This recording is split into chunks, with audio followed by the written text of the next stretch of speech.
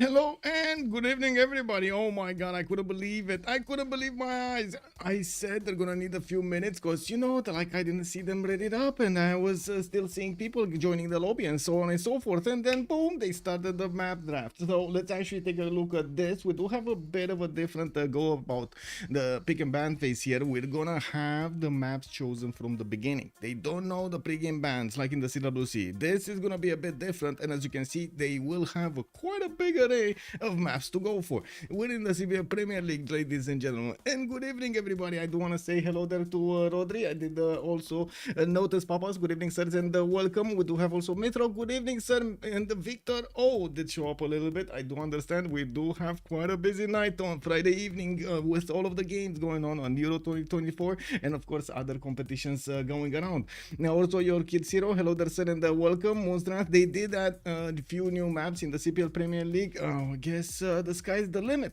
Good evening, sir, and welcome. Smollior also, hello there, sir. Civ lovers over here. Yes, indeed. Pelikanov, thank you so much for the 6 months in advance. Much appreciated, sir. Oh my god, yes, thank you. Thank you, sir.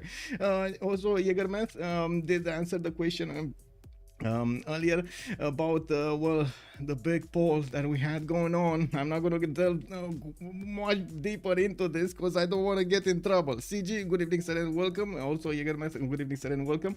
I do see hello, sir. Hello there, sir. Welcome. Good evening. Thank you so much for picking up the first promotion, Monstras, and of course, welcome back to the channel.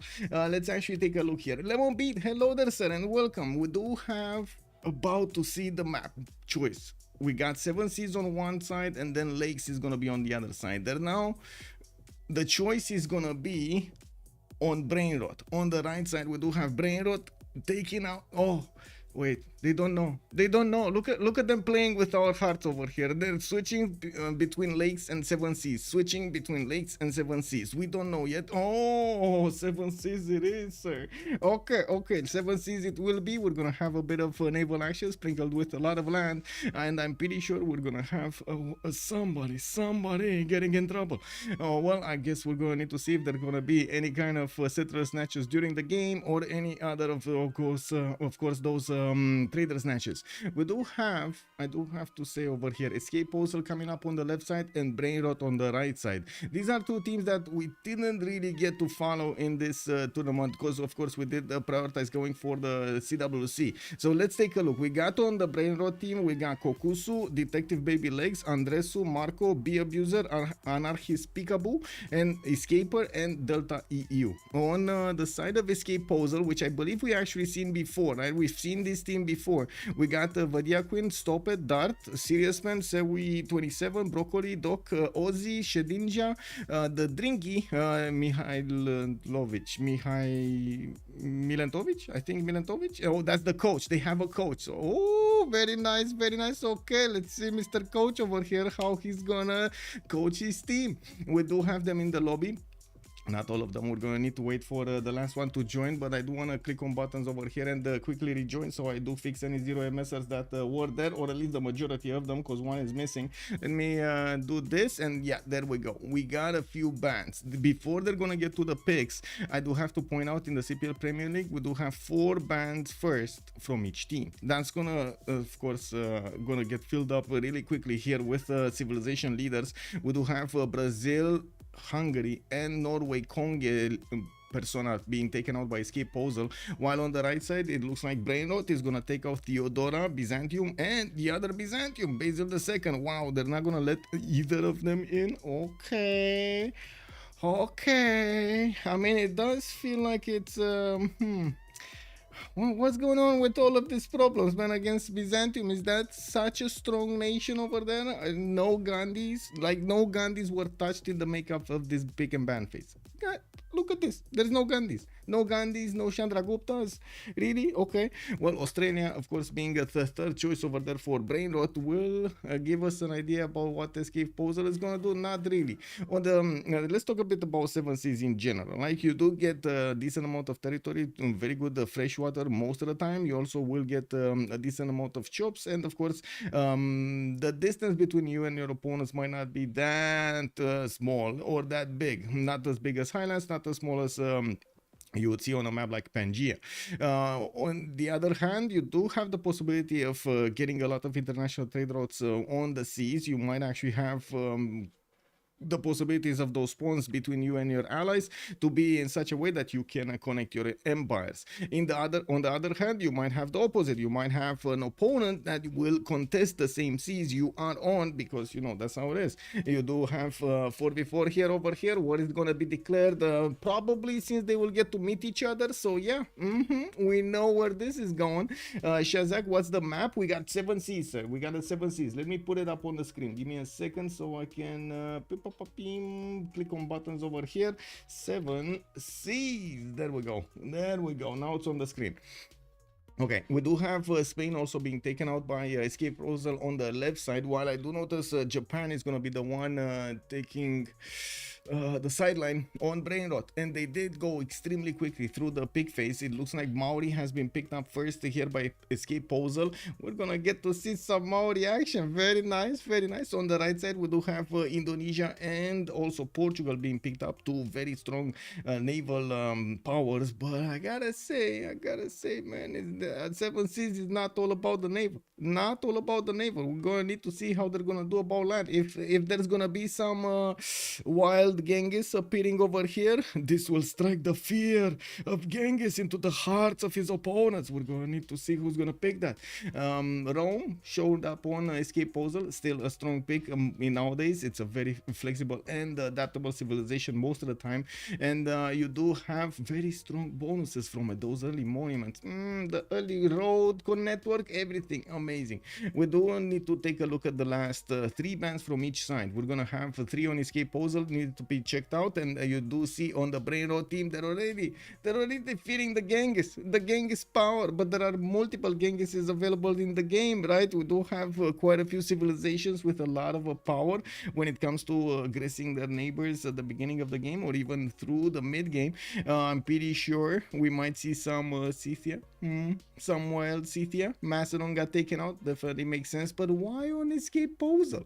Like, why did they ban it anyway? Chandragupta is still available. Julius Caesar is gonna be over here available for them. We got some late timers also, like Jadwiga. We've seen it being picked up in the last few weeks, so I would imagine also this is gonna be a choice roaming the thoughts of our players here.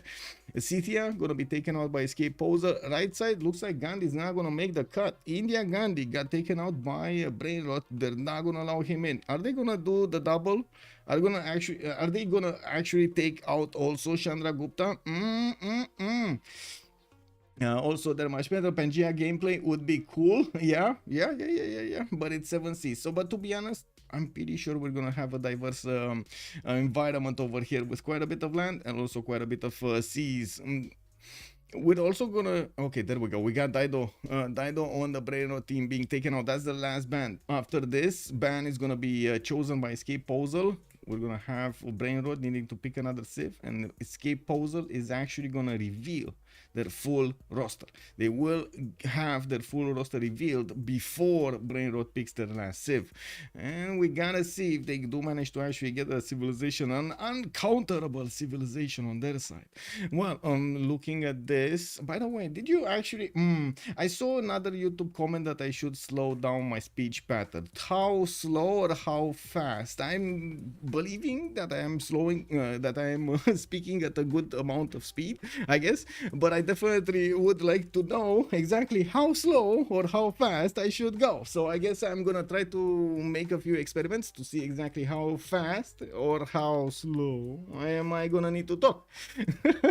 Well, now I guess we're gonna need to see. Now let's take a look at Brainrot here on the right side. Come on, let's see that pick. Tamar has been the last ban on Escape Posel. We do see Mapuche being checked out by Brainrot, and I just realized that I didn't actually, wait a second, don't I have the, give me a second.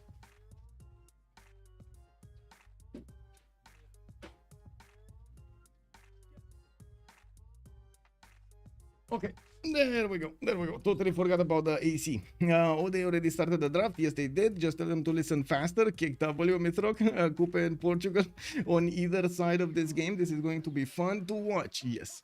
So, Mapuche being picked up by Brainrot. They definitely have the same idea against their opponents as probably their opponents have against them, right? They do want to pick one of these civilizations that can definitely go and poke their opponents really hard and maybe even finish the game. We do need to see how Escape Posel is going to try to counter that. We do have Nader Shah, that's a Persian persona being picked up by Escape Posel, usually known for its amazing trade routes, internal trade routes over there with a lot of science. It does also have an extra +5 against full strength units, which is very good on the seas as well as on land. We have the last pick needed to be chosen here by Escape Posel, and it looks like they're ticking down the clock. 38 seconds to go. Okay, maybe I'm misreading this. Okay, they're taking it slow. Let's see what they will reveal. So Brainrot actually gets to counter. Age of Empire. Makes sense. But there's still a lot of gold there, to be honest. There is already a lot of gold. Okay. I mean, I definitely don't dislike this. Age of Empire is a very usually good civilization in most scenarios, especially on the 7 seas. I'm pretty sure it's gonna be powerful. I was really thinking they're gonna want something with a bit more, how do you say, win condition kind of save, like either one of the waters, like Shako, for example, or go for something like Russia, or go, or anyway, something else that would get them there. We do have on the other side Montezuma being picked up by Brainrot. Definitely makes sense, and we've seen him multiple times trying to get those extra damage points against his opponents. Sometimes it works, sometimes it doesn't. You are still at the mercy of the RNG map generator. Let's actually take a look here at what's going on. I'm gonna need to swap with one of the guys. There we go, on top, so we get to pick up our spectator slot and select this, and we're gonna get the shield. Wow. Just talk at your own speed, let them view a few streams and they will get used to it. Thank you. Just watching 0.75 speed. Yarjin, that's a good idea. I don't know if I should respond to, by the way, do you guys feel like if I respond to this, I'm feeling like trying to give solutions to this? It feels to me that I might be disrespectful in some form or another, and I'm like, all of the answers that popped into my head were like, man, I don't think I should say that. Couldn't see what the fourth Civ was for Escape, but that was Montezuma. That was, for Escape, but that was Age of Empire. England. Okay, so we got everybody going up. Yeah, we got everybody going up, and it looks like we're gonna have this lobby filled up. Okay, that's very nice, very nice. Shirinja is probably gonna, he's gonna stream for the Russian community. Very nice, very nice. Okay, and also gonna counterbalance that World Congress.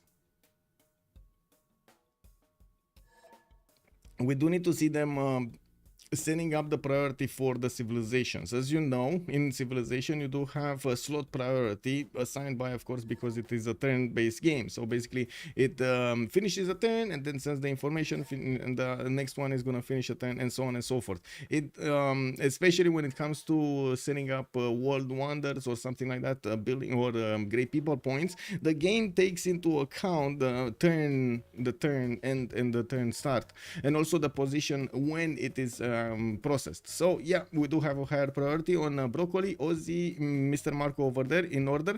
Broccoli will need to pick up a civilization that they do deem to think, or whoever is going to be on the first slot is going to need to be somebody that they really need to invest in. Is it going to be merchants? Is it going to be like trying to get those animals? Is it going to be something a little bit more cultured? Although, to be honest, I didn't see any civilization here that would probably go for a cultured victory.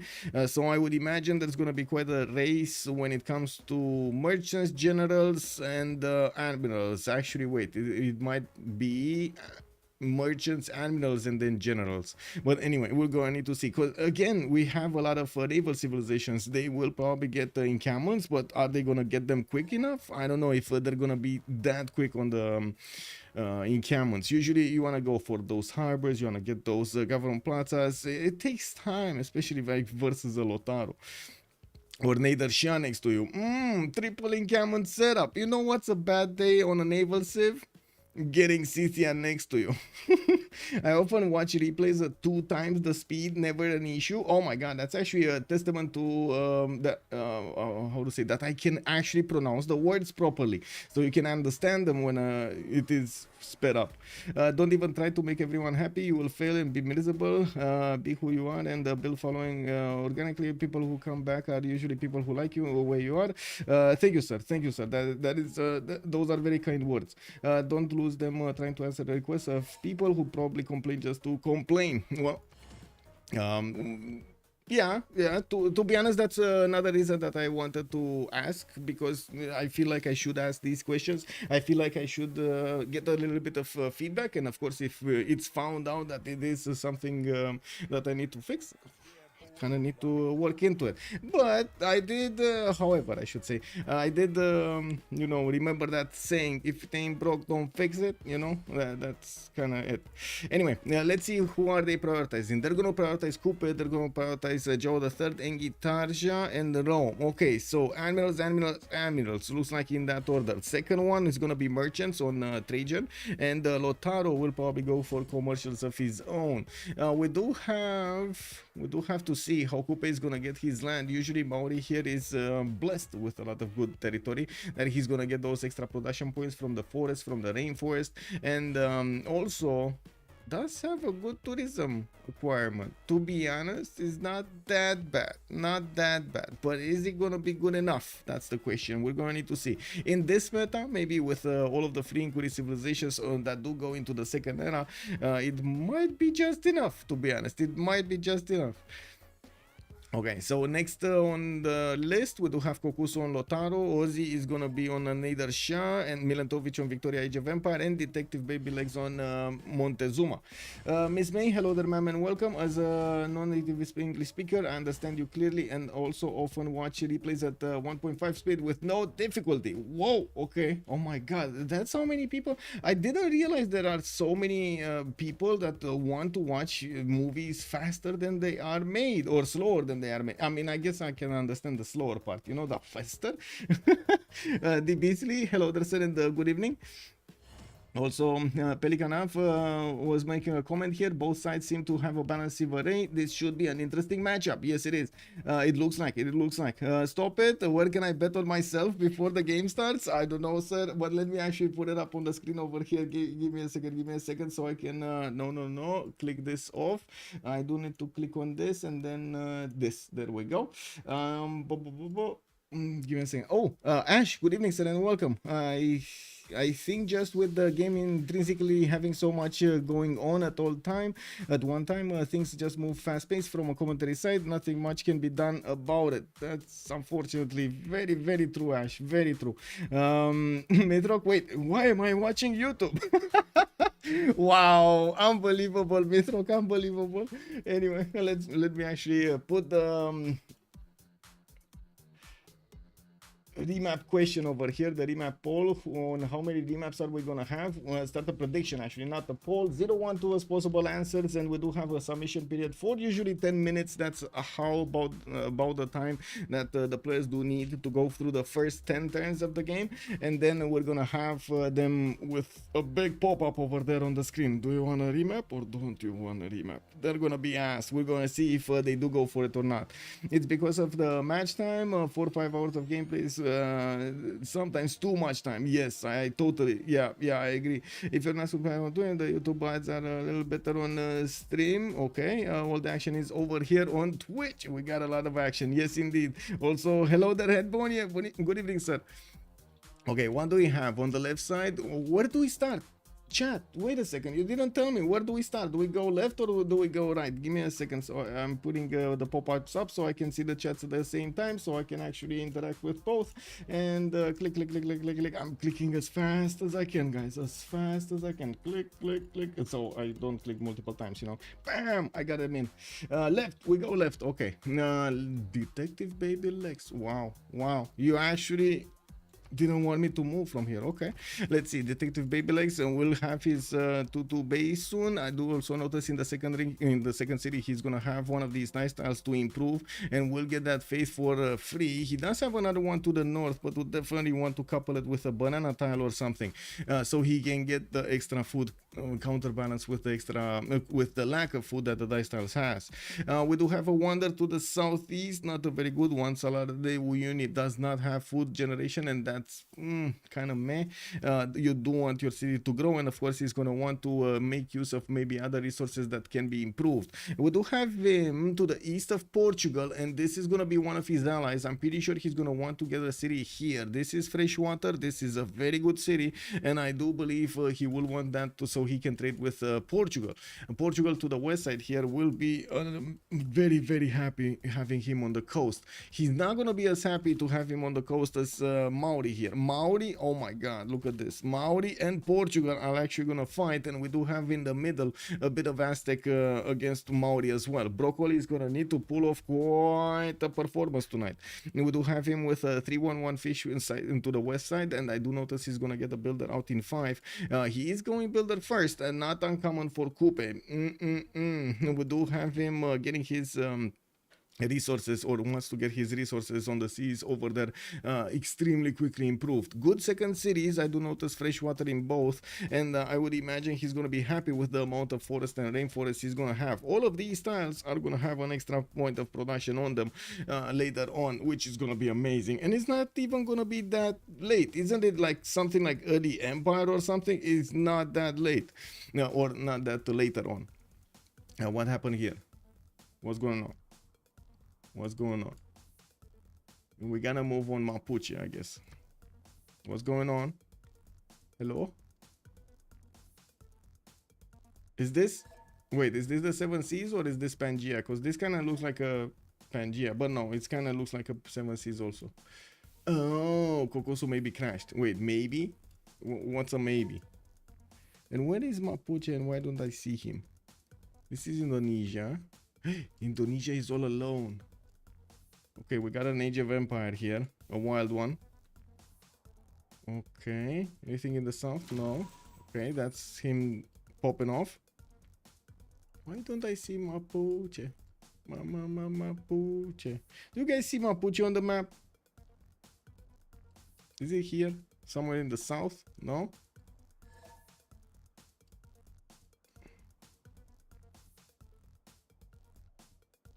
Anyway. Mythrock is saying, right, oh my god, that's been quite some time. Coupe on an island is fine. Yes, Indonesia is on an island. Yes, yes. Isn't it practically Pangea? It looks like, yes, it kind of looks like a Pangea. And I'm still yet to find actually where Mapuche is.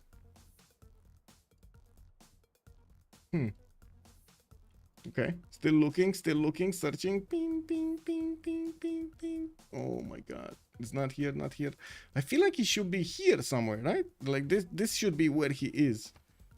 Oh, there he is. Oh my god, there he is. We didn't see units on the map. That's why we were like, oh my god. Like this should have been where he was. That's what Anyway, this is incredible spawn. Look at this. So he's gonna have a 2-2 base. He's gonna have a 2-3-1 ivory tile next to him. Does have quite a few other 2-2s and a beautiful second city arrangement. Look at that. He's gonna get a cattle settle. He's gonna get this niter settle southeast. No, that's probably later on. Maybe the aluminium is gonna be a bit better. We will have him to the south. Maybe olive settle, or he could go for 2-2s. But I'm pretty sure olive settle is much better, so he can get another city to the west. And I'm pretty sure he's also gonna have a decent amount of guess what?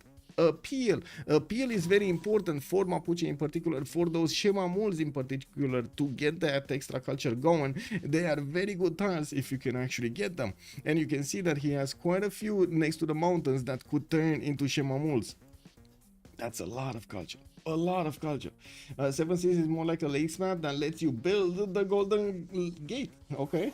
Mapuche or Rome on an island would be an issue. Yes. Yes. Actually, wait. For whom? For who will it be an issue, the Beasley? Because I'm pretty sure we would be very happy to see Mapuche or Rome on an island. Or actually, no. Mapuche and Rome on an island.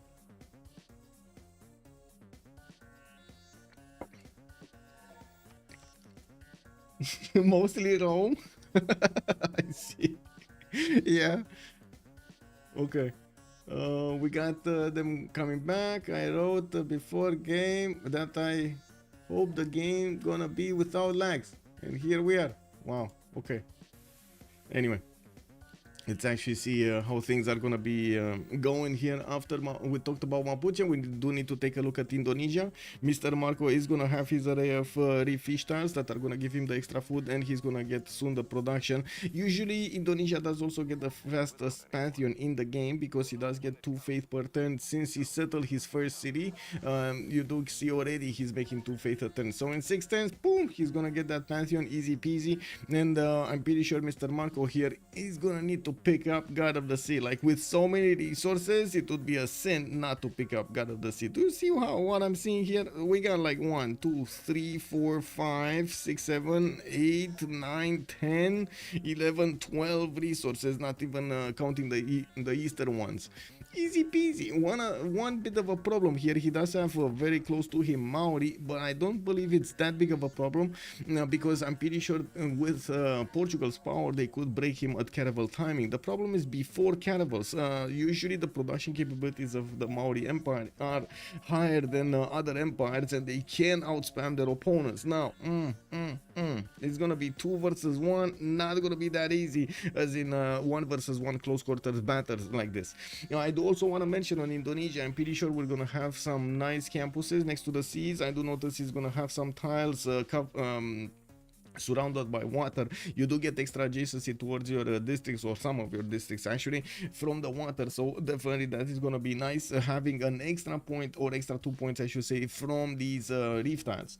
Also Auckland near Indonesia, this guy, yeah, where is Auckland? Where did you say? Oh, Auckland over here. I didn't even recognize. I was watching at other stuff, I didn't even see the name of the city state.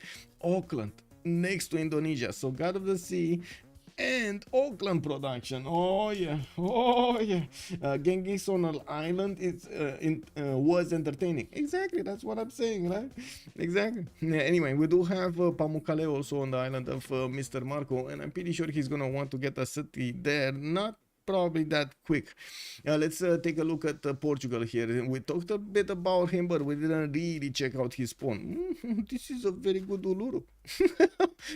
This is a very good Uluru, and he has a 2-2 base next to it. I'm pretty sure he could act one later, no problem, to get the full housing there later on, and of course get the adjacency towards industrial zone, just as he's gonna get the harbor, the cool lighthouses, and so on. Having extra faith and extra culture from the beginning would be quite nice.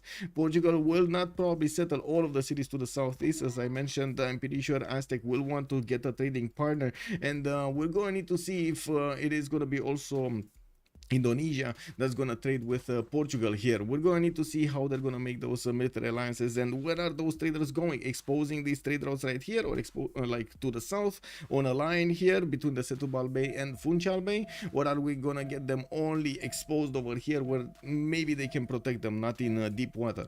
Now we do have Lisbon also with a 3-1 situ style. I'm pretty sure he's gonna want to get that city settled quickly on Uluru, and looking at his north, he does have a few cities, but not that many to go off the coast. Of course, it's not ideal at all to go with Portugal off the coast. You want to be on the coast, whatever happens. Has some islands to benefit from, has a decent amount of space to go and keep settling to the west side here. But another problem, we do have a wild England to the far west of Milantovic. What's happening with this? Chopping those 1-3 tiles from Uluru will be a Civ sin. Why? I mean, he can get mines, no? Oh wow. Also not using a scout with a double experience card to scout Uluru is a Civ sin. Oh, talking about a lot of min-maxing over there in Moonstrath. I see how it is, throwing punches from the beginning of the stream. Okay, well, at the moment I don't see actually Chad reacting to this. I don't know. We need to see if there's gonna be a riot over here on stream. Woo! What a nice map. Ramon, hello there, said, and welcome. Amir, also Hojo was banned. Yes, he seems like a strong pick for this map. Yes, he was banned by Brainrot. I believe Brainrot was on the right side. Bin Max is the way, indeed. Taking a look next, we do have Milantovic on the western side of Mohenjo-Daro. He's gonna have a continent split, so I'm pretty sure the first city he's gonna settle, he's gonna want it east. We do have him with a nice, decent setup over here on the right side, with quite a few sheep tiles over there to get some work during the winter, and I'm pretty sure he's gonna be fine with the geothermal, giving him the adjacency towards campuses. Now, getting a builder second here is quite expensive. Milantovic is gonna want to get his resources started up as quickly as possible so he can get his celestial navigation boost, but I'm actually quite curious because I'm pretty sure, well, I guess his tempo also, not only the celestial navigation boost, because yeah, there we go, Maori is gonna get it anyway, and he's gonna get it for him also anyway. We do have him to the west of Portugal, and it looks like nobody's gonna pick on him on the coast, but we do have Kokusu here in between the mountains, and he will have access to England. I do actually see the land over here is gonna be conducive towards an attack, and what do I mean by that? You see that I'm pretty sure Mapuche can get cities over here, like you see this line over here. This is gonna be where those cities are gonna be like, and if he does manage to get the roads here, there are only a few hills that he can pass, and boom, boom, boom, boom, boom, boom, boom, boom, boom. Look at this. Look at all of the flat land. It's so flat, man. It's so flat. Unbelievable. This is going to be a very quick from Mapuche to actually get that attack going with Malon Raiders or horses, whatever he wants to do. I'm pretty sure just picking on Age of Empire is going to be important during the game to not let him do whatever he wants. You know, you don't want to let him do whatever he wants. Mr. Kokusu asked me to play for Brainrot. How are they doing right now? Chill Brains, good evening, sir. Why didn't you play? Why you not play? Last one day, good evening, sir. Getting production now is much better than production over 20 turns. That is why chopping is so good. Yes, but you have to chop with brains, as in you actually need to take a look at what kind of benefits you get from those chops, and when and if the production, how to say, if it is worth. Was it an FFA just ended? Oh, I see, Chilbris, I see. Well, they just started. We don't know the map. I gotta say, we're still waiting to see if they want to keep this map or move on another one. We were just getting here to talk about Milantovic, and we were getting to the point that Victoria might get bullied by Mapuche. Yeah, might get bullied. We're gonna see on Ozzy. Let's see Ozzy. What is Ozzy and what can he do? So Ozzy, I'm pretty sure he's gonna pick a fight with Aztec, and we do have Rome next to him. That's gonna be an ally. They're gonna trade over here. Oh, look at this. They're also gonna have a 3 versus 1 against Mapuche. This is not gonna be good. Mapuche can actually affect 3 civilizations of his opponents here. This is incredible from Lotaro. And I do want to point out, it looks like Broccoli and Age of Empire are not gonna easily get to help each other. Age of Empire is very far away, while Broccoli is basically in brawling range with Portugal and Mahajapahit over here. They're very close to each other. We're gonna have boats roaming these seas extremely quickly, and I'm pretty sure quite a few of them are actually gonna rot on the bottom of the seas. Yes, pun intended. Which team is on the left and which team is on the right? Ash is asking us actually a very important question here. Let me put up on the team labels. On the right side we do have EP, that's Escape Posel. I believe the name it would be a bit too long, so I'm not gonna write it fully, but Brainrot does go in. Let's actually see Brainrot over here. We put this here and we unlock them. There we go.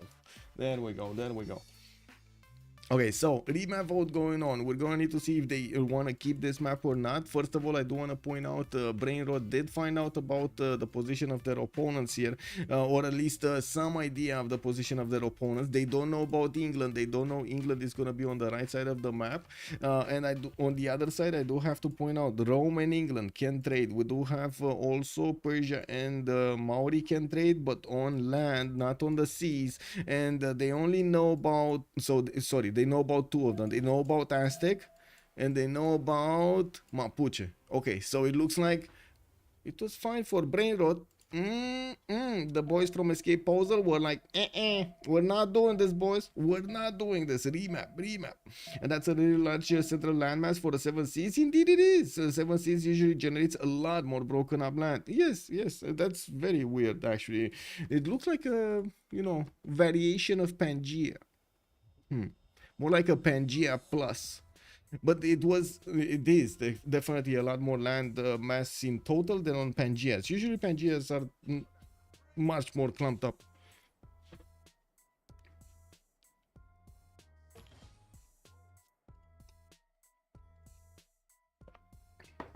And I think I need to change my my lenses.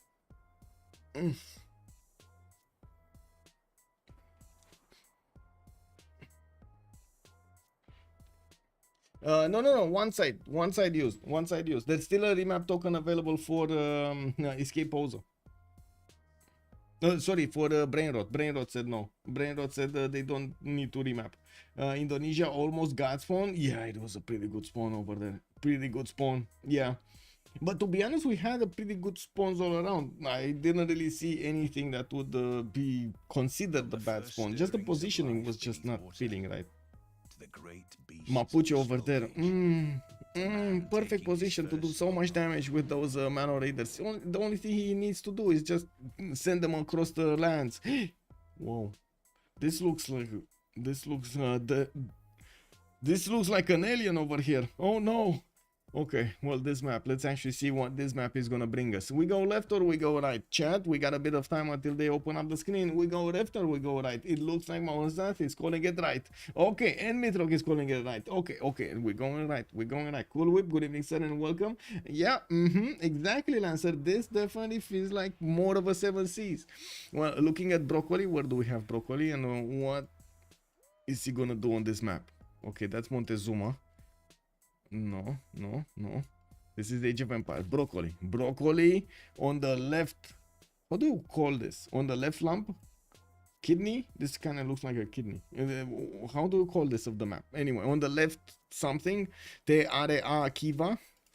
Now we do have him on the coast, on the inner coast. Unfortunately, this is going to be an inland sea. And I'm pretty sure he's going to want to get cities on the west side. There is a Rome past there, and that is going to get them the opportunity to trade with each other. Rome could settle a city over here somewhere, and of course trade with the cities over here of Maori. Broccoli will have a decent amount of territory. Bioluminescence Bay to the south, and it looks like he's also going to have England very far into the south. So maybe to trade with also, if he settles that western coast. Now we do have also a bit of a problem here. I don't see the... Okay, there we go. I can manually... Okay, there we go. Now they actually started. We do have him also with some turtles in the water. I do notice he's gonna get the extra food here from the dry style, not immediately, and a decent amount of forest and rainforest, but not as much as we've seen the last time. This is definitely not as much. Oh my god, what is the second city? Oh my god. I mean, you know, I would imagine he's gonna settle a city over here next to these bananas, get the ivory tile, you know, get all of those stone chops, and oh baby, get some improved fertiles. Very nice. That's a lot of food. That much tundra makes the Peter Vito look like a stroke of genius. Well, I was very surprised we didn't actually have Russia here.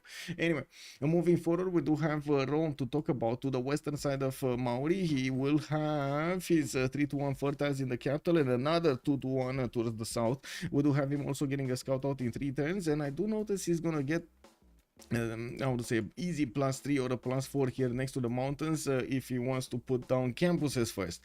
We do have him also with a decent array of cities to the south and to the east and to the northwest. He's gonna have pretty good second settles. Just look at these fertiles, man, in a second city as well with multiple production points. Like, are you for real?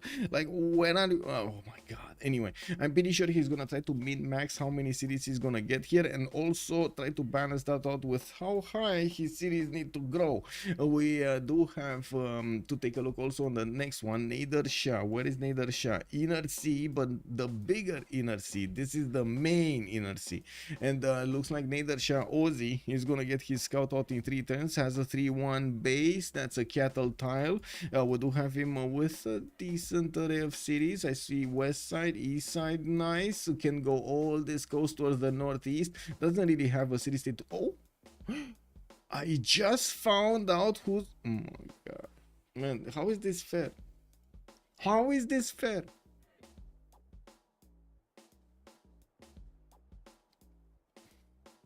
Michael, an N7C's map. Would you rather play Norway on or England? Good question. Good question. I guess it's in order. You can't really like. Is it a either or question? Because I would definitely play Norway over England. But to be honest, most of the time you just get to play England because England is open. What is this +6? Like do you, like Escalating? Hello there, sir. Yes, yes. Sorry, it's a resource. He can't chop. God, really, Pepega. So wait, they remapped this or did I just desync? Put government plata on stone tile. Kick.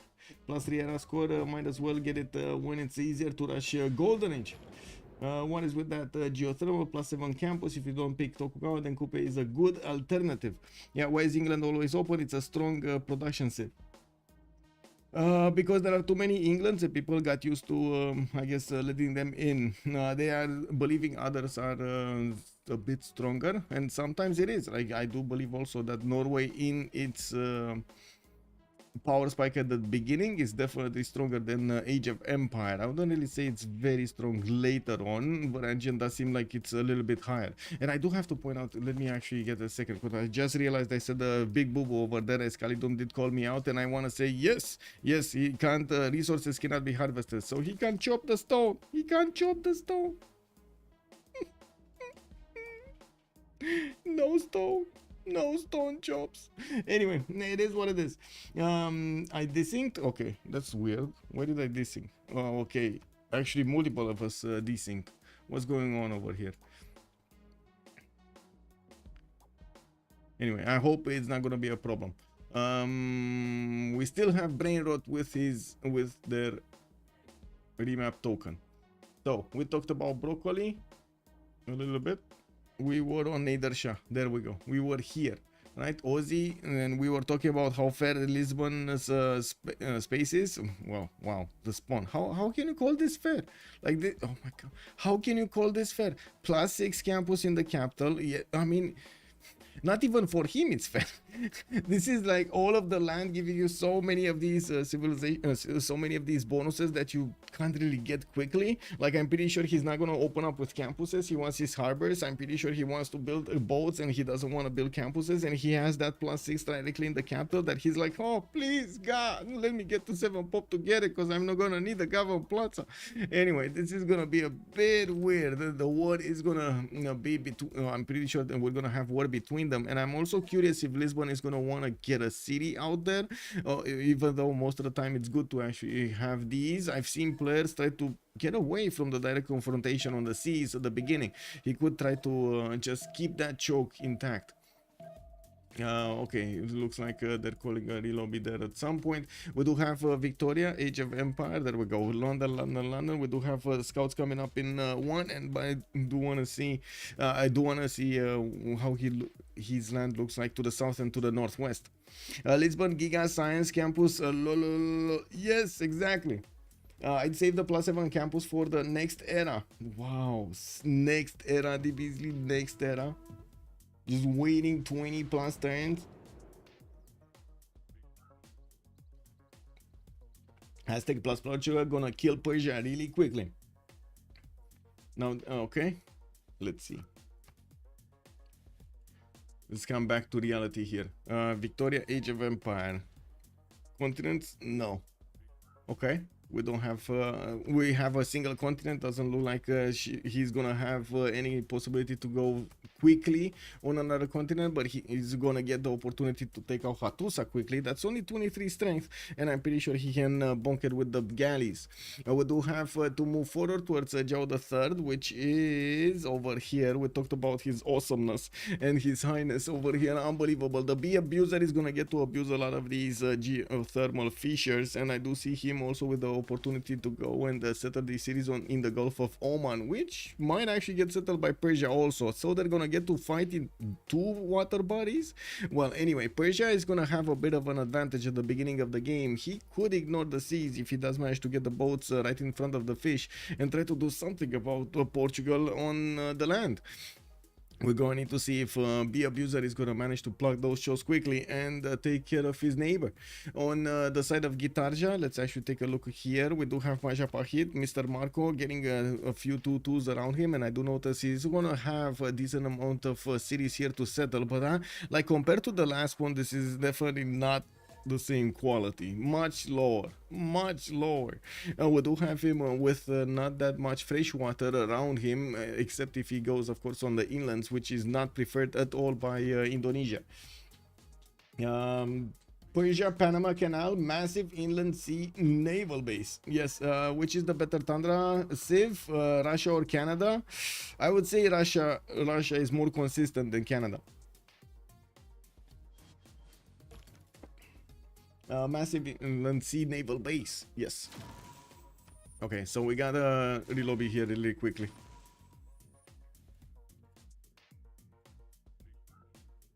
Whoa. Okay. Just waiting for the refresh to happen. There we go.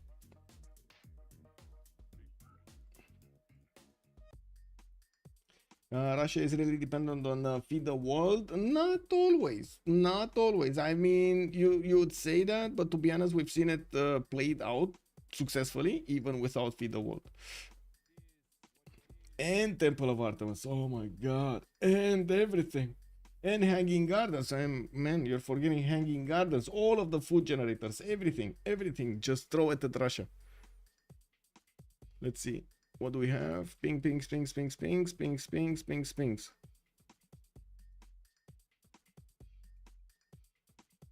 Canada isn't that dependent on the wonders or the religion.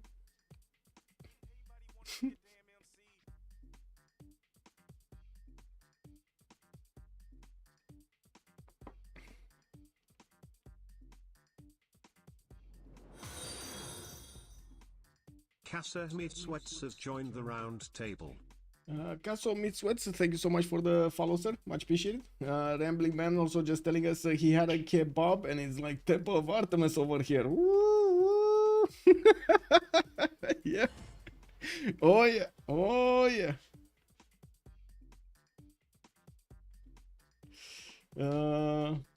Apropos of nothing, that reminded me of I need coffee. Just popped out of nowhere. Imagine this. Just sitting on a chair listening to a stream, somebody talking about the big kebab and how it resembles Temple of Artemis, and then hey, I need a coffee. Wouldn't the coffee be great right now? Yeah, makes sense. Okay, we got a mods missing over here on Kokusu. Oh no, please tell me.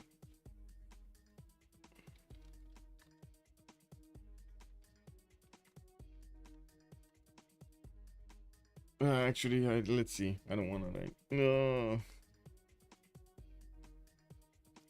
I really hope he has his BSM, the Better Spectator mod on, so we don't get into more troubles like this. They say if it's on the host, it's fine. In reality, no. Unfortunately, like most of the time, yes, it's fine, but there are some of those cases, we don't know why, when there are problems, too many problems. Anyway,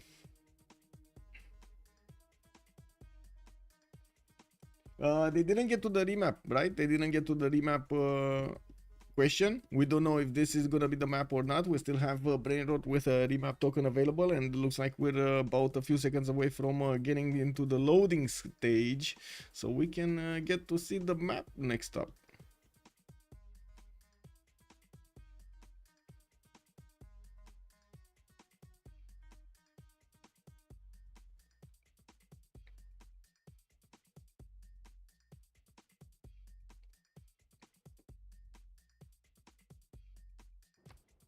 Okay.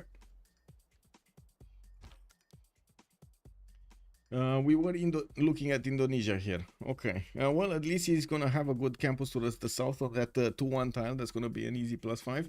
And I do notice he's gonna have another +3 here if he wants to on the west side. Doesn't look like he's gonna have that many more reef tiles next to the coast, which is kind of a whack. Usually you do want to benefit from that extra adjacency. On the eastern side, if he actually goes on the coast, he could try to get into these middle seas. And I do notice that's gonna be where Age of Empire is gonna hang around here with the city of London. He could also ignore totally this part of the seas on the east side now until late game, because then the late game we're definitely gonna have battle cruisers, missile cruisers showing up here and banging on the doorstep of Mr. Marco. Indonesia does have the power necessary to actually go against the Age of Empire, so we might actually see Mr. Marco deciding it's a good idea to go against his opponent, and definitely interesting connection city to the south here that he could use that with the lake, couple it with the lake. Oh, I do notice also Mapuche. Let's actually see where is Mapuche. Mapuche to the east side of Broccoli. Broccoli, of course, his opponent. That means Mapuche is also going to have a target, a +6 campus in between the mountains that I hope he's going to find out. He does have also quite a few of these ivory tiles, and looking at his appeal again, we do see him with a nice array of tiles that would give him that nice culture addition to his empire, so he could actually get these tiles worked. We do have the scout out in one turn, and I do notice he's starting to scout first the eastern side where he doesn't actually have an opponent. He's very far away until he actually meets even somebody. Guitar just gonna be there. To the south we do have Portugal here. That's gonna be one of his allies if he actually wants to go on the coast, and again the same problem with Nedershire is gonna appear, but 2 versus 1 is gonna be much easier than 1 versus 1. Having also Coupe to the west side, it's necessary for Mapuche to do something about it, and I'm pretty sure he needs to first of all respect the presence of Maori next to him to the west side, and second of all try to take him down. We do have Ngulu Mapu, let's see, a Citron in 5 turns here, and I do notice he's starting to grow a little bit and moving his scout to the west side. Okay, so he's gonna move warrior south to discover the coast, and then scout to the west side to discover that direction. On Montezuma, let's see, where is Montezuma? Southeast of Nedershire, south of Indonesia. Indonesia, okay, that's not gonna be bad for Indonesia. I'm pretty sure they can split this land up, but it's not gonna be good either for Aztec. I don't like this territory. I don't know, I don't like it. I mean, yes, he's gonna have a target. Is this gonna be the 3 encampment setup against Persia? This is 3 encampment setup against Persia, isn't it? Like, do you want to go 7 to 9 cities over here, or do you want to go and kill your neighbor? As in, you know what I mean. Mashhad. Take out Mashhad here. Genghis-Han, good evening, sir, and welcome. Which grid makes me for a very mid-map position. Can't even place a good campus due to rainforest. If this map stays any pantheon besides stone circles for Indonesia looks like a sin. Getting those extra production points on the marble tiles, but to be honest, I mean, yeah, I guess so. Let's actually see, because we will have the opportunity to see him pick up his pantheon. Right about meow, Mr. Marco? Right about meow? It's turn 8, right? You need to pick up your pantheon here. Is he thinking about this? He's definitely thinking about this. Okay, got the fish improved. We got 1, 2, 3, 4, 5, 6 of these possible quarries right next to him, not to mention more stone tiles to the right side.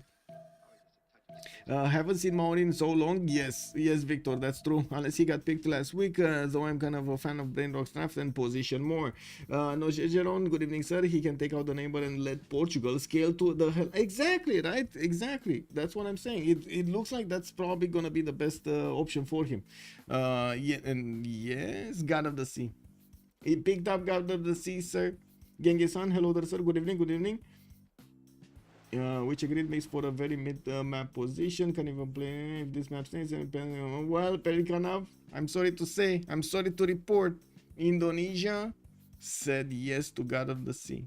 He's gonna get these tiles improved with the extra production. Has a few of them, don't get me wrong. These are interesting tiles, but not a lot of them. Like 1, 2, 3, 4, 5, 6.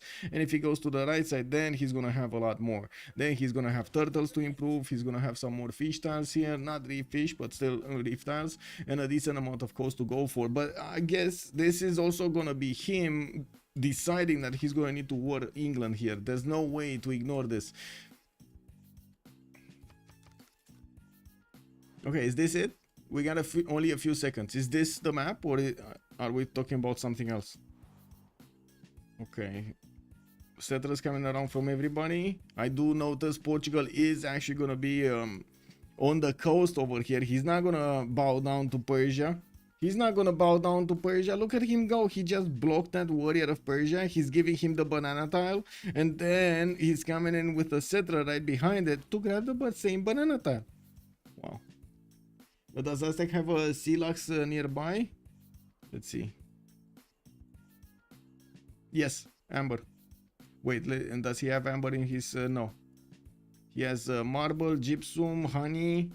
Oh, we got a remap. We got a remap. They remap. We don't know for what, but they remap.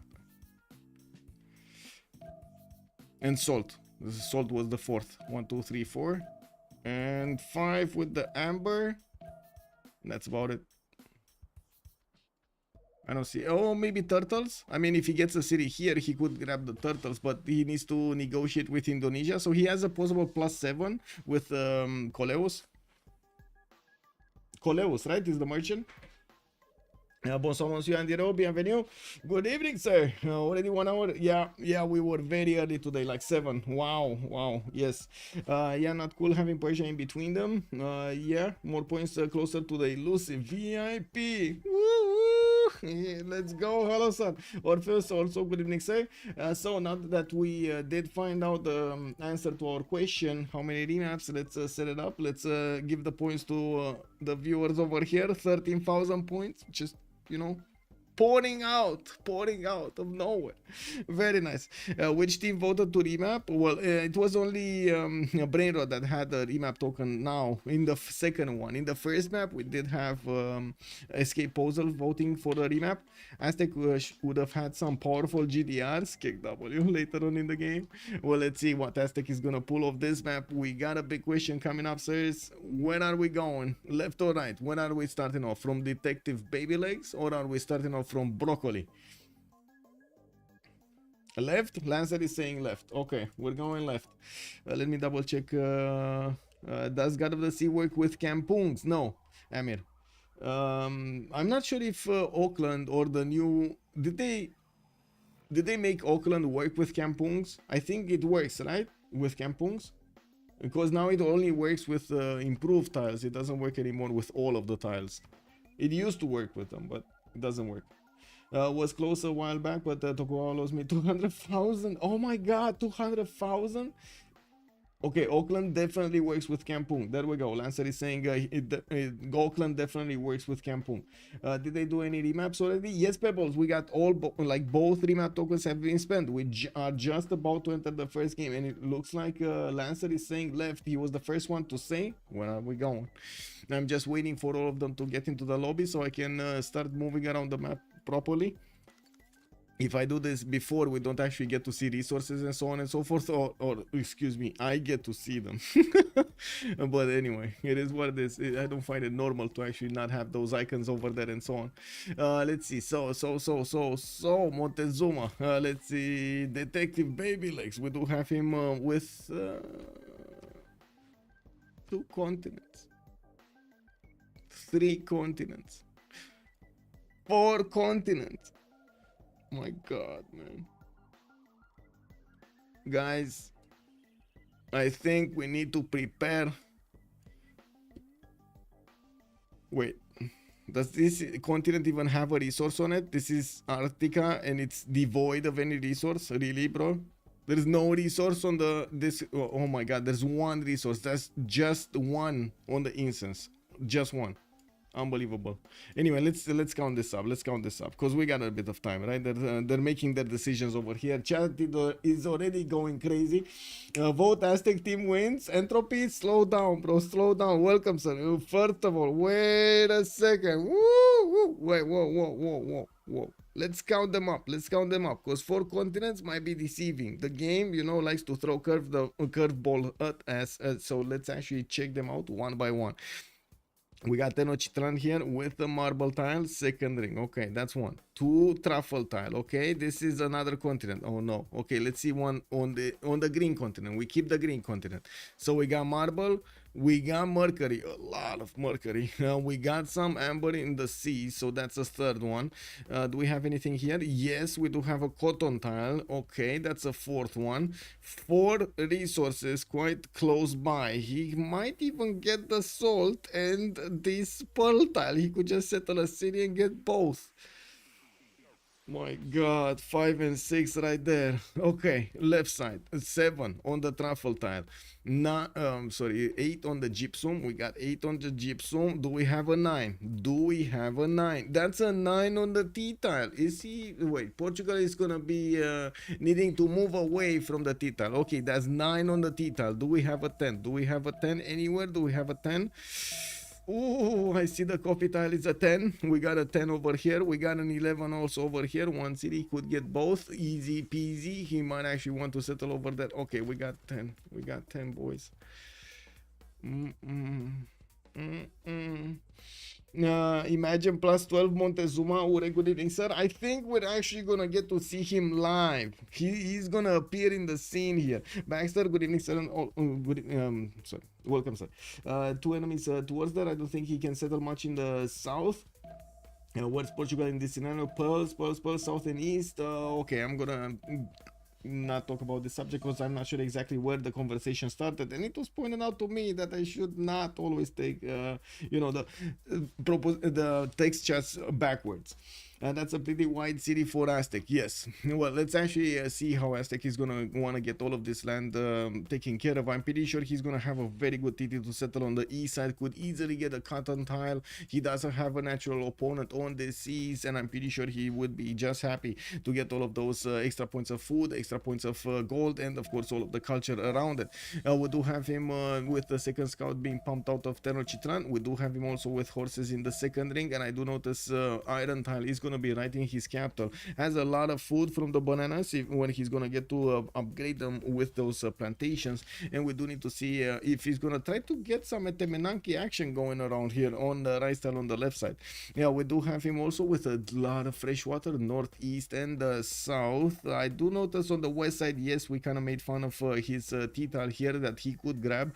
I would say that usually the players do go out of their way to try to grab tiles like this, especially for Montezuma. That one combat strength can make the difference in a war, in a fight, and that's something that you want to have on Montezuma, especially later on in the game when Montezuma will literally just focus on getting combat strength from these cities settled next to these resources, so he could just stomp through his opponents with jet bombers, tanks, or whatever he's gonna choose. GDRs maybe, and we don't know. GDRs against GDRs, plus 12 fastest GDRs against other GDRs that don't have a bonus. You can imagine who's gonna win. Marble plus Wonder to get the Fassive. Philanthropic, good evening, sir. Also Blaze Cat Games, hello, sir, good evening. What's a CPL Premier game? It's the competition. Join the round table. Shipper 98, hello there, sir, and welcome. Basically, CPL Premier League is an ongoing 4 versus 4 competition, just like you'd have, let's make a comparison to football leagues. You do have an ongoing league, and then you're gonna have the Euros, and you're gonna have the Premier League, and you're gonna have the other ones. We do have to talk about the next one. Let's actually take a look over here. We do have Mapuche to talk about. Where is Mapuche and what is he doing? Where is Mapuche? Mapuche is to the south of Persia. Oh my god, Zangi Dunks and Mapuche.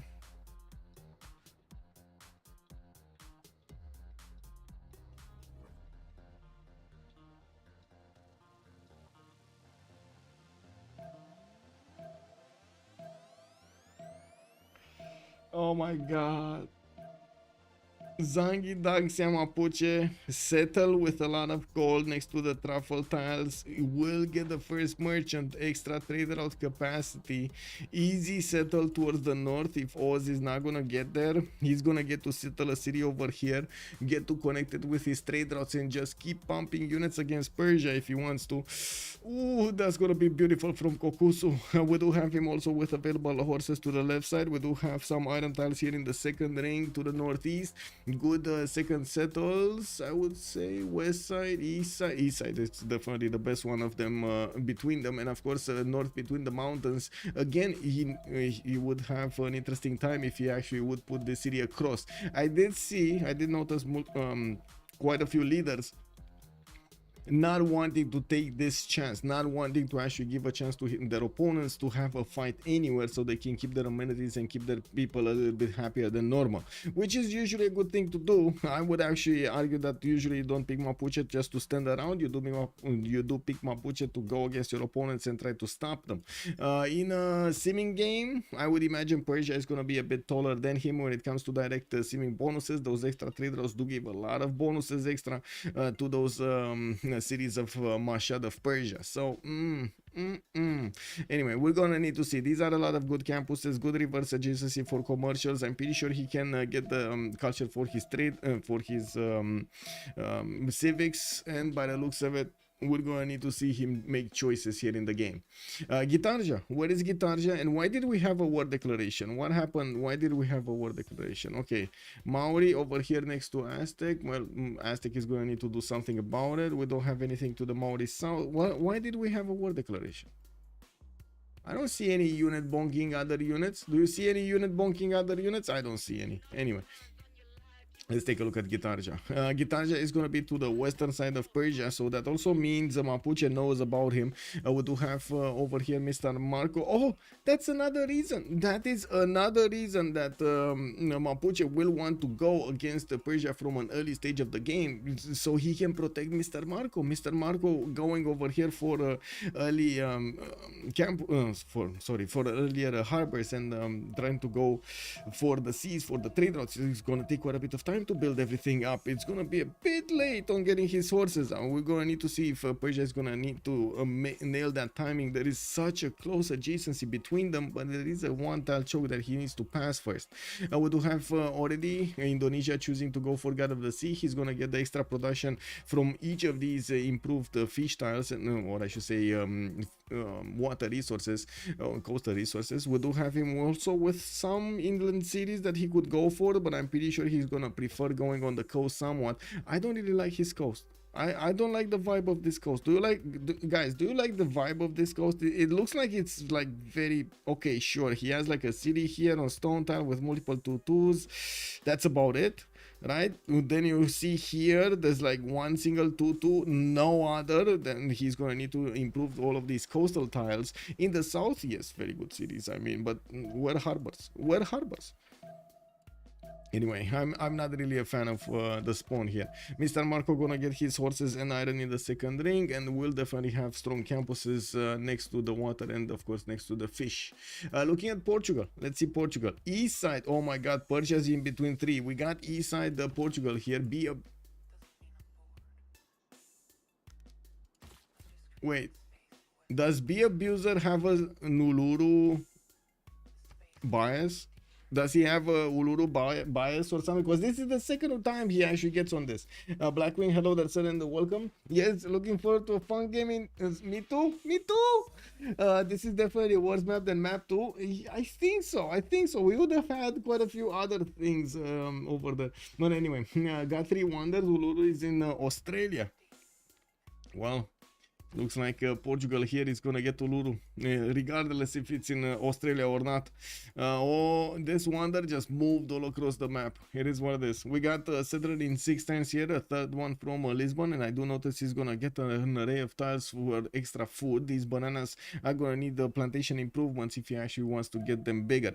We do have horses in the capital, iron in the capital, reef fish also to the east side. I'm pretty sure the free pantheon is gonna allow him the extra food, extra faith, sorry, from Uluru is going to allow him to get a free pantheon, which in turn is probably going to allow him to get more production from the +1 production card, not the God King card that gives you the extra gold and extra faith. We do need to take a look here on Milantovic next. Age of Empire is going to be to the south, quite far in the south actually, and I do notice he's just about to settle his second city towards the northwest. I'm actually curious, is there +4 campus over here next to the 2 fish tiles? Has a few more cities to the north. Interesting location for a second city, but I guess it's fine, to be honest, it's fine. I'm curious if he wants to place that city center there so he can get a canal on the cattle later on. Anyway, now we do have him with these seas, but unfortunately he can't really trade easily with anybody since Montezuma and Portugal are to the north. He can't trade. What he can do, maybe very late in the game, get a city to the direct east and try to trade with Maori at some point, or maybe even get Maori to. No, he's not. He's never gonna put a city here. Look at already Aztec putting his cities over there and grabbing those tiles. Anyway, we do have religious settlements picked up by England. He's also gonna get that second trade route from the settle on the west side on the Niter tile, and having the extra trade route is gonna be amazing. Oh, I do notice he's gonna want to spend a few more turns, actually an extra turn, so he can settle the gypsum. Not bad. I like 1, 2, 3, 4, 5, and a 6 to settle. Not bad. We do have him also with more tutus around that tile, so again it's cheaper, just needed to move one more turn. We do have to take a look on Aussie Nader Shah here. Wait, one second. Iron tile in the left side of London, and we do have a horse tile in the second ring to the right side. Looking at the Nader Shah here, what do we have? Escape Posel, Bactri, gonna go for a Temenanki in his second city, and it looks like he's gonna have... Wait, is he not gonna get punished? Oh my god. Is he gonna get punished here or not gonna get punished? Because they said Temenanki is amazing, but it is a big sacrifice. A big sacrifice. That is a lot of production that you actually put into this wonder on a city that you could have done a lot more with, right? Let's actually see, 220 production. That's 110 production at the beginning of the game. That's a lot of units, builders, or a lot of stuff, other stuff. And we're going to need to see if he's going to manage to finish it in time. Konkusu actually will keep that settler, as you can see, locked in. We might have him sending that settler towards the north and get that trader going. Anyway, coming back to Mashhad, gonna get the third city going also. Has sugar tiles to grow quickly and couple with 1-3, so he can get the extra production. I do notice on the southeast side he's also gonna have quite a few cities to settle here towards the mountains and get those extra adjacency points. He's not that far away from Indonesia, and you do notice that he's blocking the ability of Indonesia to settle to the east.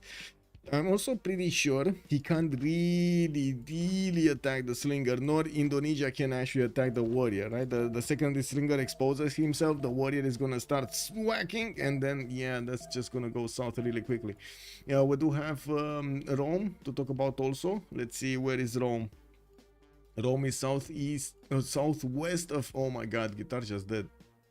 There's no way Gitarja survives this. Is there a way? Is there a universe in which Gitarja survives and thrives in this environment? Rome to the southwest, we do have him already with 2 cities out. He has his third one coming out from Rome, and a fourth one also getting trained. I do notice he didn't pick up a Pantheon yet, and I do notice he will have cities to keep on settling towards the northeast. The land gives him the opportunity to get on the rivers here and get closer and closer to the cities of Indonesia. Actually could really get that geothermal fissure to the northeast of Antium over there. He did improve his horses from an early stage, has access to an iron tile, multiple campuses in between the mountains here, and I do notice he's going to have a decent amount of array of not only production tiles but also food tiles. Pretty good. Going north with his third settle, I would imagine this is going to be the location, but there are some wild Indonesian scouts around. He needs to be careful to actually keep these settlers safe. Okay, next up, let's see Broccoli. Where is Broccoli? West side here. He did pick up City Petrengares, 40% towards the first district in a city center.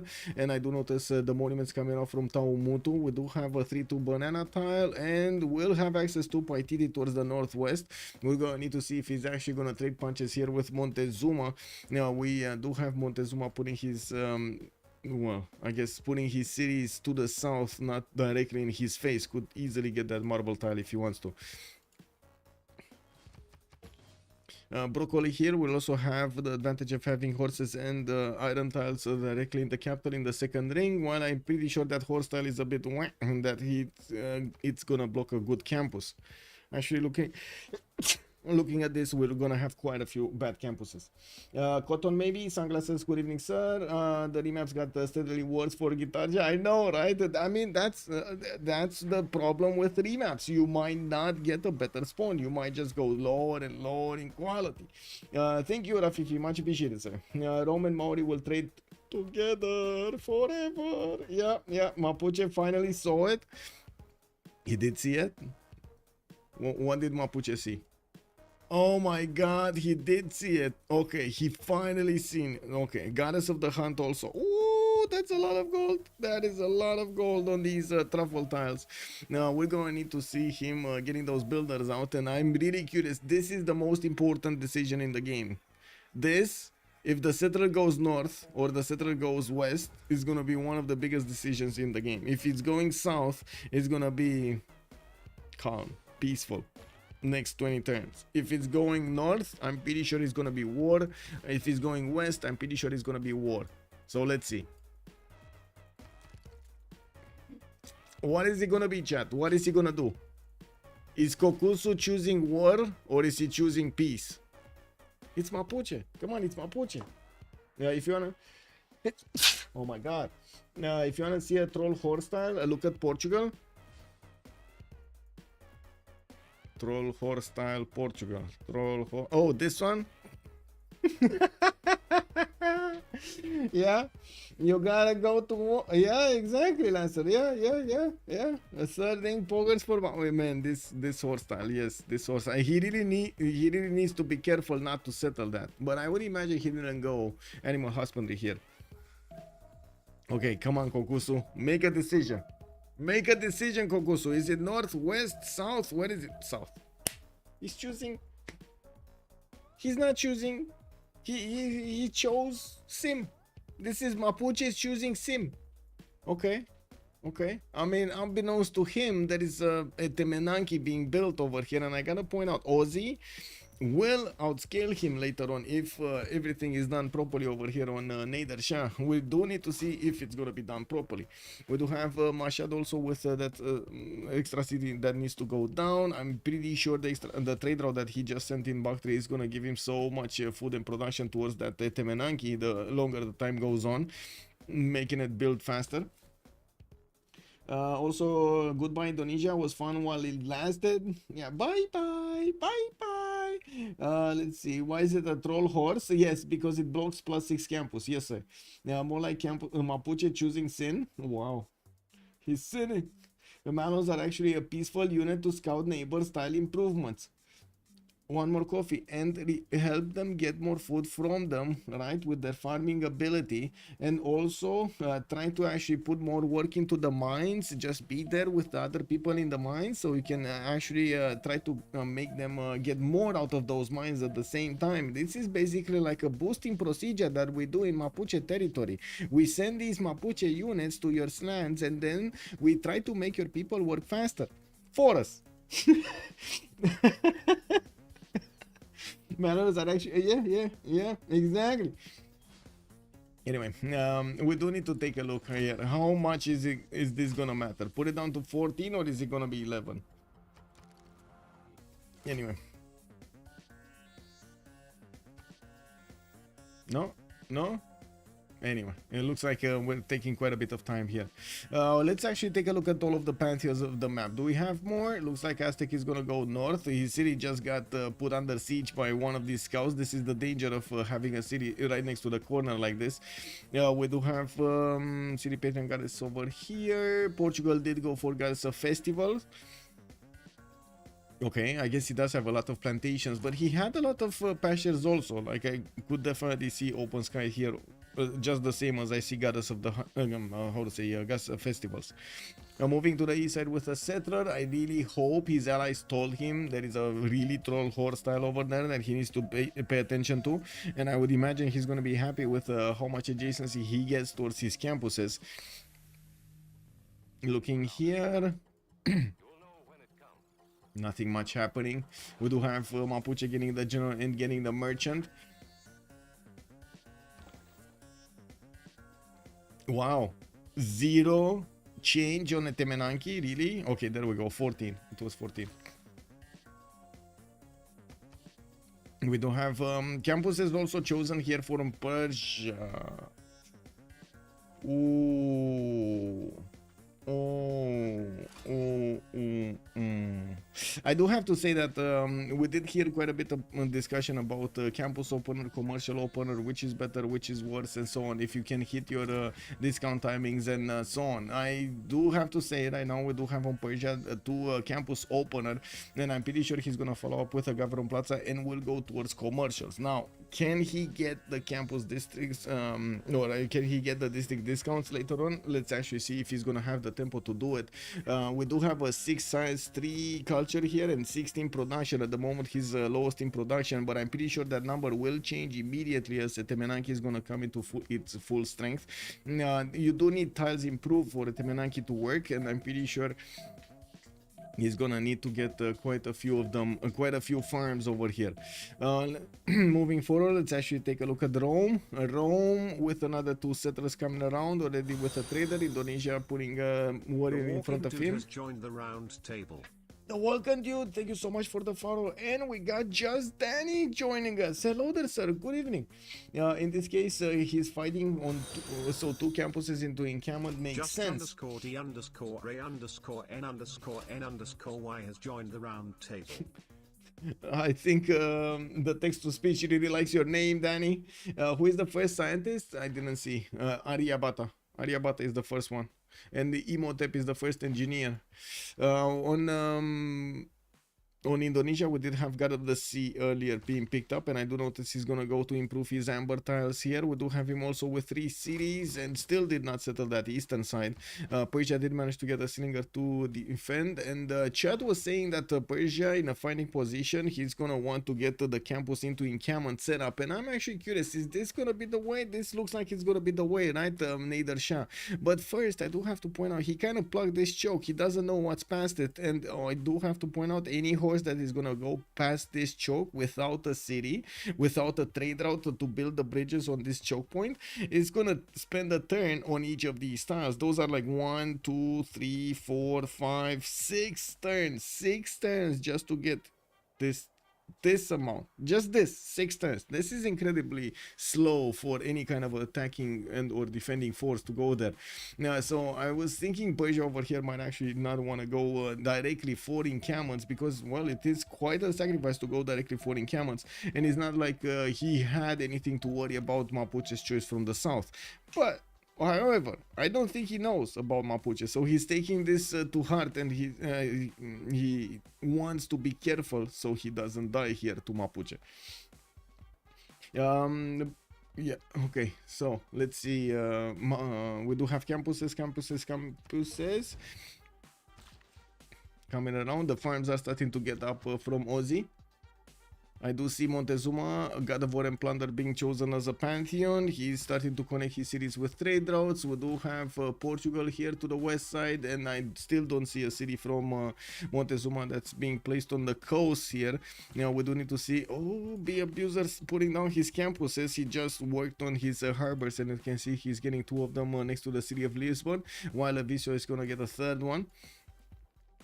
Now we do have also Mauri managing to get his 3rd city in 3 cities out, and working on a 4th settler, going for Magnus internals and getting his trade routes up. He's gonna put down his harbors on the seas, even if he does have and he got a builder from Mohenjo-Daro. Never mind. We do have sorry, I have to finish the sentence. He's gonna even put harbors from the cities he has on the inlands, because he does want to benefit from all of those harbor points, the lighthouses, extra trade route, and of course the shipyards later on. Not the amazing ones, but still it's pretty good. We do have him with extra production showing up here on his tiles, and I do see the 2 3s, not to mention 3-3 banana in the city of Taumutu. Right now, I'm pretty sure the players are still moving around the map, trying to actually get the scouting done, and also wanting to get their first moves going, improving the first tiles, the strategy resources, some of these boosting resources for the snowball, for the extra food from the fish tiles, and so on. We're gonna come pretty quickly to 1031 when the era will change, and we're gonna see them. Oh my god, what is this? I'm gonna get a party going. This is, oh my god, I really hope I'm not gonna get cold or something. Yeah. think I'm needing some vitamin C's right about now. Yeah. We did answer, right, Ariabata? Yeah, I think I answered. Okay. On England, we did have him with religious settlements. That means he's gonna get the production towards his settlers, and also will manage to get a few of those tiles whenever he's gonna settle a city. This is very important, and I'm pretty sure he's gonna be happy benefiting from that bonus. Although we're gonna need to see how fast he's gonna benefit from that bonus, since he is not really making right now those settlers. We do have him also getting magnets in the capital. I do notice he has quite a few units moving around, connecting his extra cities or his other cities towards the capital. Both trade routes are available for him. He did get an extra one here from the city of Bristol settled to the west. Okay, Mapuche opening up commercials here. 3 commercials from Kokusu. Oh my, okay, I take that back. I take that back. Actually, right now, Mapuche is gonna scale much harder than Persia. But anyway, we're gonna need to see what Persia is gonna do here.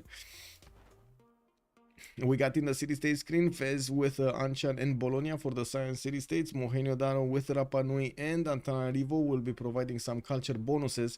Armak with Yerevan and La Venta will be ones over here for religious bonuses in the game. Not like we actually have that many religious civilizations, but we're going to need to see who's going to benefit from those points of faith. Indonesia. We do have Johannesburg, also a few of these production points available for him, and Lahore with Valletta will be providing the military. And look at that, a few more points of faith that could be used on the one and only Indonesia. We're gonna see when he's gonna get those units out, because he definitely needs to protect himself against his next door neighbor here, Nader Shah. We do have Temenaki finishing up in 6 turns, and I'm pretty sure he's gonna want to get it as soon as possible. Let me actually see. Yeah, a little bit faster than 6 turns. Can we please get it a little bit faster than 6 turns?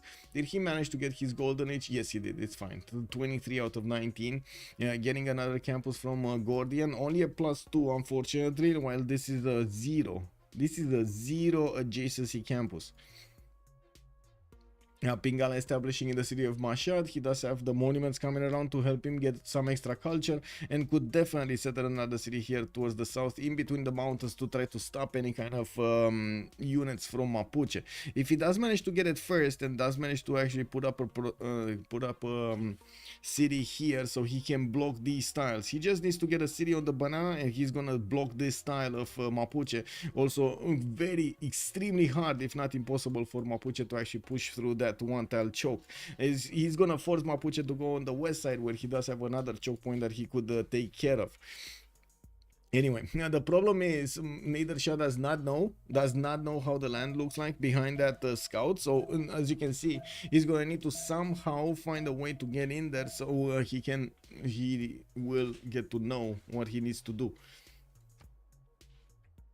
Okay, what do we have here? Portugal.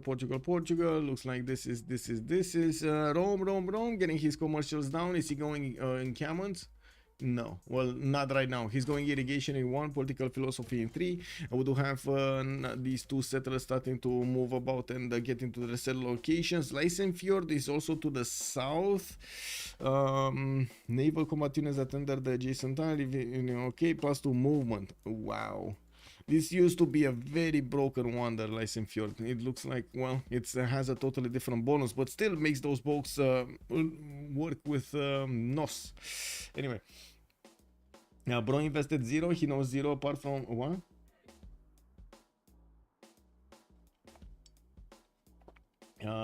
Why do have the early scientists boost mathematics? One of the most useless boosts, because it's so easy to get.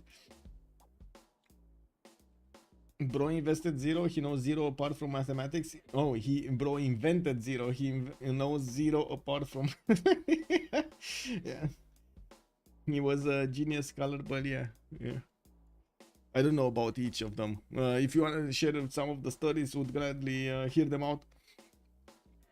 Let's actually take a quick peek over here on Nedershan's opener. So it looks like Indonesia is gonna try to get that scout in and will slow down the build of Etemenanki. Now the scout is probably not gonna survive the concentrated power of 2 slingers, and of course the builder just cheating for those slingers to hit that mark. Now we do have also Lady of the Reeds and Marshes chosen by him for a Pantheon, so he's gonna get the extra production points on all of these floodplain tiles, and you do see quite a few of them are around his cities. I'm pretty sure also he's gonna use Liang in the city of Bakhtri to get more production points over there. He did put down another campus in the south, and to the west of him Indonesia is gonna start getting his goal going, and the extra trade routes. He's on 32 production while Aussie is on 29, but again this is before Etemenanki kicks in and all of those production points. And it looks like the 2 slingers of Persia did manage to push out the Indonesian scout. They're also gonna catch him here next to the mountains. It looks like that scout has nowhere to go. Aussie's warrior is on the buttons here, and he's gonna get to catch him. Well, there is a possibility that he could try to cross the river, but I'm pretty sure stones are not gonna be stopped by the moat. In the lands of Mapuche, we did have Kokusu choosing peace over here and getting his commercials out. We do have him with a decent array of cities and to get around here, and I do see him putting the first 3 down and starting to get a few builders to increase his production on the tiles, not to mention get those amenities, strategic resources improved, basically the necessary, the requirement tiles, and the most necessary tiles that you need to build. Now we do have him also with some amber in the water that he's going to need to improve. That means he's going to need to get sailing at some point. We took a look at the breathtaking appeal earlier, and definitely I do have to say that there is a lot of appeal here that could be milked for some extra culture. We gotta see if he's going to actually get this going or not. Sooner or later he's going to need to improve those tiles, and he has the builder charges. Come on. Where is it? Is it going to be free culture for you or not free culture for you? 31 production at the moment, doesn't really shine, but it's fine. It's up there. What's happening with broccoli's 51 production? Wait, do you see this happening, by the way? Do you see this happening? Like 30, 31, 34, 29, 32, 29, 33, 51. they're just most of everybody and Maori. You know what I mean? Wow. Okay, chat is saying settler card. Okay, he has 1 settler coming out. Okay, he's moved 2 of them, and let's actually see. Let's see. Is it that just the settler card? Just the settler card puts him up at 50, so nobody else has a settler card. Okay, let's see. Nobody, not here. Settler card. He's on 34 and he has a settler card.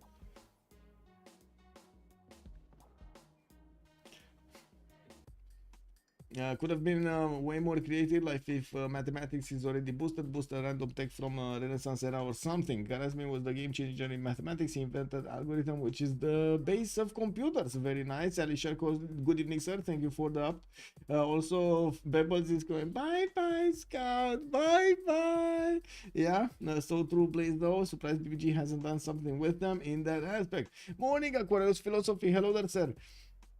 The fact only Hypatia gives you the value kind of feels bad. Yes, but it also makes it something you're gonna want to run for, right? And makes it quite a bit of a challenge to get those going. If all of the scientists are good, none of the scientists are good. You know what I mean? It's better to have some outliers, not too big, not too small, but you know, some of them. Does he finish if he's boosted? If he has enough already tagged, yes, he will get to finish it. Pretty sure he doesn't show. I'm not sure if that's the case in MP. Okay. Anyway, let's see how things are evolving here, because broccoli is still keeping up that extra production. And I had a curiosity if, let's see, if we just count the tiles, if it's gonna add up to 41. So we had 4.1, we do have 19, so let's put it up on 24 there. That's 39 with the 15 in Taumutu, 39.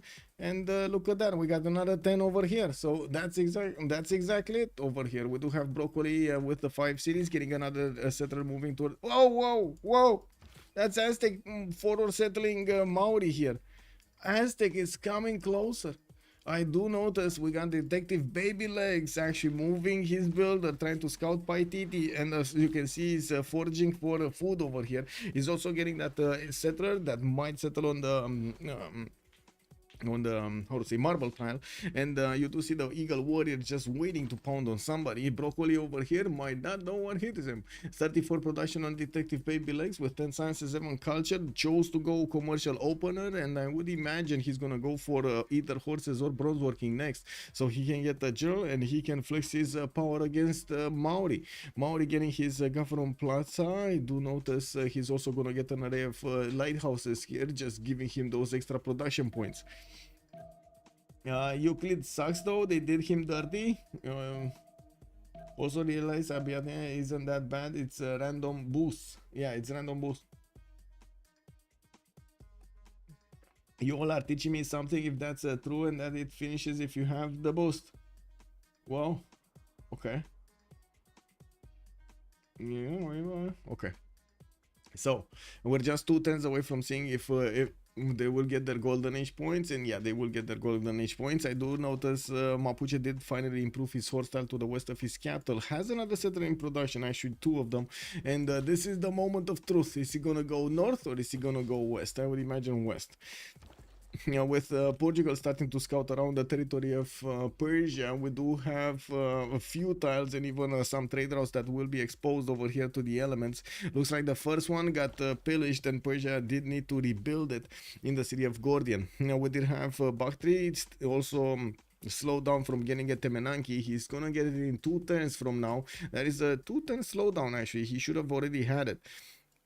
Looking on the west side, Indonesia is also getting his array of cities out. Only a 4th one. I don't see a 5th one out, and he's definitely worried about his southwestern neighbor. Kume here is gonna get his commercials out soon, and will get more production to flex against Indonesia to the northeast much quicker.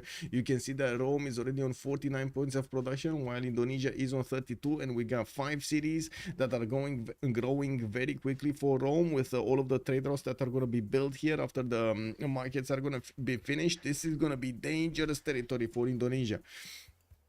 Good thing is, on the east side he can fend off attacks from Persia quite easily. From the west side, not so easily. Rome is gonna have a direct line of opportunity to go against Ternate, Jambi, and then follow up attacks on Majapahit. Or if he just keeps him on Majapahit, that's anyway his job done. Now we do need to wait a few more seconds to see those golden ages. Just a few more seconds, guys. Okay, we got Milantovic getting his settler towards the north, a 5th one coming out soon on the west side, and I do notice his galleys are just, you know, roaming around. I'm actually quite curious why he is keeping the galleys. It's not like they're gonna help out at anything.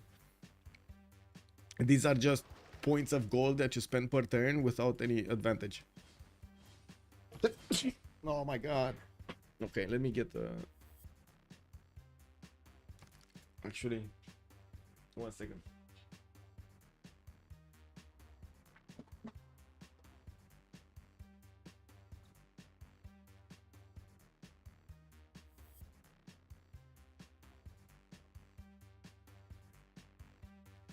God. Okay, I guess I'm gonna need to remember that afterwards to get some vitamin C's, because right now, too far away. Glasses are too far away. I only got these cups and that's it. So let's take it from Montezuma. 4 cities strong. We do have markets coming around, finished after those commercials went down. He did force settle his opponent and will benefit from Paititi styles. I do notice Montezuma, Pembrasian Voice Golden Age, 10 science, 15 culture, or actually 11 science and 15 culture with 42 production. I'm pretty sure with the trade routes being built and trained, he's gonna have a much better yield. He will get to couple his economy together with Portugal. I'm a bit surprised we didn't see him couple it early on. Is very good for Portugal to use those externals anyway. That's a lot of gold. We do have to see on Mapuche, Goddess of the Hunt. Finally he's going north. He is going north, boys. We do have to see if Kokus is gonna get through the mountains.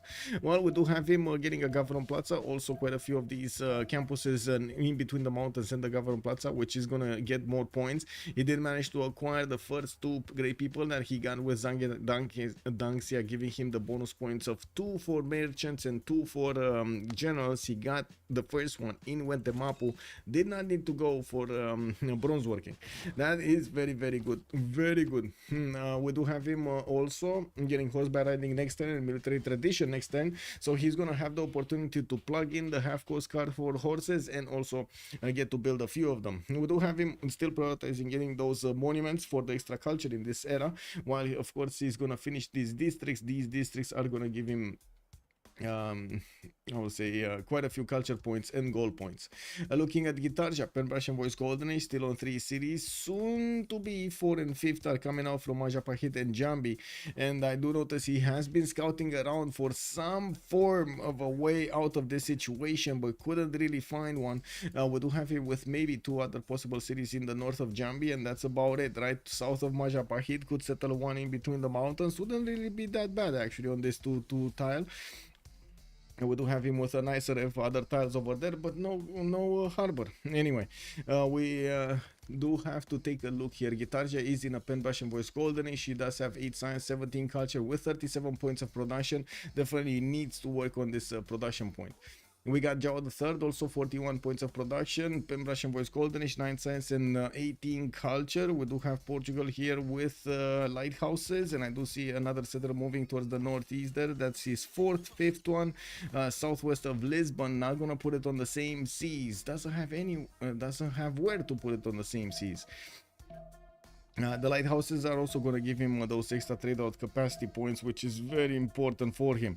There is a forest fire in between him and the Aztec that might actually end up giving so many points over here next to those tiles.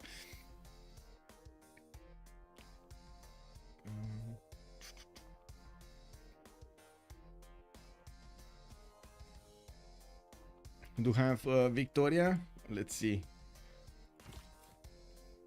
Government Plaza in 2 turns here from the capital. I do notice he's gonna get more trade routes, but usually of course he does want to put them 1 per city towards the capital to maximize the amount of bonuses that he's getting. Sometimes you do want to get 1 from the capital to another powerful city, so you can get that going also.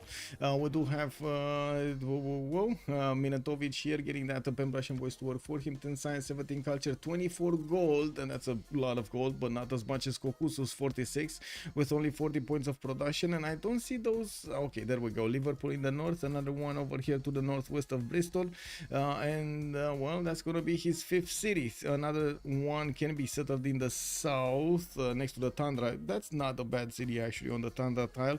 I'm pretty sure he can work those other tiles except the Tundra ones and try to get the chops from the Tundra.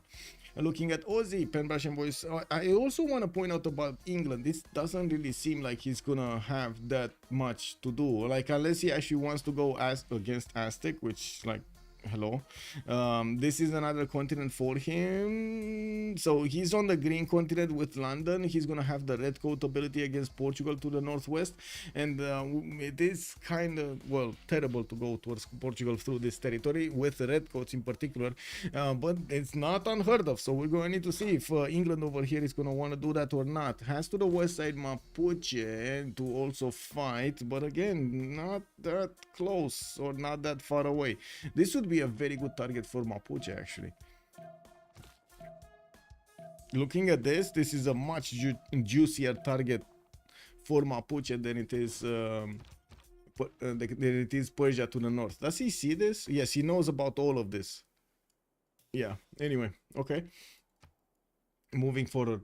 And we do have Nader Shah. Let's see, 3 cities. Temenaki finish. He's getting the science and the production. Already 2, 3, 1 tiles to work. And as you can see, the sugar tiles are amazing right now.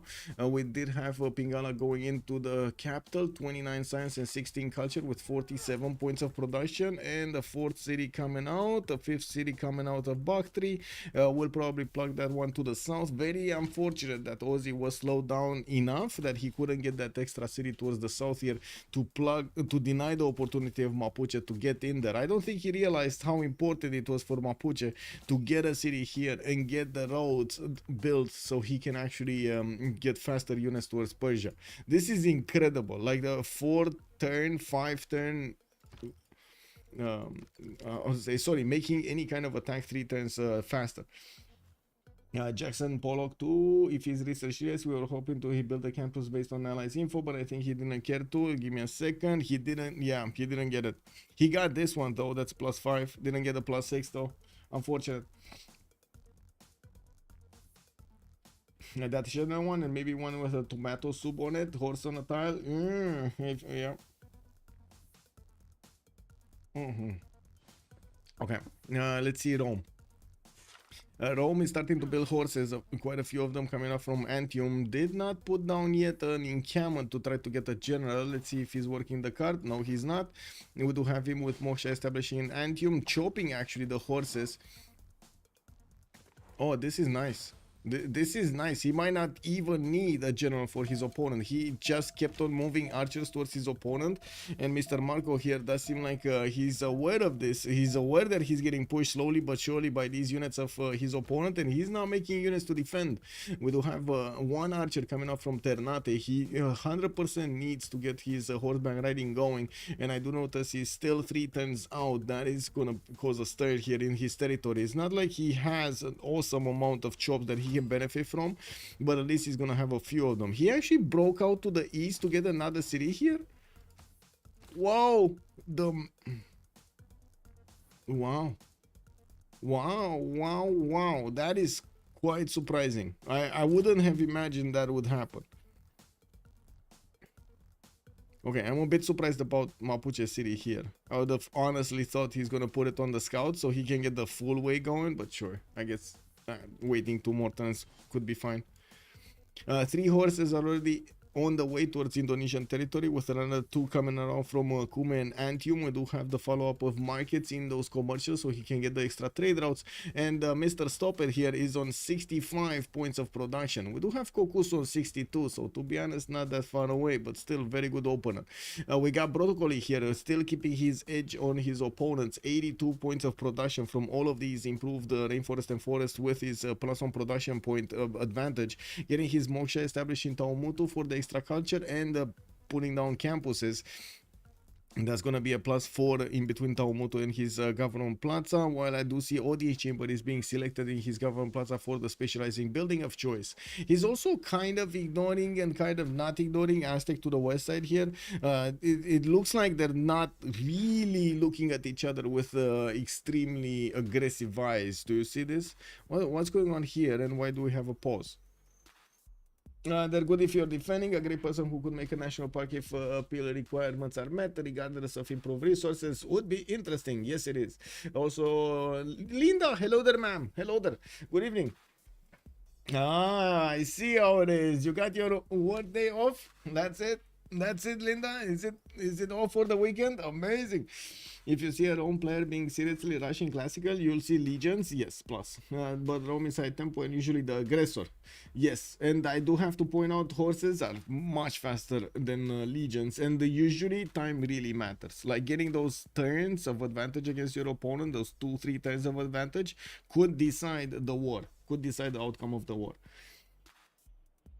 I was watching an Attenborough interview the other day, and he was referred to as a naturalist. I was wondering if they could program the game to same national parks of the great... Oh, to name the national parks of the great people you recruit in your empire. That would be nice. That would be nice, Genghis Khan. Yeah. Horse rush from Rome. That's a choice. Yeah, he made his choice.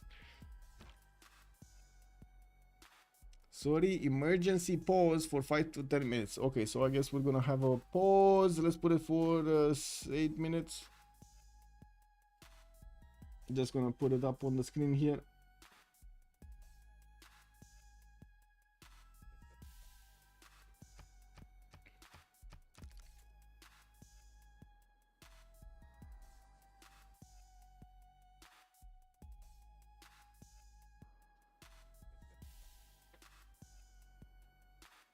Do Portugal see England scout? Portugal sees England scout. Yes. This one, yes. There's no other one that would matter here. And be right back.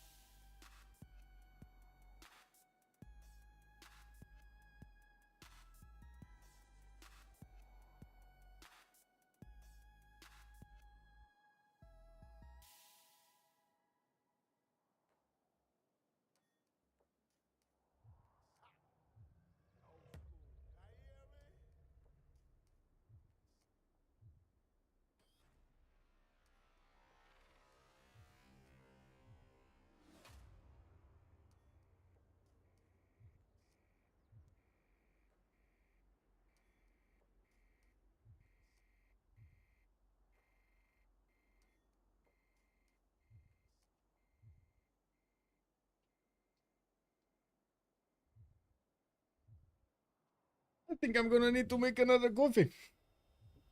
I woke up a little bit earlier the last few days. Not good.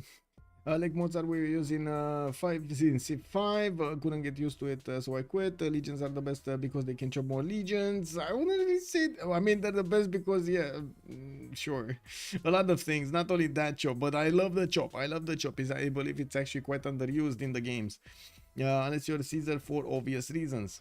You ought to dive into mods since there are alternative unique units and abilities and buildings. If you're talking about Civ5, I believe there's quite a thriving environment over there of mods and people that have been changing the game for a long time. There's the Civ Fanatics website that you might want to check out. Civ Fanatics has a lot of resources and also quite a bit of documentation about Civ5 mods and other stuff. And I believe they also have quite a big, strong community, but it's mostly like a forum community. It's not like we're used to right now with Discord and so on and so forth. I believe I saw on RCiv. Do you guys follow RCiv? Like on Reddit? I saw on RCiv actually there's a bit of movement. They're starting to move, which is a bit surprising. I mean, it's surprising in a good way. It's been a long time since I've seen games over there. I mean, sorry. A year ago, it was very rare to see games going on. Right now, we actually see games almost every day. Almost every day. Super Civ is a mod for Civ6 that gives you like 200 comic book characters. Oh, that's amazing! Imagine that. Wait, so you can play as Superman and you can play like what? As wait a second. What's the raccoon called? What's the raccoon called from Guardians of the Galaxy? Can you play like the raccoon?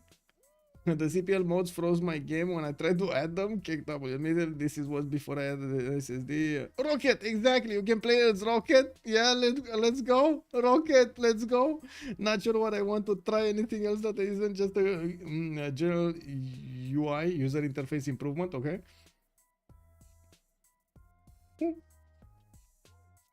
Let's see what is this. Give me a second. I can put it up on the screen.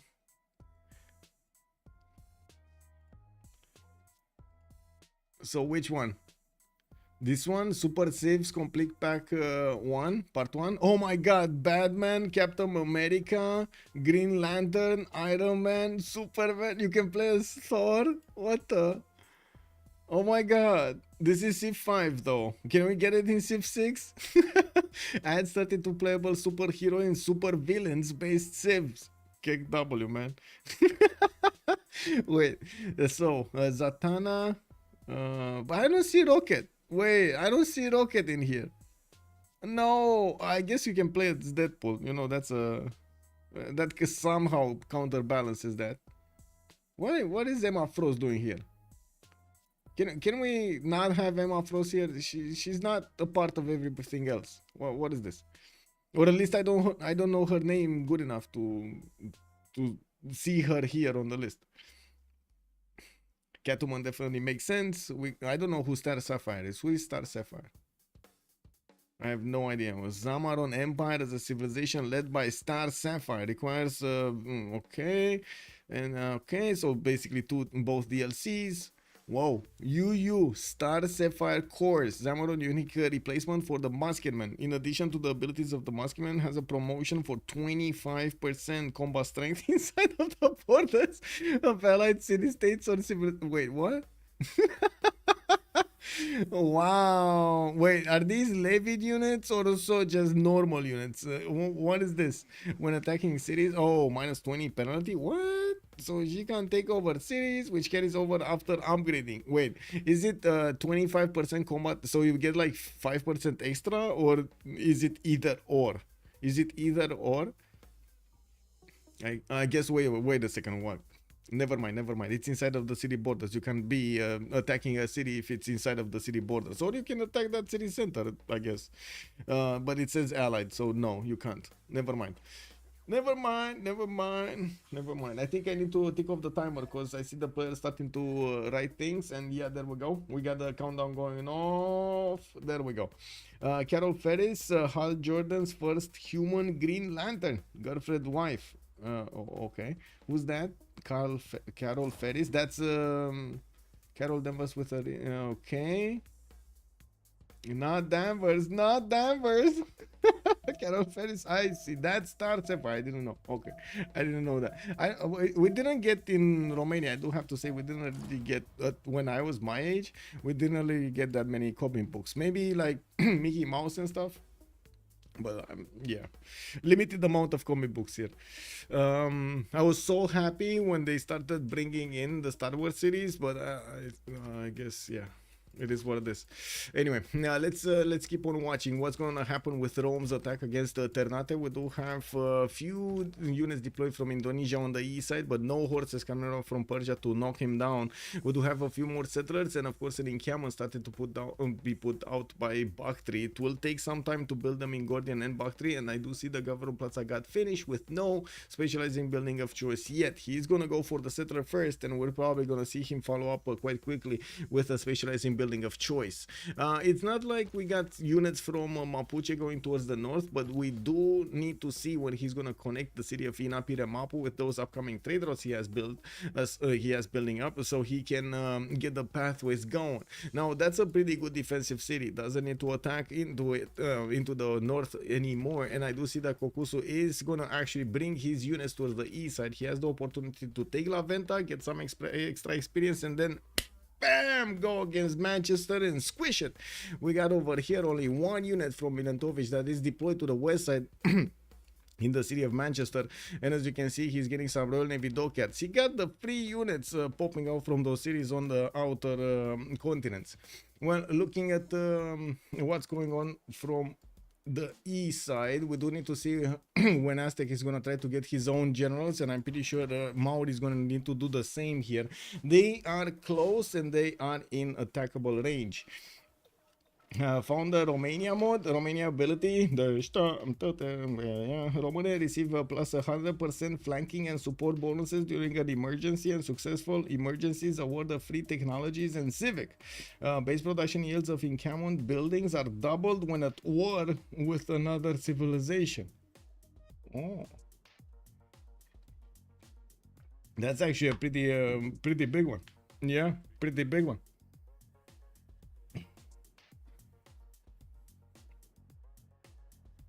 That sounds really good, actually. Vlad Dracula is the Romania mod, and that isn't a joke. Yes, I saw that. I didn't play it though. I don't know, guys. I guess you guys, maybe you guys love your country a lot more than I do, to be honest. Anyway, there's a lot to be improved here. A lot to be improved. And when I say there's a lot to be improved, I also mean people need to understand there is a lot to be improved, which they don't understand. And that actually makes it very, very hard for everybody else. Anyway. We do have audience chamber coming up from the capital soon, and Maori is gonna go for the Ostol series. I do see Ancestral Hall on Aztec, so he's gonna start going wider. The first units of Rome are also starting to get near Indonesia, and the biggest problem is right now is, well, he did get horses, but doesn't have any of them right now. He does have a builder in Majapahit that he could choose to chop a horse, and that's exactly what he's doing, and sending it immediately to Ternate to try to fend off attacks. Neither of these civilizations do have an encampment finish, but we do have one from Rome being placed down here from the capital city, so he could get some projects in there. We're going to see if Indonesia is going to manage to get one by that time. Mapuche is about to get his second general for free from Zangi Dangxia, and I'm pretty sure he's going to be very happy if he does manage to get his next merchant. We did have Montezuma managing to pick up Coleus for an extra luxury resource over there, and of course 1 point of damage, while Montezuma did pick up first Zankian for an extra trade out capacity. He will have access to Ipfadlan if he just gets a project.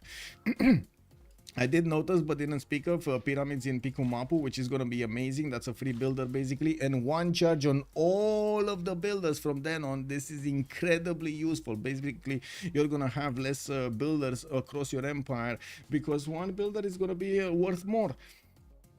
Now we do have Kokusu indeed sending his units towards La Venta. I do have to point out something a bit problematic here. The second he actually declares war on La Venta and wants to take that city down, he will expose his I would say his intentions to his opponent here. There is a possibility to go. Wait, is he going Guimaraes? He's going Guimares, right? He's going Guimares. Oh my god. He might be going Guimares. This is gonna be a dead Portuguese series if he goes there. Oh wait, that's his ally. Never mind, that's his ally. Well, never mind. I'm pretty sure it's La Venta. I got excited for nothing over there, and I got you excited for nothing. I'm sorry.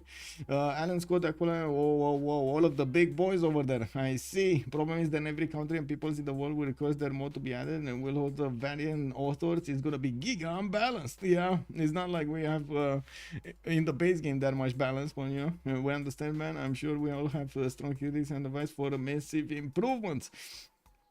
Yeah, exactly. What are the red city states? Valletta and Lahore. Valletta and Lahore. Actually, both of them are pretty good ones. I do see Ozzy is still gonna have a city center to place over here in between Mapuche and him in the mountains. We do have also more builders and more settlers being built here in Mashhad. I don't see that he's actually gonna manage to get that going. I do also notice the war has started. Indonesia is feeling the pressure of Rome's horses on his back, and we do see the city of Ternate is getting heavily under attack here. Multiple archers are showing up for the defense of Indonesia without that many archers from Rome. He didn't get into the archer line yet. Well, we do have this horse of Mr. Marco available. Unfortunately, if he starts hitting it with just horses, even if he triple shots it, all of those units are going to remain low HP, and they're going to be vulnerable to these archers. With Campus, a Mega 1 coming off from Majapahit, a +5, and new horses from his other cities, he might just put off Rome long enough so he can get his units out. Rome, by the looks of it, is just doing this attack to pressure, not really take over. I don't consider this conquering army. This is more like a, hey, look at this kind of army, you know, like he wants to keep him busy. If he can take cities, all the best, but if he doesn't, it's fine. He didn't invest that much.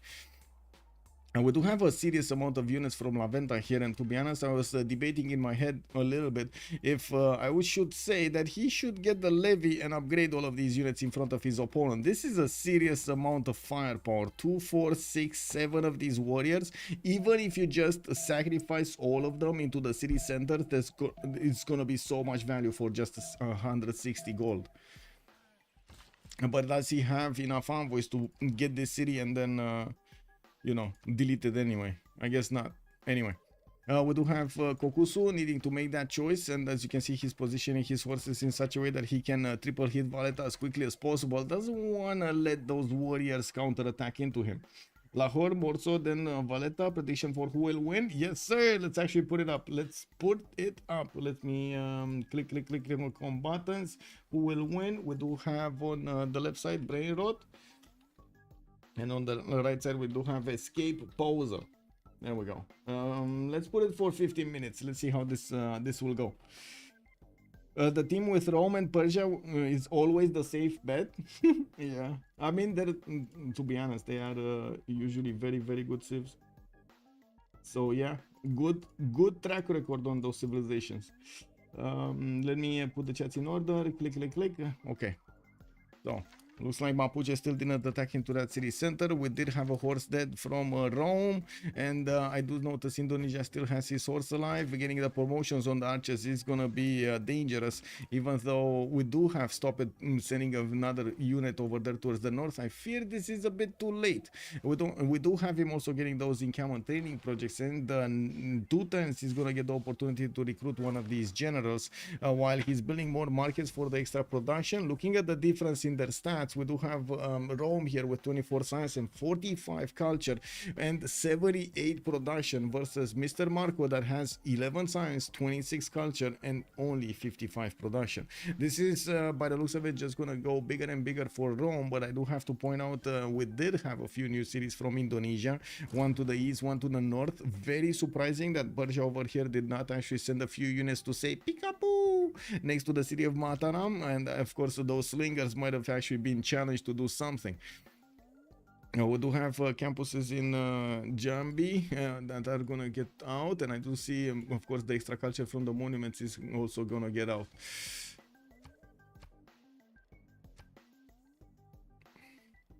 Why is nobody taking a religion? Because in this game, team, good evening, sir, and welcome. It's not really good to open up with holy sites because of their leader bonuses. We don't have a leader right now that is very, very good for holy site opener. In some games, you do have those being picked up and chosen by the players to actually fight for them. I do have to point out there will be probably some civilizations going for those bonuses, for the religious bonuses, because they do add up very nicely. Not only the extra era score that you're gonna have because of a religion, establishing a religion, but also maybe like zemetation for amenities or some other bonuses like sacred places, for example, to get some extra points from wonders and so on. Like all of those might be acquired over here. We do have Mapuche managing to take out La Veta very quickly. You do see how Kokusu is keeping up with his 76 production next to Milento's 73. I do see they're kind of mirroring each other when it comes to the science. I would imagine Kokusu here, after he's gonna finish that campus in Apiremapu, he's gonna get to equal that number of Milentovic out. Both of them did go for a Pembroke and Voice Golden Age. We do have England starting to prepare, and this is what I meant when I said that Mapuche, the second he actually takes La Venta down, he's gonna give an idea to Milentovic that well, he's next on the block there, and immediately you do see Spearman coming around from the cities of England. If he would have sent those horses directly to Bristol, he would have taken Bristol. I can guarantee he would have taken Bristol, or at least, at the very least, he would have forced some form of a buy over here, and of course over expenditure of resources, so Bristol can stay alive. That would have been so worth. Now I don't know if it would have been for him in the situation worth to actually build another 3 units to take out La Venta at the same time, but I'm pretty sure Milentovic would have felt the sting of those horses on his back. We do have also Ozzy, Pembroke Voice Golden Age here, Audience Chamber in 2. I'm very surprised about Audience Chamber, extremely surprised about Audience Chamber. I would have thought in this location he's actually gonna go Warlords, like, not gonna lie. I thought he would have gone Warlords. Do you guys agree? Like, in this location, should you get Audience Chamber or Warlords? What do you think? Should Persia go for this or not? With pleasure, Tim. Just throw them at me, bro. Throw them at me, sir. Let's go. Any question you have, just throw it at me. Harbor Civ may often get a religion right before era change, since they already have astrology tech. They can get a discounted holy side. Yes, Linda, it's very important to get the discounts there. And of course, if you can get something extra with it, why not? They can also build a Stonehenge, which is yes.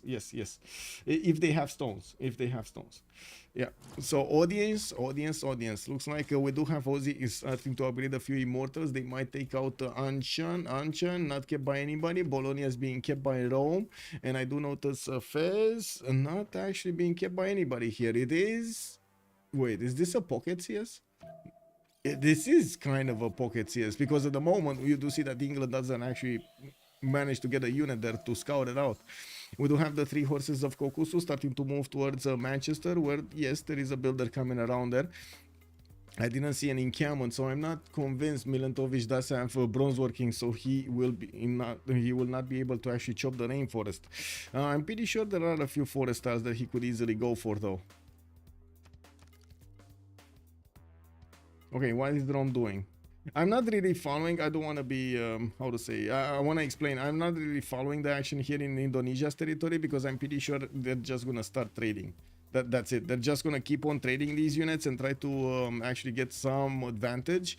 But there is no advantage to be had, because neither of them do have enough units to overwhelm their opponents, nor enough strength on their units to overwhelm their opponents. There is not a major technological difference or general or something between them. Or intel, something between them. Rome will have so much territory to keep expanding to the west side, and I'm pretty sure with a coastal settler, he's going to get to trade over here with Maori. This is going to be important. Maori also started to get a few horses out, while Aztec did come right in front of him. We're going to need to see if they're going to start eating at each other. Ipfadlan going to be picked up by Aztec for an extra 3 drought capacity there. Okay, that's the next one. And of course, Aztec just bought it in the city of Tlacopan. Didn't he have already a trader there? Why is he sending 2 traders from a single city? He did manage to also build Temple of Artemis in Azcapotzalco, and of course with Magnus Internals. Well, I do see him setting his empire up for 2, 4, 5, 6, 7 cities, 8 cities. He's gonna want to build 8 cities. It looks like B Abuser is also sending a few units towards the south, sorry. No, with the settler, I do see the units of Kokusu did manage to get into the borders of Manchester. We do have the English swordsman that's about to go down if it doesn't shift enter into the city center, which, to be honest, I don't think Kokusu will actually shift enter that one in there. Yeah, there we go. He just bought a spearman. He will try to click. Oh no. Okay, so he will want to shift enter that spearman and click his swordsman inside of the city center. Oh, that's not gonna help. That's actually not gonna help to save the city. So if he does that and exposes the full Manchester city to the horses' attacks, yes, we will have the swordsman get inside there. It's half damage, so it's not gonna beef up the garrison defense as high as you want with the full strength. It's not gonna be plus 10, it's gonna be like plus 6 probably. So it's gonna be like what, 32 defense, 33 garrison defense. Is still the horses do significantly more damage. This one will attack, this one will promote, it doesn't need to attack, right? This one will move to the south and attack, 2 units attack over there, and then a triple wham slam in the next turn. That should be more than enough to take it so low that it's not going to matter how many units we invest in. So let's see if this is what's going to happen. And there's another archer coming around. He has no space. Like, okay, he's shift entering his spearman. He's leaving the city out in danger over here. If the archer goes out, it's going to die. Oh my. Okay. Slow down. Too many scenarios. Let's slow down a bit. Cyrus doesn't have an easy target. He likely will sim for a good while. What? He has an easy target. Look at Mataram. Yeah, just look at Mataram or Portugal. Like, so okay, let's count the tiles. From the city of Gordian to get a unit to Viso is 1, 2, 3, 4, 5, 6, 7, 8, 9, 10 with a swordsman. If you want a horse, it's half that. It's like 5 turns. Okay, let's see. Nothing here. Nothing here. England. No. But why, Kokusu? Why? Why did he move his horse away? Oh. Well. Oh. Okay. Well. I guess it is what it is. No attack into that city center. I do have to point out this this quadrim inside of the city center is extremely annoying, and not attacking into the city center while he had the opportunity is also a bit of a problem. I do have to agree with Milantovic not putting his swordsman inside there. I was really worried about this. The swordsman did die, and we do have a few spearmen from the south that will probably start moving, so they can also affect this war. And the horses are definitely strong to fend off attacks for a few times. And I do see some promotions are also being chosen. We do have a +5 against the anti-cav, so definitely the horse is stronger right now than the spearman. We do need to see if Mapuche is going to follow up attacks here, and usually we do see Mapuche keep on aggression against his opponent and then try to get his man on raiders at the castle timing so he can apply the power, the full power against his opponent. Now he's keeping Milantovic in check while he's trying to get his sim up. You do see the double amount of production here available for Kokusu versus Milantovic. The fact that he did manage to get pyramids, the fact that he's going to get an awesome feudalism timing with so many chops available for him, and of course we'll get to easily build those how to say those extra tiles and cities. I would imagine he's gonna be quite happy about it. We're also seeing another general being recruited. That means Rome did manage to get one and nobody else did. Okay, so that's Rome getting Shunzu and then Truk Traco and Mapuche. Rome over here did get pushed back from Ternate after the walls went up. There's no way for Roman units to actually get through, and I do see a few pre-builds in heavy chariots. These are going to be pre-build knights, and of course they will require quite a bit of gold to be invested into them to get up there. 101 production on Rome also is going to be good. Broccoli somehow did get outproduced by Rome. I can't believe it. We do have a few more horses, a few more settlers coming up from Broccoli, and Bingala establishing in Kayapoi.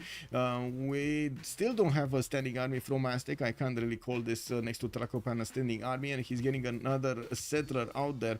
It does look like he stayed away from the cotton settle and still did improve one in Tlacopan, so at least that. Looking at Portugal, settling cities on the southwest. Very interesting. Let's actually see what's going on. Is this horse gonna stay alive? Yeah.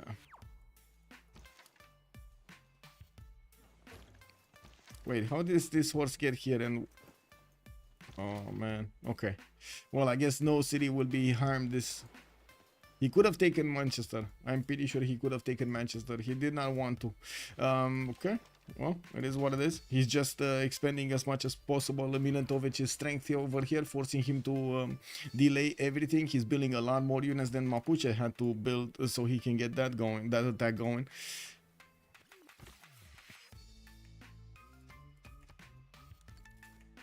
Okay, Persia gonna get his heavy chariots also. Looks like Anshan is gonna get attacked by his immortals, and we do have him recruiting a general again. So that's his fourth. That's the fourth and final general available from the first era. Now only medieval ones are gonna be available until, of course, we're gonna exhaust these ones. Liang finally establishing in the city of Bactri for those extra production points with new units coming around from every one of his cities. It does seem like he is gonna go on the offense against somebody. Be Abuser to the east might be an easy target for him to go against, and we're gonna need to see if he's gonna get to prepare.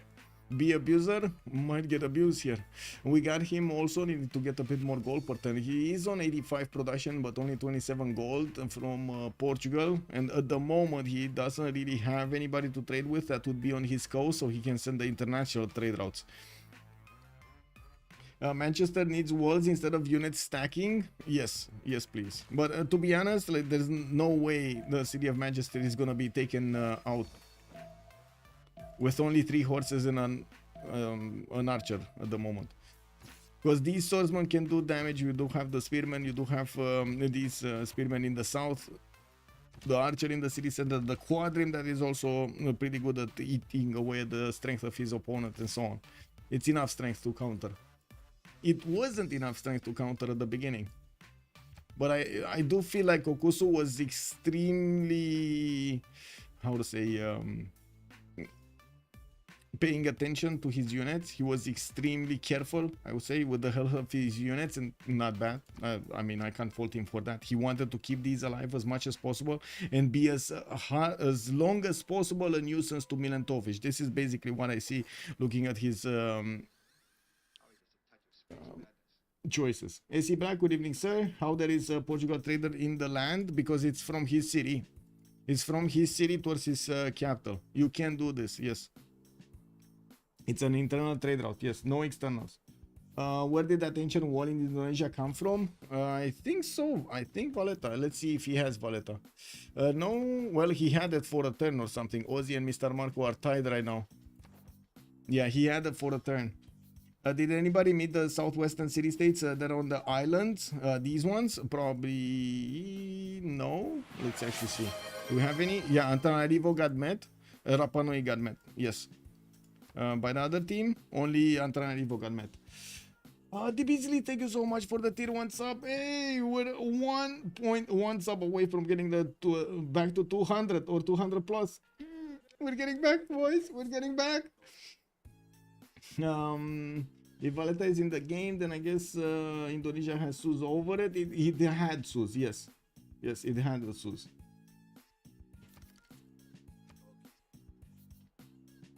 Okay, so quite a few of these heavy chariots are coming around from the lands of Ozzy. He should be relatively close to getting his stirrups for these heavy chariots to turn into knights.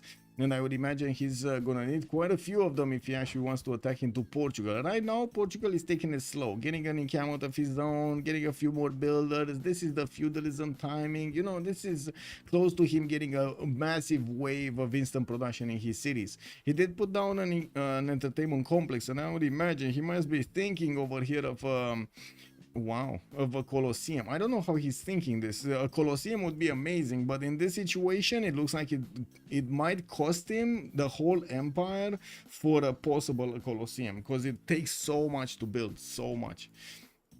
We do have Aztec just sending those units to the east side. Broccoli is going to try to see what's going on. Of course, the Eagle Warriors are strong enough, and I'm pretty sure Aztec should not be far, or he already has iron working for these Eagle Warriors to upgrade. No, he does not have iron working.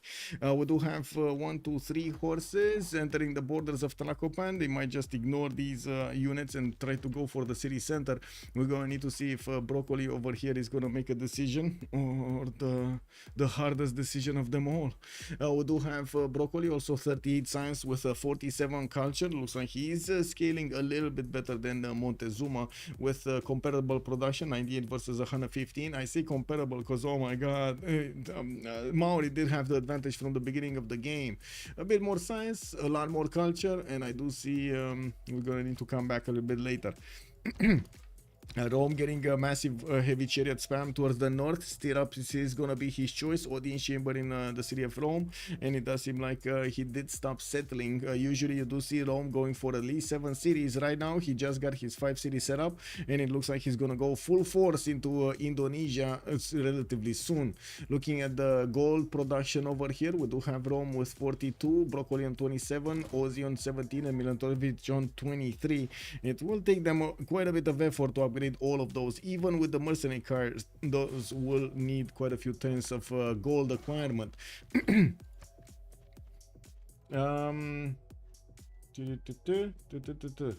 did that engine? Well, I did say that. Okay, I did say this. Okay. Oh, I forgot about something over there on YouTube. Let me actually put up the big thing. Let me not forget about this. Yeah. Can we get to 30 likes? Let's start small today. Let's get yay or nay. Let's see. Can we get to 30 likes? We got like what, 17 right now? Yeah, we got 17 right now. Let's see if we can get to 30. Woohoo! Click. Whoa, I clicked on the wrong button. Wow. Okay. Oh, did you guys see, by the way, new mouse? Beautiful. I can actually zoom in and out. Unbelievable. Yeah, new technology, man. New technology. Can you imagine it? Mouse that actually works. Wow. Okay, Wallow's Throne being chosen by Mr. Marco to get his units out as quickly as possible. I do see Spearman. I don't see an encampment. That is very sad that I don't actually see an encampment. Usually, the players in this kind of a position, they really need to. It's not a... how to say? It's not something you want to have. It's something you need to have, general, in this position to fend off attacks. And this is something that's going to create quite a bit of a disadvantage for him, because I'm pretty sure, as you can see, Rome does have a general and he has stronger units. That's going to be one tick above his opponent. Mr. Marco is going to try to go for pikemen, which of course are going to be a correct unit to defend against the knights. But the follow-up and the counter to pikemen is a lot of crossbows. So of course Rome could easily transition into getting a few crossbows. The land is not that punishing between them, and he can get those out quite quickly. I'm a bit surprised that he's getting so many of them. We do have 2, 4, 6, 8, 10, 11, 12, 13, 14, 15, 16 heavy chariots. I mean, if you would go for nationalism really quickly, I totally would get this. But I don't think he's going to get nationalism that quickly, isn't he? I mean, he's barely civil service. Okay, he's not that quick.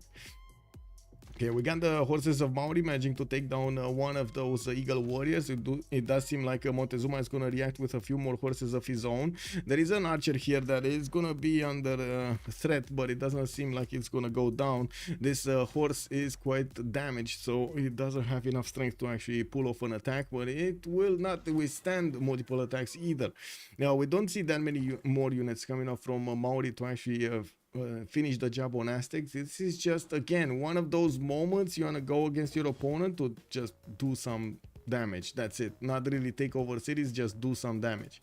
We do have Kokusu 2 turns out from castles, 2 turns out from mercenaries, while Milantovic is barely getting apprenticeship and civil service. Now we do have still a few horses from Mapuche damaging over here the English defenses on the city of Bristol, while the new horses are gonna get out. We will need to see if he's going to choose to move to the west, north, east. Where is he going to go with them? I would imagine he's going to send them east towards La Venta, Lafkemapu, to try to promote them there. Yeah, there we go, into Manon Raiders, and then finish the job on England here.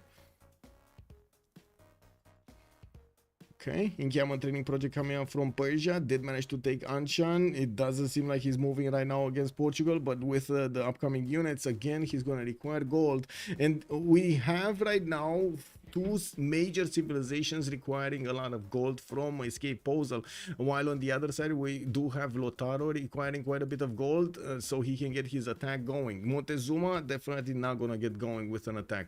Jao III not gonna get going. Gitarcha will need gold to upgrade, but will not go against somebody here. And honestly, right now it does seem like Escape Posel's attack points will be a lot stronger than their opponents, if they do manage to get the gold. And the big question is, if they do manage to get the gold. We got 500 gold right now on Rome, and it looks like he's going to invest everything into these knights.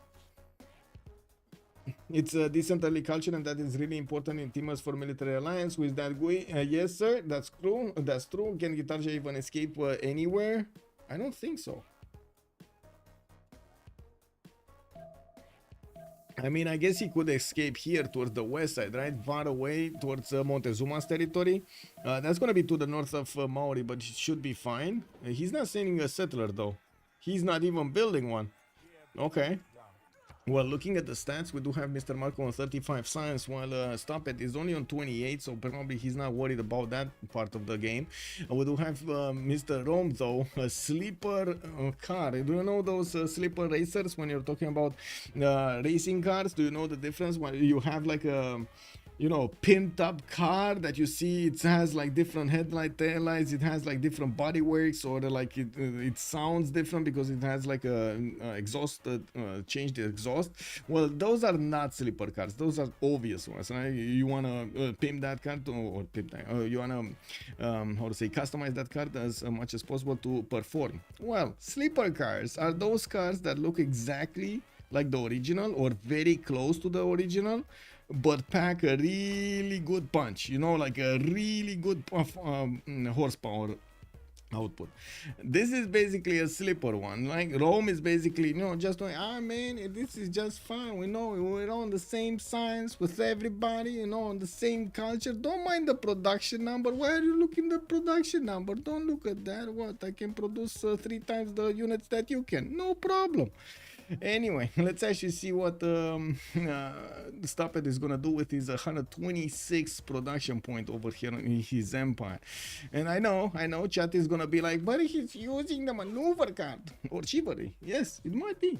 In a war situation, I'd go Magnus. Magnus internals are still a thing even in teamers. Yes, so if you're mostly free sim, Magnus internals are a thing in teamers until like turn I would say until you get Wieselbanken. Then it's not that big of a thing anymore. Okay, we got Rome starting to upgrade his knights. He definitely packs a good punch against Indonesia. Indonesia gonna go for, he's going engineering. He's actually going for crossbows over here.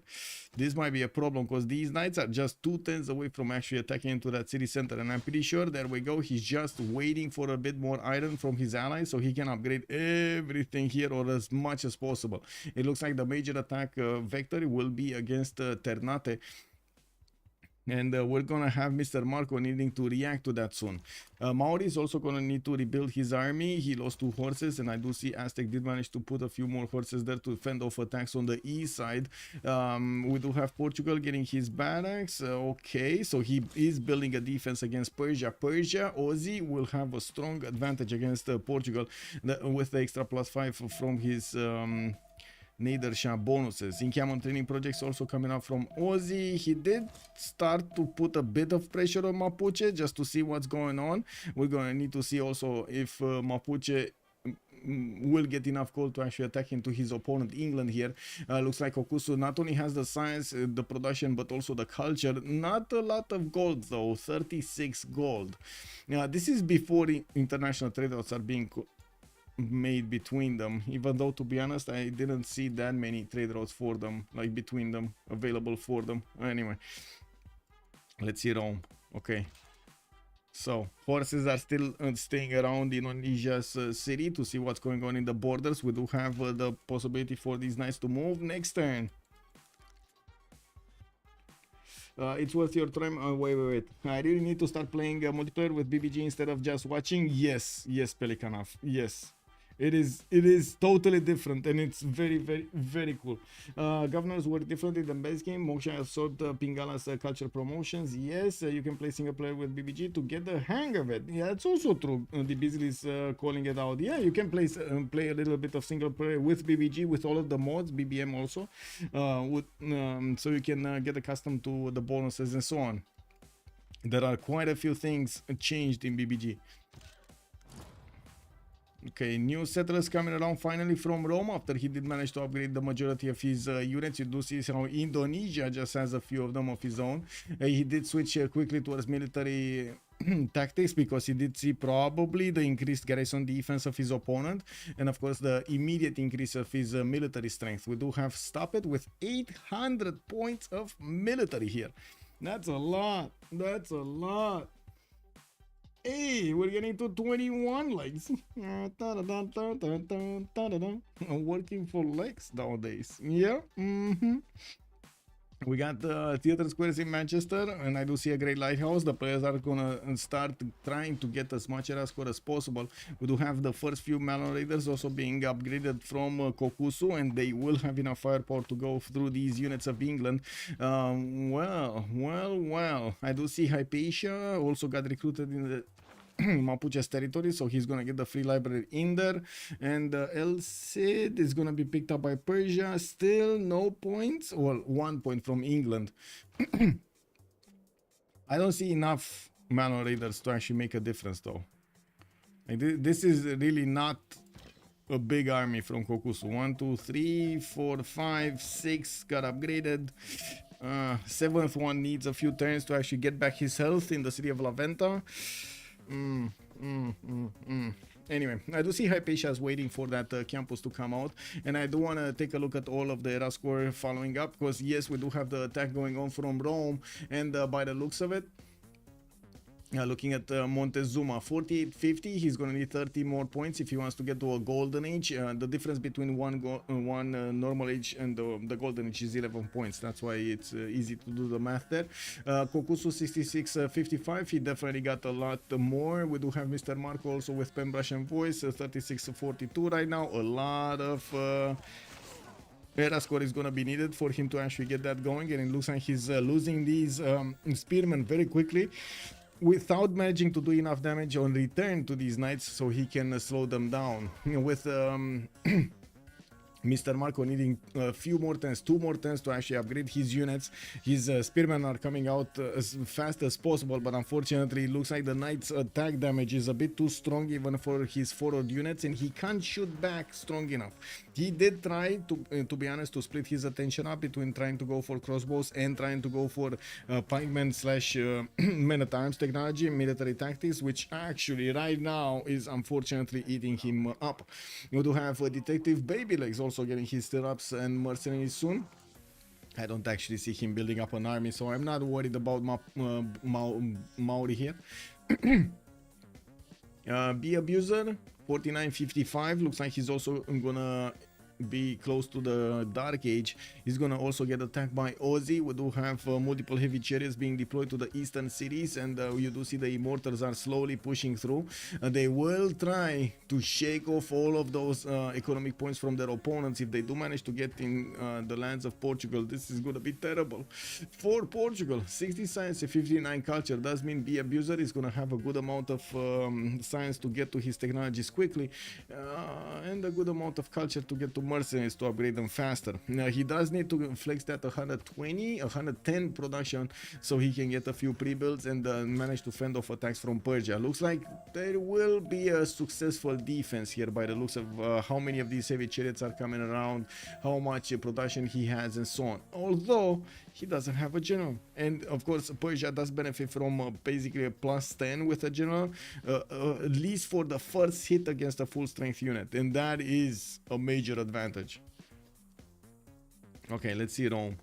Rome gonna pushing through the south as well as the west side, gonna probably take out that spearman on the marsh tile and gonna start bonking against Ternate. He doesn't have catapult right next to the city center he's attacking, but Kume is making one, and we're gonna need to see him chop that rainforest tile so he can make a flat tile and make everything work faster. And let's see if he's gonna manage, there we go, to get the placements next to the city centers. He will get the 2 units down before his opponent is gonna counter attack here. Whoa, that horse, man, that horse hurt. Not enough movement on these units to go against. I did notice Gitarja does have the first moves. This is gonna cause a bit of a ruckus next turn because I'm pretty sure a lot of pikemen will be upgraded. There's like 1, 2 of them, 3 of them that would be upgraded to the east. A bit unfortunate, well actually 4 of them if you take into account the one in Ternate not popping into a pikeman, but he might just get it passively anyway. Okay, what's happening here? Whoa! What happened to these units? There were a lot of units here. What happened to these units? Did they all die? Really? Did they all die? Okay. Military Alliance, Caparison, Golden Age, everything. Milentovic over here is in serious trouble. 105 production, 43 science, 45 culture next to very good Lotaro. It looks like at the moment Mapuche is gonna get the pleasure of pushing in Milentovic's territory 2 turns out from getting his men-at-arms and or pikemen. I would have expected Victoria to actually get it a lot sooner. I'm very surprised he did get it right now. The problem is Mapuche again is gonna cause a lot of ruckus. He's gonna start pillaging tiles. He's gonna rip apart a lot of gold from this territory, and I don't know what they wanna pick or pass. What is there to pick or pass? Oh, the general, Rome or Portugal. Okay. Okay, so it's passed. Okay. Is it? Still says 6. Still says 60. Oh, Portugal can't pick it because it's so close. Lol. Oh, lol. Posel, he's so close. He's 59.4 out of 60. He really wants the general, right? He wants to fend off attacks from Persia over here to the west side of Visio. The Immortals are just getting in there, trying to cause some ruckus, but at the same time, they're not strong enough to take cities, and I'm pretty sure the Knights are gonna counterattack. Pillage economy to the rescue. By the looks of it, Mapuche can keep the cities if he gets both. Can he get both though? Let's see. Oh my god, he can get Bristol. Check this out. He gonna get cities. The walls did not go up. The builder is not ready. Oh, that's a dead city.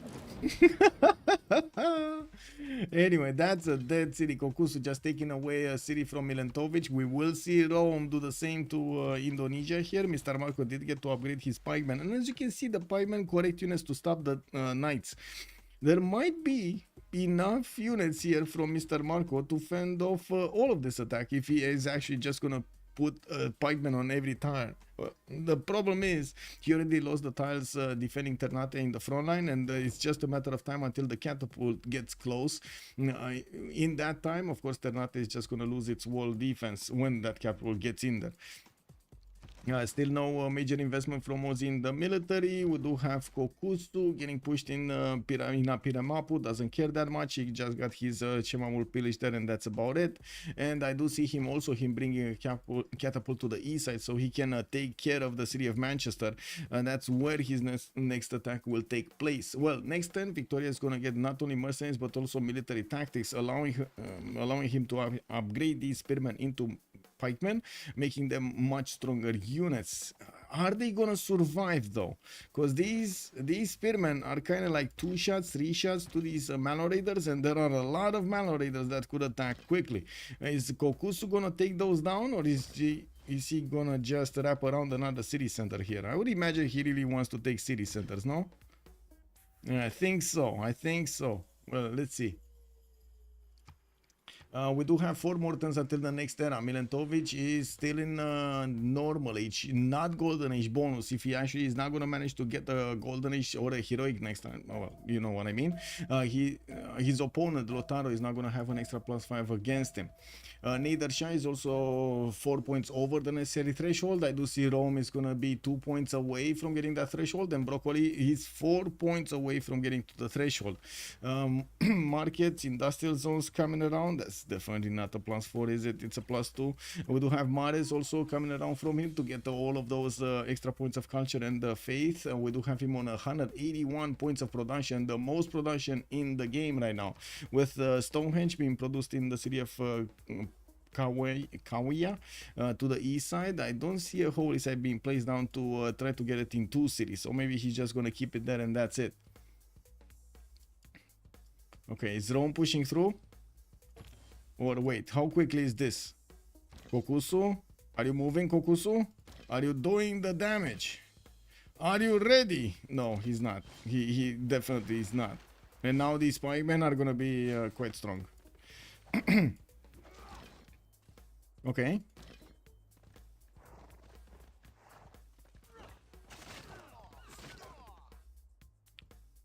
Okay, well, that kind of looks like a dead Malo Raider, but he did manage to take out a pre-built pikeman. Okay, we got new catapults coming in, and of course they're going to be sent towards Manchester. It's going to take a bit of time, so Kokusu's units do need to make themselves comfortable and wait a bit.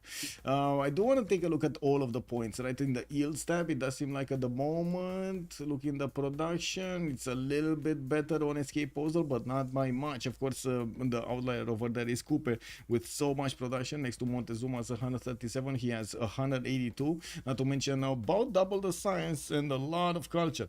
We do have, of course, just a few more turns of Pen, Brush and Voice, and this era's bonuses. If they don't manage to get to the golden age, well, that's a rip. They're gonna need to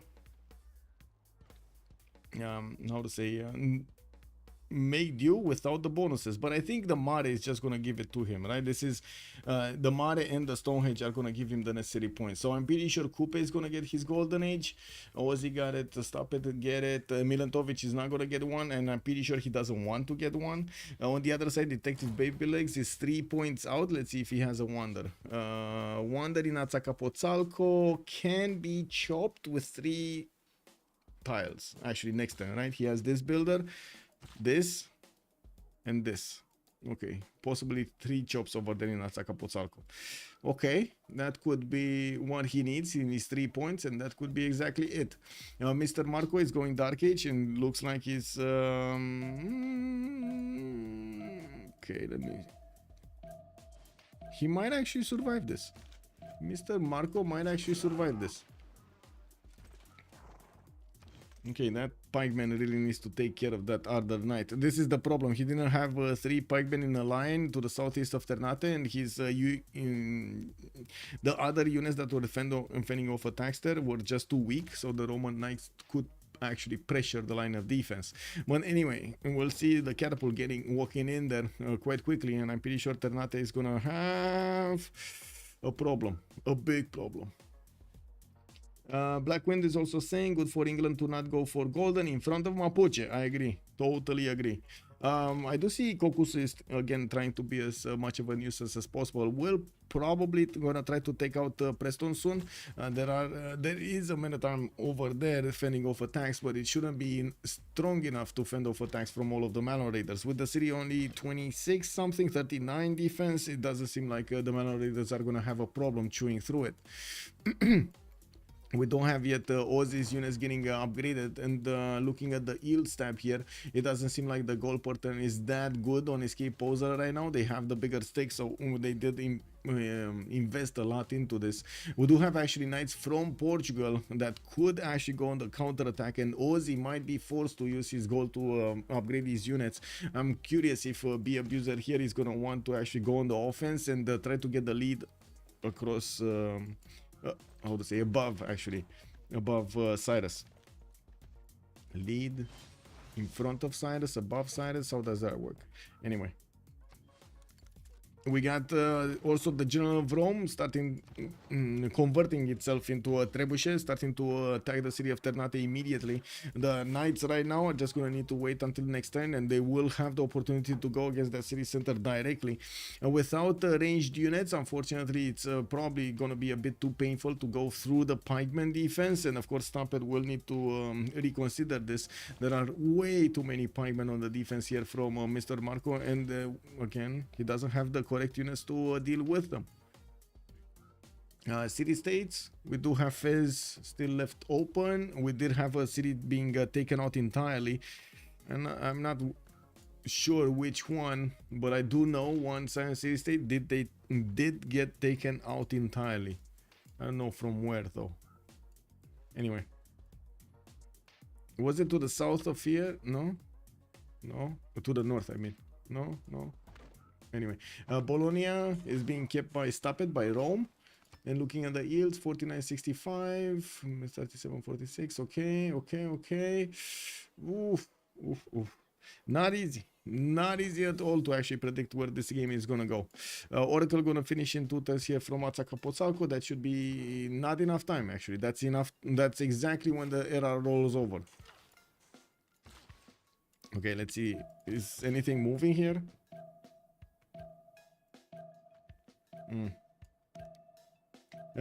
Adam, hello there, sir. Welcome. Only one coastal? Yes, only one coastal. He only has this coastal here, so he can trade with Portugal. And I'm pretty sure the gold is gonna go immediately higher because he can do this. I was expecting Rome to put a city. Oh, there we go. He put Arpinum. So now we will see trade routes coming up from Mauri towards Rome externally and getting some yields out of this.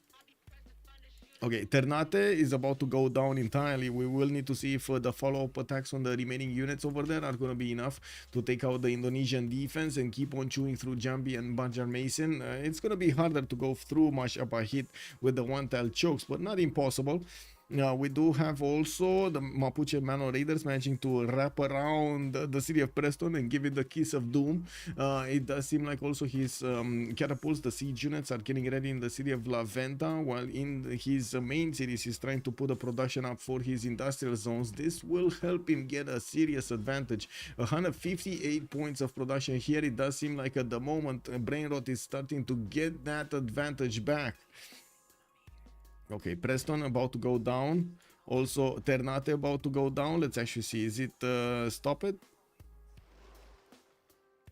Which one is it gonna be first? Is it Stop It or Ternate?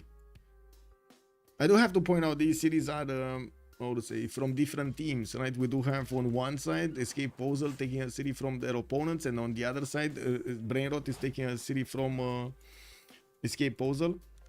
It's basically like an equal trade. And no, Stop It is not taking Ternate that easily. It looks like the payment counter-attack from Mr. Marco did force one of the knights out, two of the knights out of the forest and the marsh tile, while he has only one next to the city center. I'm sure the trebuchet will deal enough damage, but unfortunately it doesn't have enough movement. Neither does the catapult. The city has been taken out. Preston is no more. England is going to be down to 2, 4, 6 cities over here. And I do see Milantovic 40 and 35 science, 96 production. And while he is probably going to lose the city of Manchester also. Basically, the attack of Mapuche cut in half the empire of England. Small soldiers, good evening, sir. Janus, hello, sir. Good evening, good evening. Bullizan, hello there, sir. Also, what did I see? Advantage over somebody. As you can see over here, we do have a bit of an advantage being built up on Brainrot. Since we are just one turn away from seeing the next era, we're going to see who's going to get the golden and who's not. As you can see, Mr. Marco is not getting it. Be abuser, not getting it. Milantovic not getting it. Oh my god. Okay, this is a bit of a problem here on Mr. Marco and B Abuser. Not getting the golden age on Joe the Third is gonna be a serious slowdown here. The free inquiry golden age would have been massive. And he was preparing with the theater square and stuff. Oh my god, man. Man. Yeah. 59-66. 7 points required. A bit too tough. Small soldiers also answering my question. Anshan was taken by Persia. I see this one. Thank you, sir. It's Jellyfish. Good evening, sir. What is each team's GDP? You can see it over here: 91, 69, 34, 44 on Brainrot, 6, 37, 30, and 61 on Escape Posel. We do have still Mapuche eating away at the units of England. We do have on the other side the Gitarja trying to fend off attacks, and it does look like he's managing to do it. Mr. Marco is slowing down Rome as much as possible. Also, England should be happy to avoid a golden, not giving Mapuche more strength. Yes.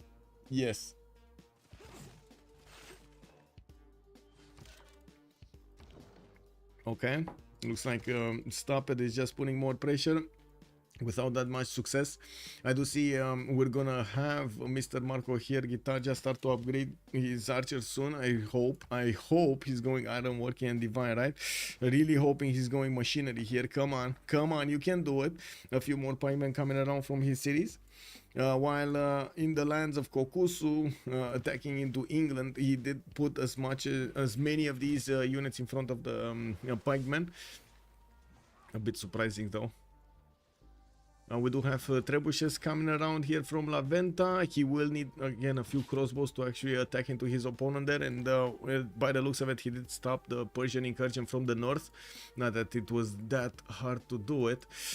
We didn't have Persia sending not even 2 units towards the cities of Indonesia. This would have been so easy. I don't understand why he never sent, like, he's keeping these units here on the right side, not doing anything. Those just could have been so important here to attack into Indonesia. If Indonesia didn't have like 3 units to put on the west side, she wouldn't have had that defense on the west side, you know, like anyway. Yeah, we do have stop it doing stuff here. Nothing much happening here. Okay, so 26 seconds to go, and we're gonna have the first pause of the game because of the World Congress. So we're gonna have them choosing which bonuses they're gonna go for into the second era. There still is available Pen, Brush, and Voice and Free Inquiry Golden Ages, and of course we're gonna need to see which ones are they gonna be picking up. Usually the players do go right now for a Free Inquiry Golden Age to get that extra science from their commercial and or harbor adjacency, even though quite a few times we did see the other ones picked up also. To be honest, I wouldn't be surprised if we're gonna see some drums of war or something, or a Pen, Brush, and Voice, or a second Pen, Brush, and Voice. Could have been a good diversion. Start with Persia on the right and then smash with the knights. Exactly, exactly. Kvade, Jonka, hello. Clock Safe, good evening, sir. Germany lost. What did Germany lose?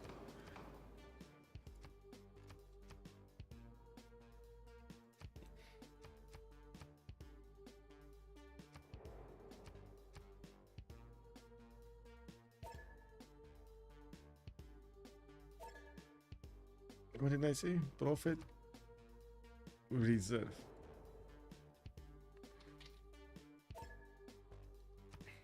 Okay.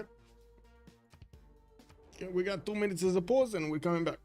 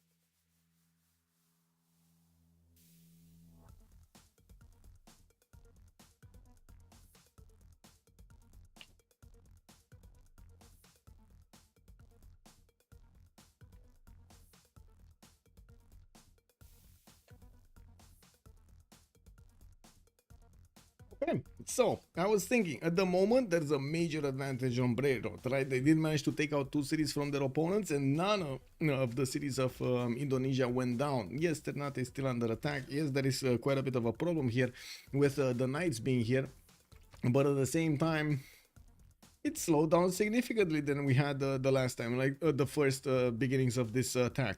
Looking at the lands of also England, it does seem like Mapuche will keep trying to push through Manchester, so he will probably knock out Victoria from being relevant in the next part of the game.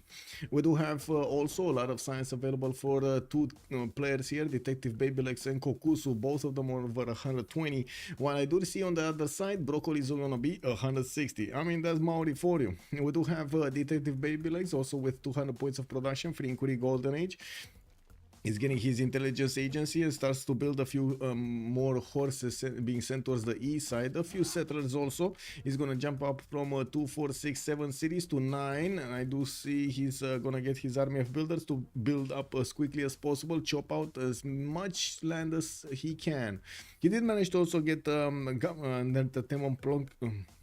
entertainment complex with a Tlachi and Temple of Artemis right next to the city of Azcapotzalco, and put a very good plus 60 at the squares in between. This was actually a discussion that I saw in the forums. I don't know if you guys saw on CPL. There is a forum dedicated to help and assist. Give me a second. Give me a second so I can find it and can show it to you. It's a very good resource for asking questions, and help and advice forum. That's how it's called. Check this out, guys. So if you want to ask questions, you can just use this on the CPL Premier League. You go to help and advice, and every one of the questions will have a direct thread, and players will answer your questions over here in detail. You do have quite a few discussions going on, and one of the discussions was about the theater quest. How do you get your culture? And usually, of course, to counterbalance the fact that you're going to have in the second era so much so much of a lack of culture and so much science coming off from your build commercials or harbors and so on. Usually it is good procedure to get a wonder in between from the first ones, from like Temple of Artemis, Hanging Gardens or stuff like that. Something that can be built quickly. It gives you quite a few bonuses, and you can benefit from it later on. And just get a theater square or two. A theater square, a very good theater square, has the possibility to give you so much culture, not only the adjacency but also the books in it. So this is like a what, plus 14 is going to be a 14 culture theater square, when he's no more, it's going to be 18. The amphitheater is 2 points, right? So it's 2 points for the amphitheater, 6 points for the theater square, that's 8, and then you're going to have the plus 8 of the books for each. Let me put my chats back in order so I can see everything here. I think that way Portugal would have blown up in the economy if left unchecked. Well, let's see what's going on here with Kokusu printing and diplomatic service. Looks like he will start to retreat his army to go against Manchester. He's gonna allow Milantovic to put a few units in front of him. We do have the trebuchets also moving slowly. There's not enough ranged units yet to punch through the pikemen. He will need at least 2 or 3 of them if he actually wants to do enough damage against these pikemen and not allow them to get the promotions. I think I just fire X6 crashed. Kick W. Lol. Okay.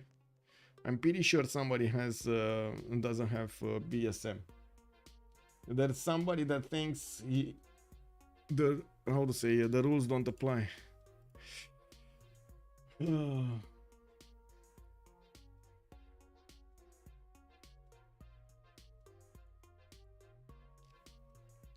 Wow, my Phyrexis crashed as soon as I opened the game. Wow. I think that boom is in progress anywhere. The science spikes come from nav schools. Yes, Michael King Griffer. Whoa. I think that way Portugal would have blown up in an economy.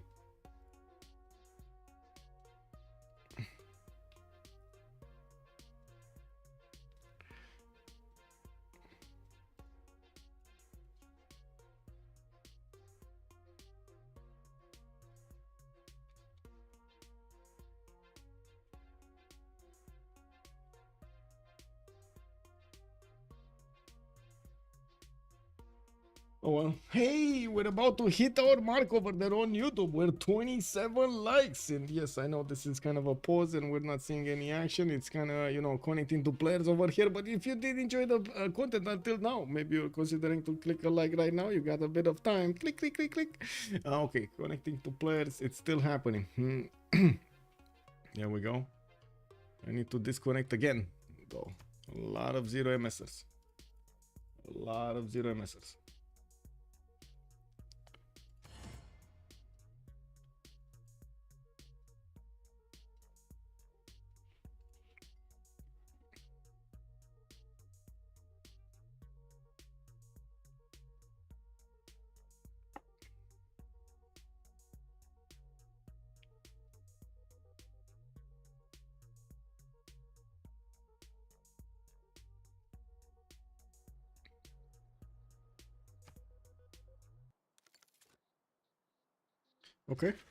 Okay, we're back. Thank you for waiting, and hopefully I'm not gonna desync. I go put you a like. Thank you, Adiro. Merci beaucoup. No judging, I think that way Portugal would have blown up in economy. Yes. But he was slowed down building a cannon and those spearmen, and also investing gold to upgrade them. So he's getting those navigation schools very late. Yes. Actually, he doesn't have a single navigation school. This is quite troubling for Portugal. Usually, he would have had already at least 1 or 2 navigation schools. You don't want to delay that much. But he is on 81 science and 53 culture. I do notice he does have also 137 points of production. That's pretty good. But I do see Nedershines keeping up quite nicely next to him. 96 and 42 with 119 points of production. Doesn't seem the difference is that big, except the gold. The gold is much better on Portugal. I mean, you know, that's kind of, you know, self-explanatory over there. We do have Rome's attack without ranged units actually failing miserably over here. Unfortunately, he did manage to do significant damage to Indonesia, but unfortunately couldn't break his defenses when the pikemen came out, and of course when the also crossbows start to come out. It is a bit too much damage on the counter attack. There we go. So you see, immediately after the knights lose their 45 bonus and support bonus, they just get shut down so quickly by these archers of Indonesia. This is the problem over here that Rome needs to deal with. Not to mention the Jong in the sea that Indonesia is using to clear out any knight that he is gonna have to see next to the city of Ternate. So it looks like right now Rome is in a bit of a pickle. We do have him with quite a bit of science and culture, a lot of production, but he can't break through his opponent. He's gonna need to outsim him. Looks like also Kokusu 117 science and 79 culture on 246 cities. The moment Mapuche putting us the pressure next up on English city of Manchester. That city is defended by Governor Victor, and even with the Malon Raiders, it's gonna be quite hard to push through it. We do need to see if the crossbows with the trebuchets will be enough to take the damage to these pikemen and take them down. We do have a decent amount of strength from these crossbows, don't get me wrong, and of course he does have generals for them. We do have also trebuchets with generals, general bonus that can do damage against the pikemen. So all in all, he should have a winning option over here against Manchester. Mr. Marco, 49 cents with 27 culture, still holding on to dear life over here, and did amazing to stamp Rome that is so much bigger than him. Like what, about 3 times the science, 2 times the culture, and 2 times the production, and he's still giving it to Rome over there, not allowing him to get any city. We do have also B Abuser, 81 science with 53 culture, 140 production. We talked a bit about him, and as you can see, he's not getting his navigation schools right now, choosing to go for a lot more amphitheaters. He wants to go a bit more culture heavy, which I mean I can understand because he's in a whoa, wait, I don't understand. He's in a normal age, so he doesn't have free inquiry. No, nor Pembrasian voice. No. Well, why no universities then? That is very surprising. 53 culture is pretty good. Very good actually at this point in the game. Going so heavy in the culture to build so many amphitheaters, it looks to me extremely expensive for what needs to be done in the next part. Now, okay, let's see. Maybe he has a plan in mind and we're gonna get to smell it out. Milentovic, 83 science, 29 culture. We do have a normal age, unfortunately, for him. He's gonna get attacked, and it doesn't seem like he's gonna have enough strength to withstand. He's trying to get more science, trying to get that culture going, trying to put more new cities out, but first trying to survive against Mapuche, against Kokusu. We got Nader also managing to get his golden age, free inquiry golden age here on Aussie with 100 science and 42 culture. It looks like he's gonna have 2, 4, 6, 7 cities to flex, and quite a bit of military on the east side. He chose not to attack Indonesia, and I think he did a very grave mistake not putting at least a few units, just 2 knights over there in front of Mataram. The good thing is he did get Etemenaki from the beginning, has 122 production, and I do see him putting down a few more commercials. Well, I say good thing is because he got those bonuses, but looking at the his opponents, they definitely have a lot more production than him, so has still a lot to work. We do have a Stop It on 122 science with 48 culture. He did get to 171 production. I do see this is because of his setup of industrial zones. You can see how he is using the aqueducts, the baths, and the I would say district adjacency as much as possible to give these industrial zones as much production as possible. I'm actually curious. He's probably gonna put a dam at some point in between these, like one here, for example, and then put another industrial zone here. Yeah, that's pretty big, man. That is pretty big. Anyway, that's gonna be a very productive Rome here. Printing next turn, he's gonna get another intel on his opponent's movement, which at the moment is stopping him from actually doing anything here. These Roman units can't actually attack into the city of oh, they can. You can do it.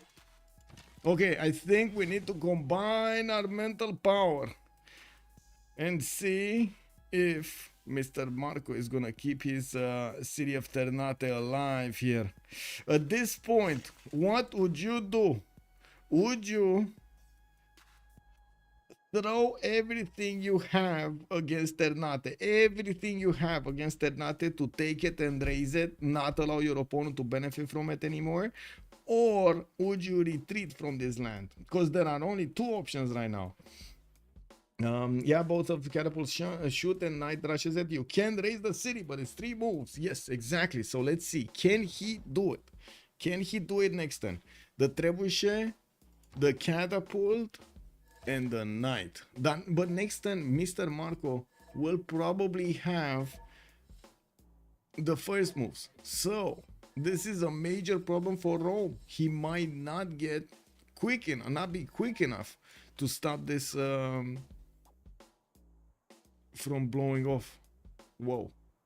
From happening. Whoa. Yeah, that's a problem. Let's actually see. Counter attack here. I would expect Mr. Marco is gonna be pew, pew, pew, pew, pew. He's gonna be like a cowboy in a Texas movie, man. He's gonna take out everything.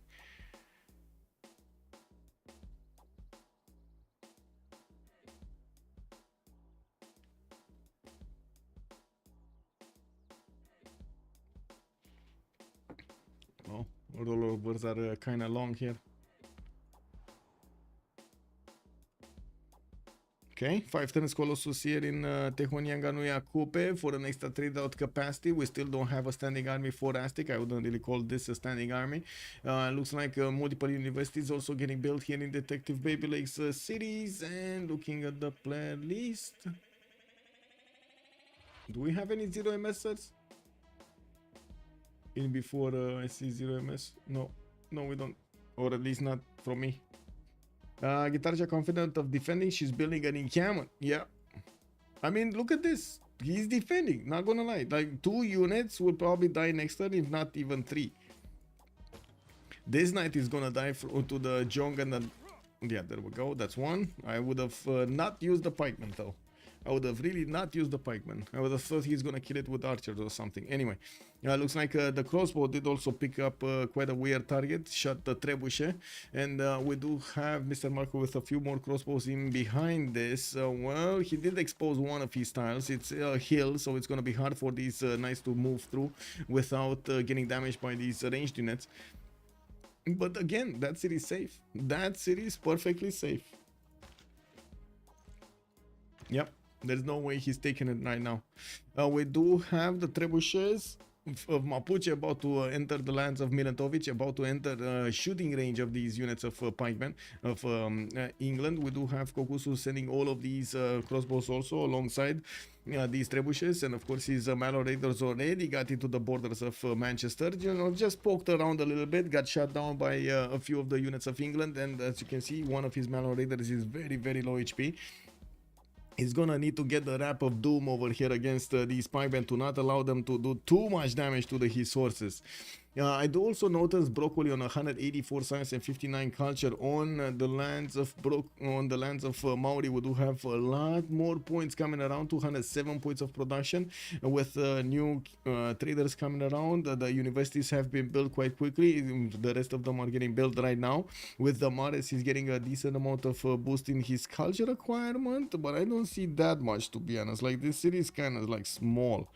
Anyway, amazing tiles to work in Taumutu to the north, and he did manage to get the first religion and the only religion in the game, Zen meditation and sacred places, not only for the amenity but a bit of science, culture, faith and everything over there from a wonder in that city center.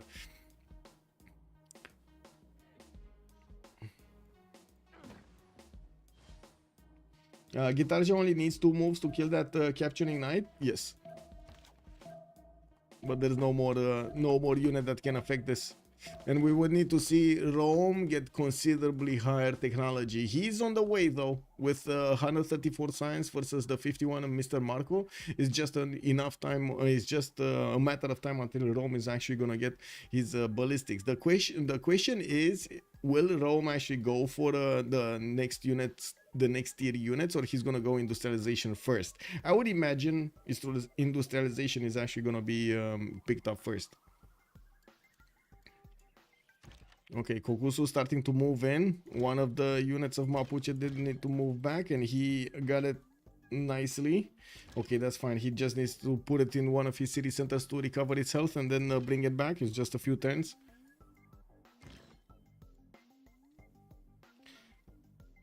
I think you raise long load. Yeah, very long load. Babylus, very long one. Probably not. He's already dead to tanks later. If you're talking about Gitarja, yeah, he's dead. I mean, it's just a matter of time. If Rome over here plays his cards right, it's just a matter of time. But at the same time, there is also the problem of Victoria, right? Which, yes, does have some science right now. And I do see he's bringing more universities in his campuses, which is going to be good. But at the same time, it doesn't seem like he's going to be even close to the stats of his opponent in the next month. When he's going to lose Manchester, he's going to be down to 5 cities. Doesn't seem like he's going to have more over here or quickly settle more. And he's just gonna want to wait until Mapuche comes and takes him out. We do have Mapuche, 144 science. Okay, well, I mean, he does have about like what, 50% over Victoria here. Still, I wouldn't really call that a major advantage. Do we have any units moving? No, neither Portugal nor Persia is doing anything with these units. Not even, wow, not even Persia going to send a few units to Indonesia. And looking at the gold pattern, it's not like they have a problem with gold. They have the resources, they're just not spending the units or the movements. We do see 100 gold on Detective Baby Legs. Cocos is going to be 68. Yes, Mr. Marco is losing 2, but not a problem. B Abuser is also on 80 gold. We got Milentovic on 11. Ozzy is on 36. Stop It on Rome is 146, and Broccoli is going to be 157. That's more than enough than they need. Whoa. Dr. X86, thank you so much. Primer. Dr. X_86. Thank you, sir. Much appreciated, sir. Holding this ion means he can escape settle? What ion?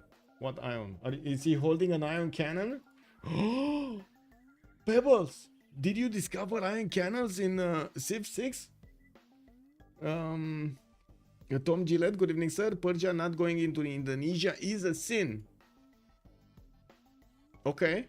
Yeah, I mean, I can get behind that. Persia, is this a sin? Chat.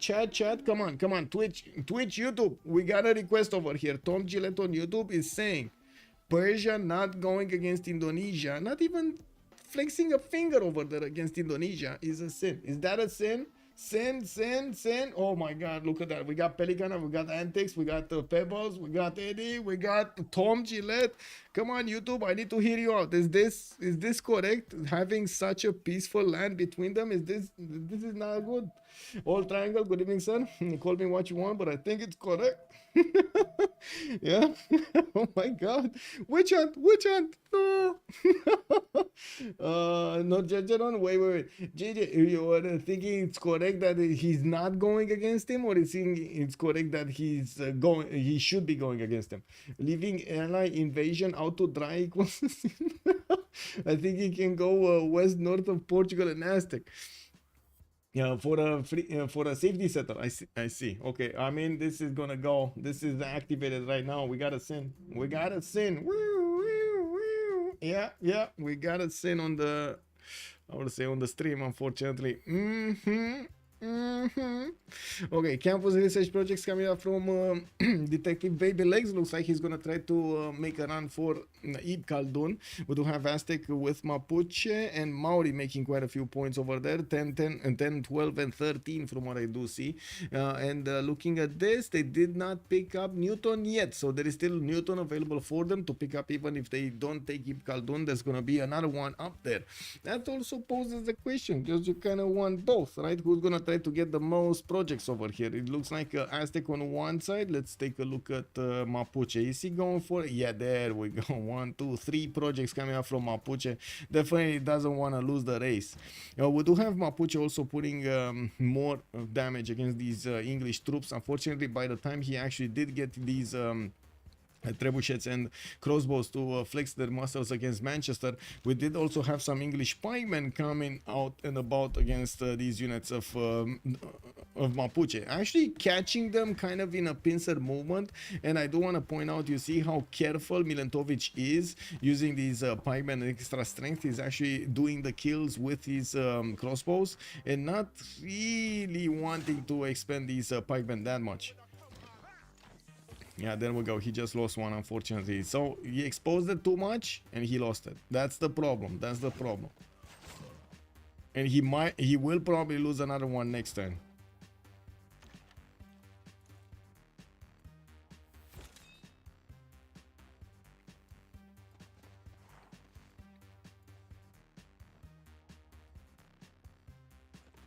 Coupe not going for a culture victory is odd with no culture victory defense on the other team. It is. I mean, you're wrong and you're not. I mean, I get it, but at the same time, I don't think he can go for it because Montezuma is just gonna kill him before he gets his culture victory. That's the problem. Montezuma is beginning to be quite a bit of a beast. Imagine Montezuma has more production than Coupe, and Coupe did not get to shipyards, did not put down his industrial zones, or at least not enough of them yet. I do see a few of them, but not enough of them yet. There still is quite a bit of work over there on Broccoli. We do have Montezuma also getting a wave of campuses. That's going to mean a lot more science and of course potential for him to get libraries and universities in each of those. Not to mention he's starting to put down his encampments. This is going to be the infrastructure he needs to build out those immediate tank armies and artillery armies later on in the game. I'm pretty sure Maori is going to feel the power of Aztec. Aztec at the moment does have +7 luxury attack damage. Definitely not too shabby. Not too shabby. I don't know, but he has like 10 overall. How many luxes? It's +7. It's +7. But yeah, he does have +10 if he wants to. This was the weirdest triple continent split, and he still didn't settle this city. Why? Whoa, he could get easy +9. He just needs to settle coffee, improve citrus. Whoa, Aztec, where's your settler, bro? There's no set. Oh my god, Detective Baby Legs.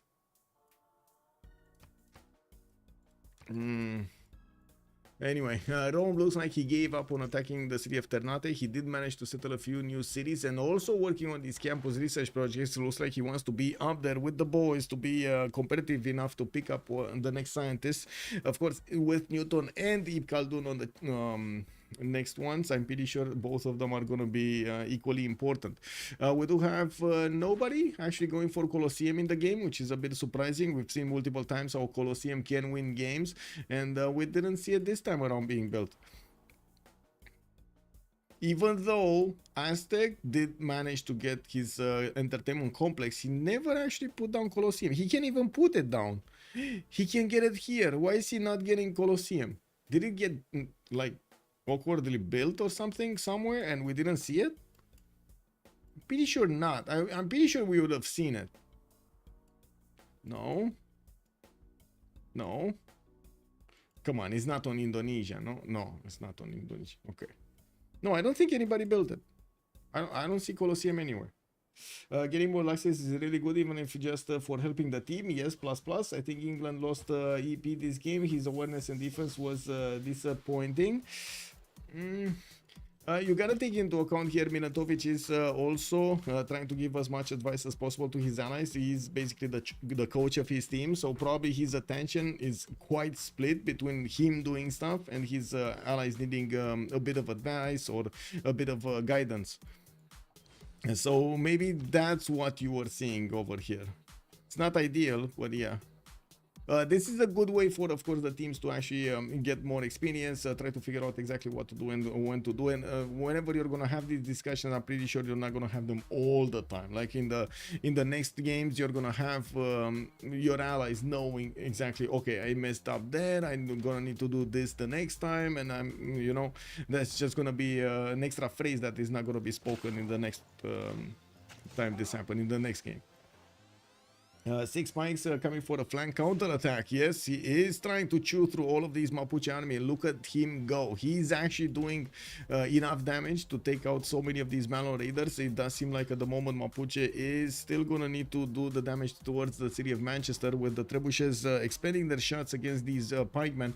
It doesn't seem like Kokusu has enough movement to attack into that city's strength and take it down. Next turn though is gonna be a different one. We do have enough of these trebuchets to take down the walls immediately and allow these Malo Raiders to follow their attacks. The problem is we don't really have that much strength on the Malo Raiders, nor enough Malo Raiders. There are only like 4 of them in total alive, and 2 of them are very low HP. A third one is like half, and the fourth one is going back to the city. He just didn't follow up with new units. That's a bit unfortunate for him. We do have the production capabilities of Broccoli also getting a bit of attention here. 239 versus Montezuma's 264. Is still Montezuma that's a bit higher. Bologna is still being kept by Escape Posel. That's giving them a bit of advantage, but I want to say that much. We definitely see Joe the Third is a bit higher than Neidershan over there, and I'm pretty sure it's not because of the city state. We do have universities coming out from Ozzy. He still didn't send an army towards Mataram, but finally he's getting a few of these heavy chariots to the west side. I would imagine he might actually want to go for Cuirassiers here, but it's too late. Mr. Marco has survived, successfully survived.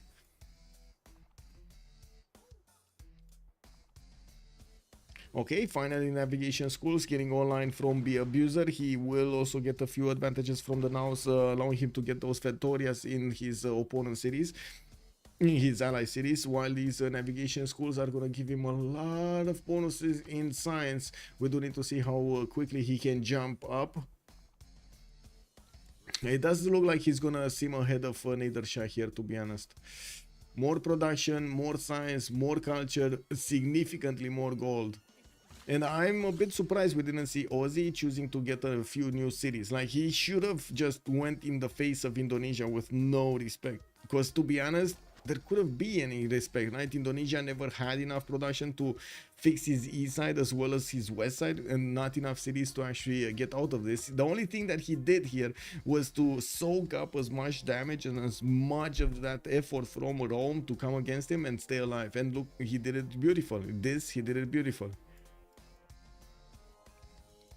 Okay, is this gonna happen? Are we actually gonna see this city being taken out? I kind of doubt it. This is all out war and no culture victory. Yeah, this is what it feels like. The spectator mode doesn't allow searching. Yeah, unfortunately, Modo, good evening, sir. I can't search for it. Should Gitarja settle more now? Can she? I don't think she can, no.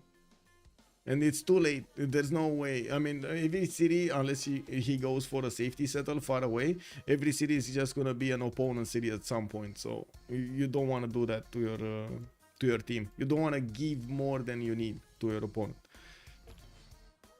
or I should say, lose more than you need. Your team can handle.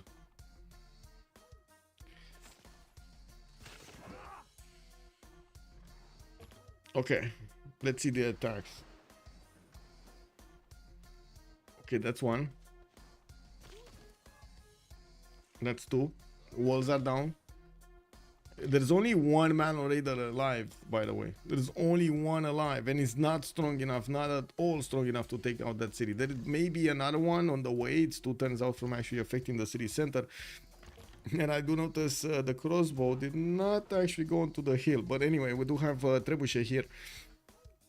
A third one coming in, and as you can see, it's gonna require, yeah, there we go, he did come in. It's gonna require at least 3 more trebuchet shots to get it low enough for these Malo Raiders to actually punch through. While in the meantime, as you can see, the pikemen are trying to get the position so they can keep counter-attacking. The northern pikemen did die, and there is another one coming out in 2 turns from the city of Manchester. Okay. I was thinking if he does have more movement on this, but he doesn't. Okay, what's happening in Rome? Rome still not doing anything. Did they take the scientist? Yes, they did take the scientist. We got Montezuma picking up Newton. Ib Khaldun got picked up by Maori, so it looks like it's a one on each team. Let's see the stats. Detective Baby Legs 226 science. The Broccoli 228. We do have decent amount, close enough production between them. And looking at this, okay, 000 plus 6 amenities here from Aztec. This is amazing. Please get another city out. Please get another city out. And this is even before he activated Newton, by the way. So Khaldun over here at the moment is not really giving that much to Coupe. No, I did see an entertainment. Didn't he build an or wanted to build an entertainment complex earlier here? No, he didn't. No ability to get Colosseum. Like Ib Khaldun plus Colosseum equals love. Yeah, very big love. Big hugs, big love. I mean, it was worth, but not the best outcome. Yeah. Okay, let's see if this is gonna be enough. It might be enough, don't get me wrong, because there's only one Melorator that might die next turn, and I should stress might die next turn.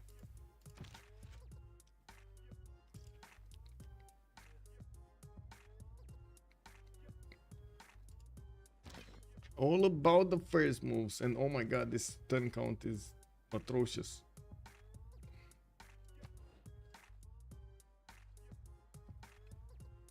Is Montezuma going for science, culture, and conquest? He's going for everything. Yes, with +7 and potential to get +9, +10.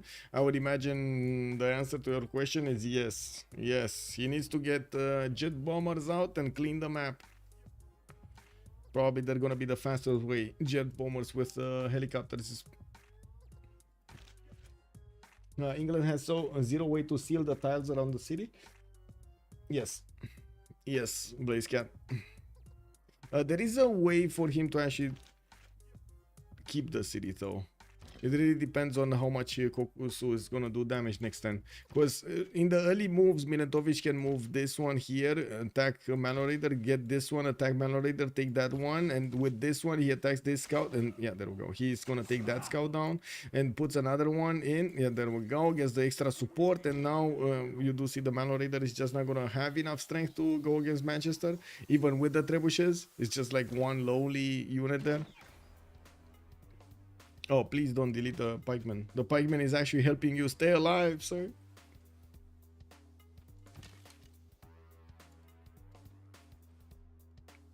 Okay, we got universities in Masha, 2 of them, 3 of them coming around, and it does seem like he's gonna get the commercials out there. Trade routes for Mataram. There is a spy established over there in the cities of Indonesia, and of course giving Rome over here an extra intel on opponents' movements. I don't see one from Indonesia in Rome cities. He cannot equal that out. There is one from Aztec though, and Aztec, well, he's not that close to Rome. We do have Kilvakisivani also finishing up in Rome's territory in 2 turns, and I do see he's getting quite a few dams around his territory. These, all of them are going to give bonuses towards his industrial zone, making them extremely good. Ah, look at this beauty. Oh my god, man. That's a 14 industrial zone, and that's even without a dam that is still under construction. Wow. Can you imagine this? This is unbelievable. This is like the Hunger Games. Isn't it like the Hunger Games when you had like that massive city with all of the luxuries in it, and a lot of people in there, like the high class people in there, and then you had like everything else behind a dam? Wasn't it like that? Or something like that. It had like a big moat around it. First moves can legit make difference between your settler getting stolen or not being punished. Is really unfair. Yeah, first moves can definitely work, but I do have to point out not putting your settler in danger, as in doing the actions to not put your settlers in danger, is still gonna be the way to go against that sort of mechanic. It's not really about the first moves fixing that problem. It's still basically you making a decision. Problem is not the first moves or last moves or lag or whatever. Aztec spy leveling up, doing commercial hub, yeah, probably. Yep, The demonstrators did not do as much as I thought. Well, they didn't. They did not. We do have intel on opponents' movements, and as you can see, Milantovic here is managing to put all of those pikemen from his capital on the front line and taking out the units of Mapuche. There's only one really low HP Malorider running away from the scene, and there aren't new units coming out from Mapuche. We do have also, let's take a look, science. Wait, Montezuma still did not activate Newton? No, he didn't. Man, what the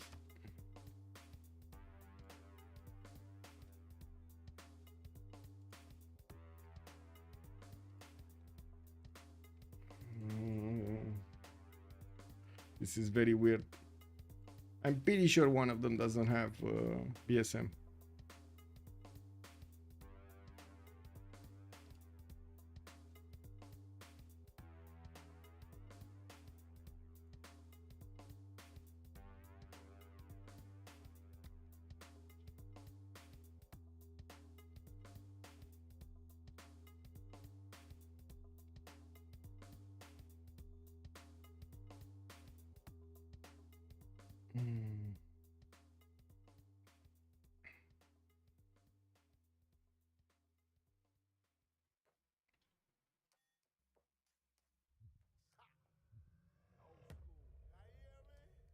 A second.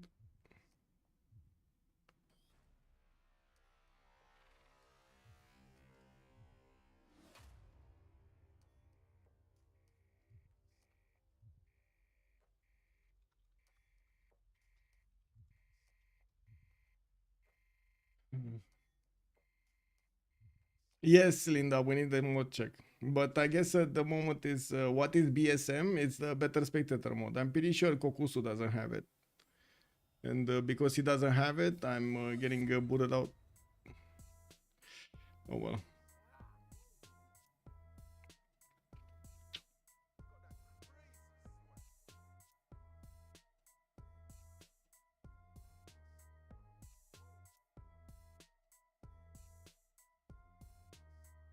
Well, this is taking a long time. Yeah, Civ doing Civ thing. Yep. Wow. Interconnection lost. Okay, let's make a lobby. Kick.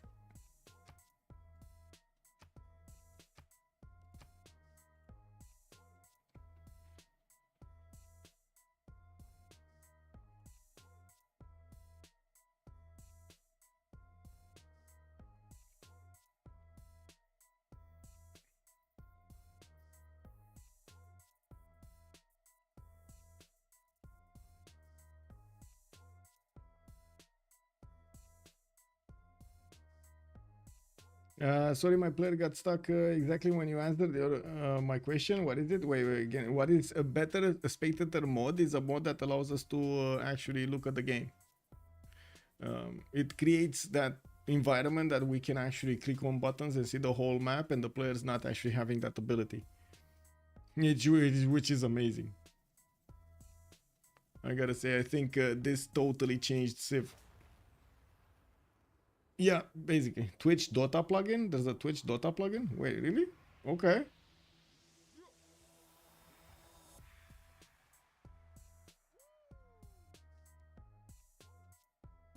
I think it's more like the Dota ability to watch the games. You see, in in Dota you have the ability to watch the games directly in the game. Like it's not going to require an extra mod, while this one actually requires an extra mod.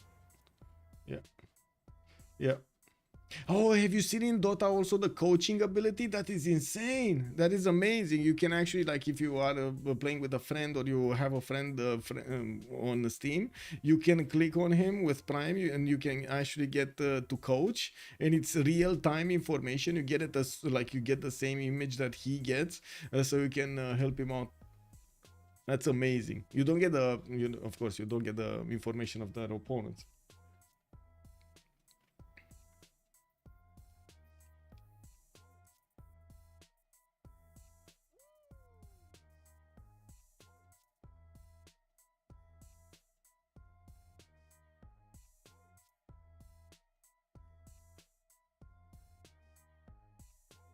Jacob, hello there, sir. Is this the right place to play and to vent about Germany and Spain? Yeah, go for it, sir. Go for it. I'm not sure what happened. What did happen?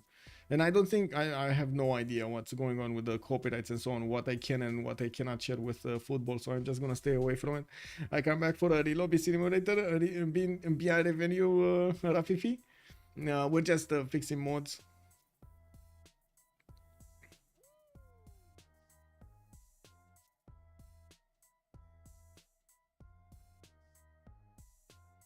Spain scored winner in.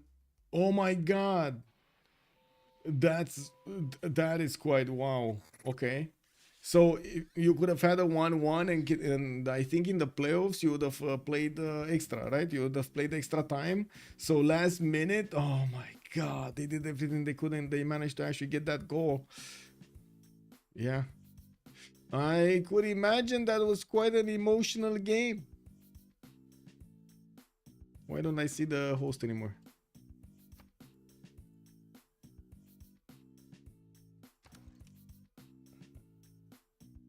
Oh, he's not hosting anymore. Okay.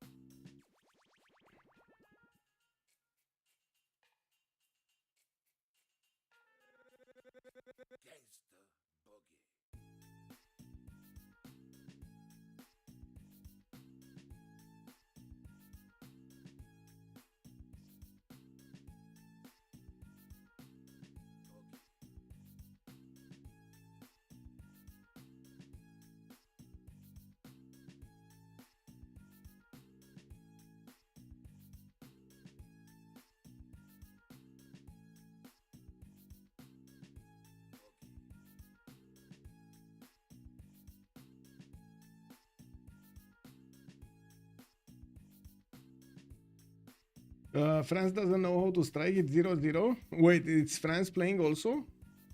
So we had on one side Spain managing to get a victory over Germany, and then on the other side France is playing whom? Is it playing Dutch? It's France, Portugal. Oh, and who are the Dutch playing? France, Portugal. Okay. Or they wait, they already won against Romania, right? They already won earlier this week. I thought it's the next phase. Don't get me wrong. Why does the timer count up instead of down? Which one? Which timer goes up? Deep easily. I mean, Kokuso also has a slow PC, so that might be causing this too. It might be, but usually I don't have a problem with slow PCs. It's only when there's a discrepancy, when especially like BSM, it boots out the spectator sometimes. It's either the spectator or the player. One of them is gonna like be booted out. Oh, in fake football, I see. Man, have you seen, like, unbelievable. Have you seen how many people are taking advantage of the Euro 2024 and actually how do you call it? How do you call it? The inability of a lot of people to not discern a fake from the real thing on YouTube right now. Have you guys seen? Oh, Ozzy has BBS. Nice, nice. Yeah, very nice, very nice. Have you guys seen what happened? Like, if you search on YouTube a game, check this out. Check this out. So I go on YouTube and I search Euro 2024. Okay, so check this out. You seen this? You see this, right? Euro 2024, Portugal versus France, live, blah blah. This is legit. Yes, this is a commentary. This legit commentary. This is fake. This is fake. This is, and I don't know how YouTube is allowing this to happen. This is fake. Euro 2024 quarterfinal match live. Check this out. If I report it, like this is fake. Like I go into the this and you will see it's actually not it. It's how to say it? Everything is fake. Or it's something else. What is this? You see its animation? You see its animation? This is fake. Yeah, it's a game. It's fake. 10,000 people are watching a freaking video game right now, and they're thinking it's actually Portugal versus France. What? How is YouTube allowing this? 15,000 people are watching this, and it's a game, man. Bro. Really?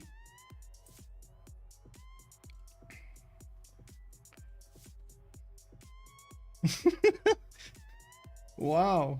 As per YouTube guideline, you can take content, and as long as you transform it sufficiently, like video needs to be 25% of original, you can use it like that. Well, yes.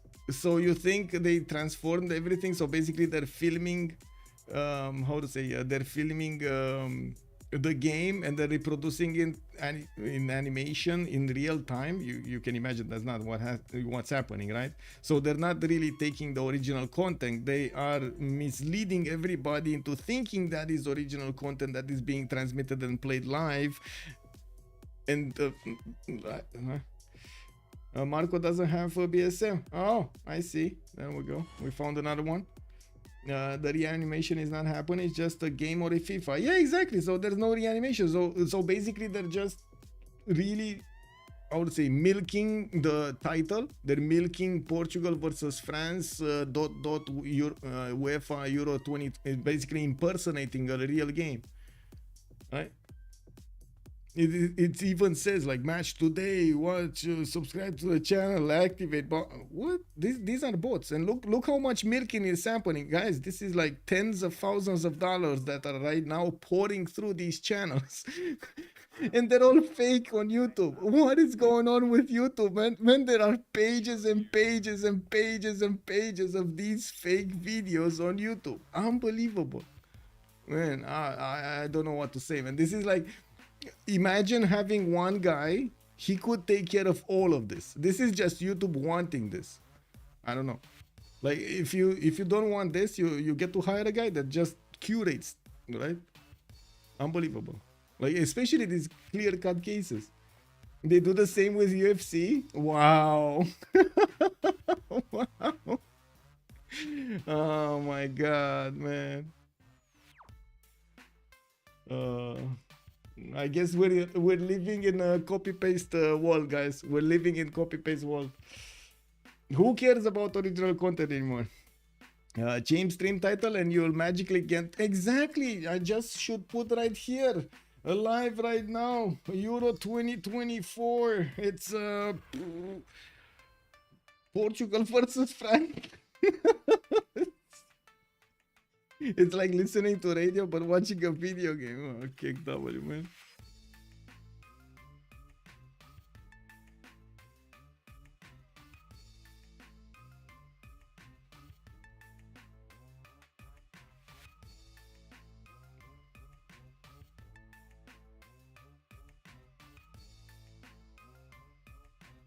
Put a Civ game 1v1 Portugal versus Black Queen and then farm the views. Kick W, yes. I do have to say I'm really against what has happened, or I don't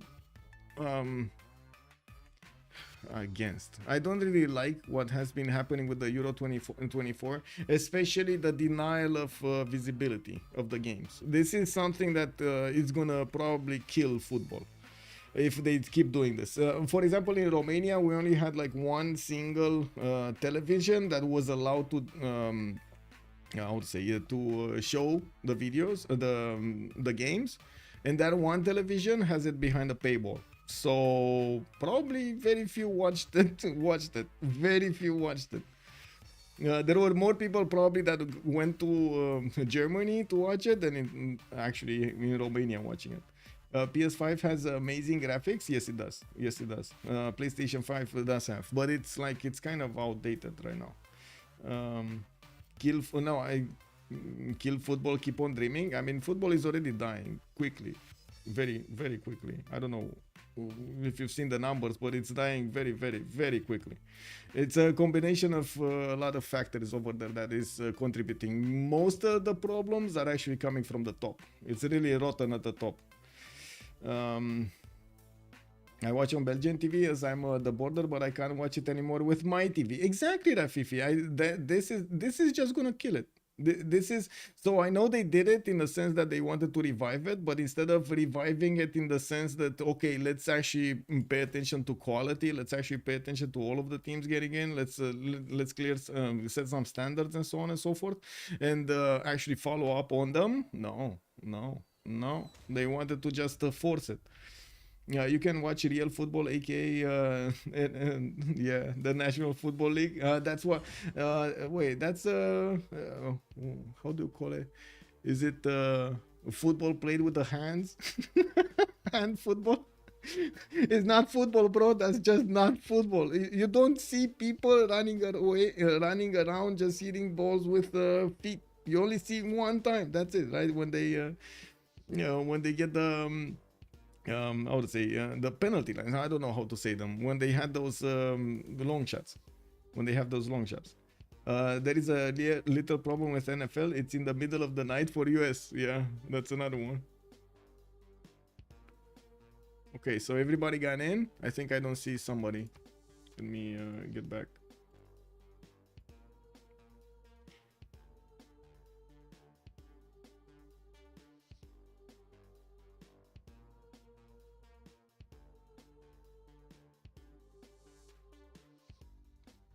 I wanted to watch some baseball game during the Olympic Games, but there is no baseball to pass.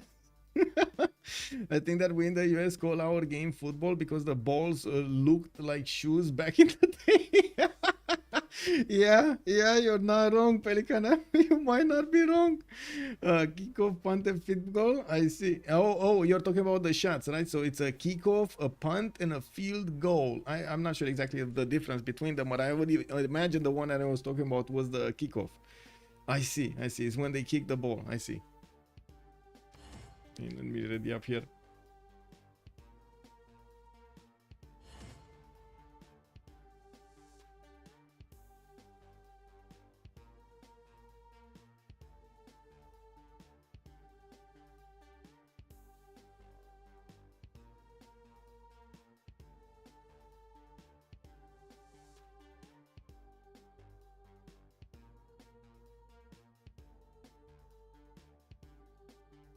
Familiar with Ruibi? That's the basis of US football. Yes, I mean, I'm familiar. I've seen a few Ruibi games. I find it a little bit more interesting than actually US football, more because like it looks like a man sport, and US football does seem like a toned down man sport. Like it's a little bit with more pads and stuff like that. You know, like it's like how to say safety zone. You know, with the safety zone.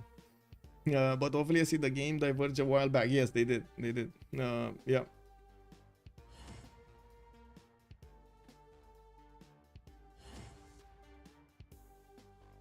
Okay, just waiting for the last one. Man, I do have to say, Linda, thank you so much for checking out the mods. Hopefully this time we're actually gonna have, you know, a much more smoother gameplay. Just Danny, why take this loading so long? Because we checked the mods, like we asked the players to show us their mods to make sure they have the same mods. Give me a second, I can even show you where they sent us the mods. Where is it? Modding for something. No, mods proof, this one. So they sent the mods right here. And some of them did have extra ones. That was the problem. Some of them did have different mods, like better balance starts instead of better balance game, and so on. Usually the games are kind of unstable if you do have different versions of the same kind of mods. So for example, having better balanced starts and better balanced maps will cause issues together. So will any other number of different versions of BBG next to each other. Best part of American football is beer. That's why you're going there, and tailgating. And that's another point I want to make about football dying. The same. So, oh my God! I think I double loaded. Yeah, I did double load. From the barrel of muskets to flowers. Is he gonna load? Khaled Warts, thank you so much for the follow, sir, and welcome. Is it actually gonna load, or I'm not loading? One so vast and mysterious. Let's give it a second. Maybe it's gonna load. Yet Okay, coming back on the subject of what I was wanted to point out about football, as more and more opportunities for the people to get the same amount of energy and thrill from the same kind of events. Like for example, in football, you go for the thrill of it. You go for like screaming after your, I would say, favorite. You go for feeling all of those vibes, all of the feelings being, I would say, common, all of the emotions being common around you. You do get a very, very interesting, I would say, actually, I would say, overwhelming emotion. And yeah, it looks like the game, I'm gonna need to close it and restart it. I did click. There we go. Close the program. Right now we do see the development of the esports in, and more other sports are starting to pick up. That is coming at the expense of football. That is the major one that's getting hit, because players that are fans or viewers that are fans of NBA, or players that are fans of NBA or something like related to basketball, baseball, tennis, and so on, they're still gonna be there. They're not gonna leave alone. But the ones that are a bit undecided are the football ones. It won't load. Okay, like that. Yeah, it didn't. I don't know if Brainrot can sub anyone. I would, but I watched the stream. Wait, they have a problem with the sub? Why do they have a problem with the sub? Okay. Probably lobby blocking anyways, and have to do a new game. I hope not. Cool Whip. I hope not. Cool Whip. Well, let's see. I mean, we can live through a few these things, but I guess it might be a bit more painful on them than on us.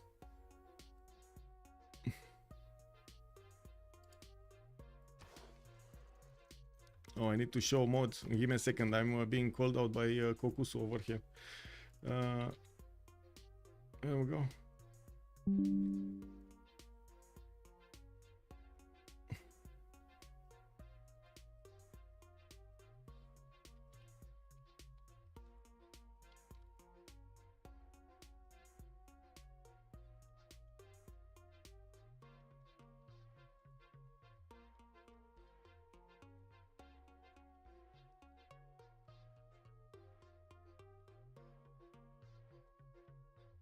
There we go.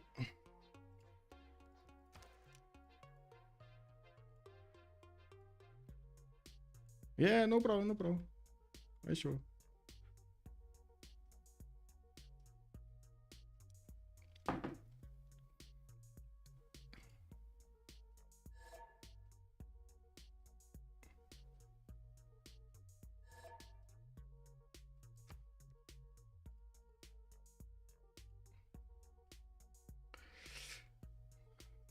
There we go.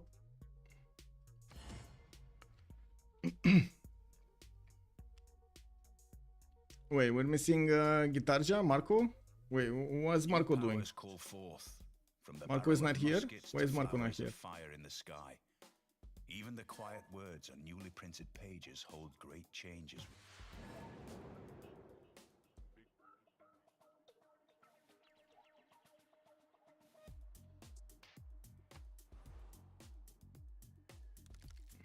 Oh, Bologna is getting attacked by B abuser. I didn't see this attack. Good thing that we did the lobby. I didn't see that Bologna is gonna be on the wrong stick of history here. It looks like that was the city that Rome was keeping.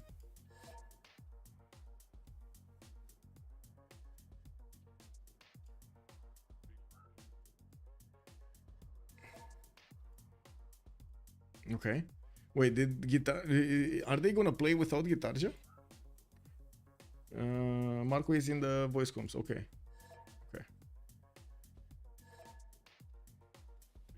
Oh, he probably double loaded as well as me. I see.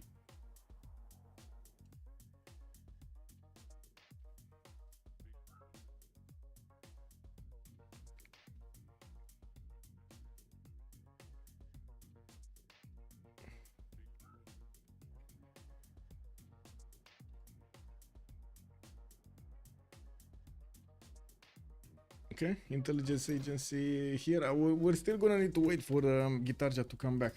Okay, so do we have? Oh, we were the previous turn. So again, the attacks need to happen on Manchester. They're gonna need to do the same moves, and of course, Kokusu is not gonna get the city center by the looks of it. Doesn't have enough units to punch through it. We do have also Montezuma managing to get that Forbidden City started to be built. He did recruit Isaac Newton, didn't activate it yet. He's still gonna need a bit. And we do have Maori over here also getting his production capabilities higher with all of the industrial zones coming in. Looking at the tech side, we're going to need to see what they're going to choose. At the moment, they didn't choose anything. That's why test is appearing here. But I would imagine industrialization is going to be chosen soon by Broccoli, so he can get that extra production point on each of his styles. Mines? No? Is it that important actually on a Maori?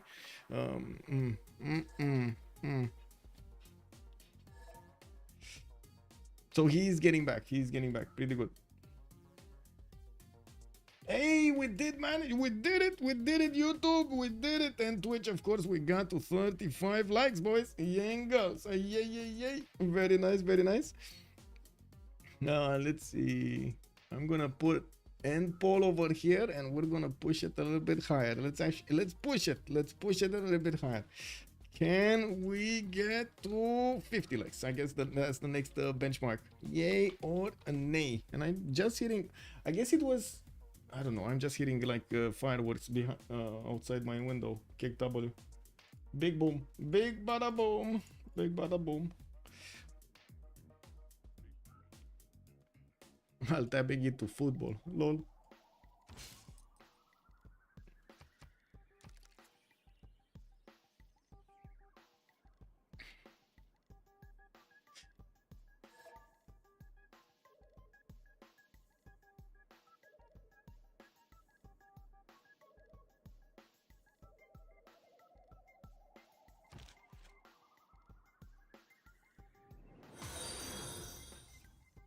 Lord Blackenoak has joined the round table. Lord Blackenoak, thank you so much for the follow, sir, and welcome. And they're talking about the game. They are, yeah. Okay, let's see. Let's see what's going on. We do have Manchester over here. We're getting his pikeman soon out, and of course we're going to see the same move, so we don't really need to take care of it. Persia, by the looks of it, is still not upgrading units on the left and on the right. He tried to sim a little bit more, 121 science, 60 culture. We do have him, of course, in the free inquiry golden age, and he's going to be there for quite some time. Still 13 turns until the next Congress. That means 12 turns in this era remaining.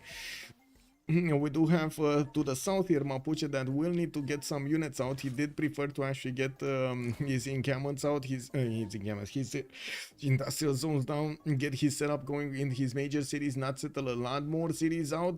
Just don't, don't force it. He did also try to get the Kirva Kisifani, but that's going to be built here in Rome's territory. I'm pretty sure in 2 turns it's going to be much faster than Mapuche. We also had him attack his next door neighbor England and did slow down significantly Victoria from getting to his next part of the game. He's down to 118 points of production while Kokusu is 192, and of course the science, you can see it's more than 50% more on Konkusu. We do have, not to mention, triple amount of culture on Konkusu compared to England. One of the things is the Shemamuls are giving over here so many points of culture to Mapuche. This is one of the awesome things of Mapuche. We did have Galileo also recruited by Mapuche that will give him a good influx of science immediately from activating it next to the mountains, and as you can see he's going to put it in a 4 tile. 1, 2, 3, 4 of these tiles are going to give him the bonuses. Does he have another like a 5-1? I don't think he has a 5-1, right? It's only 4 or 3, or yeah, he doesn't have a 5-1.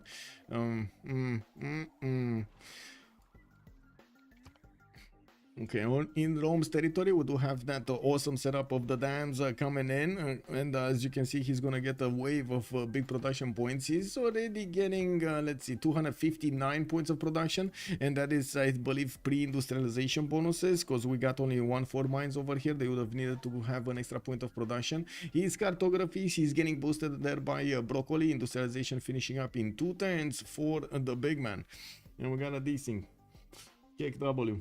We're loading. Please wait into the next turn.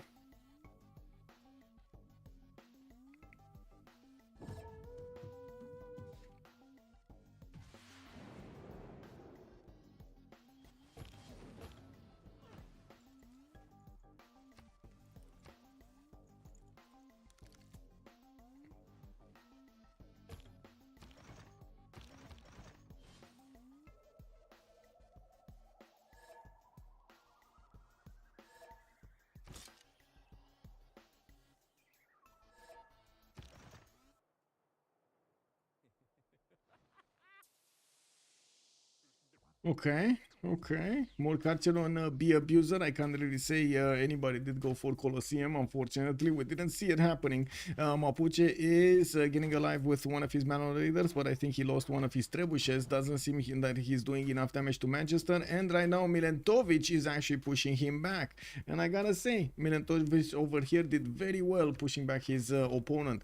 That will slow down and also demoralize Brainrot because they couldn't even break England. That was so low when it comes to stats. We did have on the other side the same thing happening. Of course, Mr. Marco did manage to fend off attacks from Rome for the majority of the game, and we do have finally a safety settler moving out. I would imagine he's going to want to get it past Johannesburg to get into the lands of Aztec here, or somewhere around there. We do have also Rome managing to get those universities finished with his industrial zone put down and all of that adjacency coming out from the dams and the aqueducts, the baths. He's starting to get his workshops going and will probably follow up as quickly as he can with industrialization here so he can get those factories and the coal power plants. Right now on Maori, we do have him getting his shipyards out. This will also increase significantly his production capabilities in the next part of the game. He's already on 281 points. Without that bonus, I'm pretty sure when all of these +4, +5, +6, +8 harbors are gonna come out, they're gonna be amazing. He's still in a free inquiry golden age, so he's benefiting from the adjacency of those harbors slash commercials for the science that will go away in the next 11 turns. We do have him also next to Aztec, which at the moment is managing to punch through the 200 science mark, 220 and 76 culture. Also about the same number of production as Broccoli on 288 points. We do have him with a few lighthouses coming around, and I do see he's one turning a settler from the capital. He was building Forbidden City. I'm a bit curious what is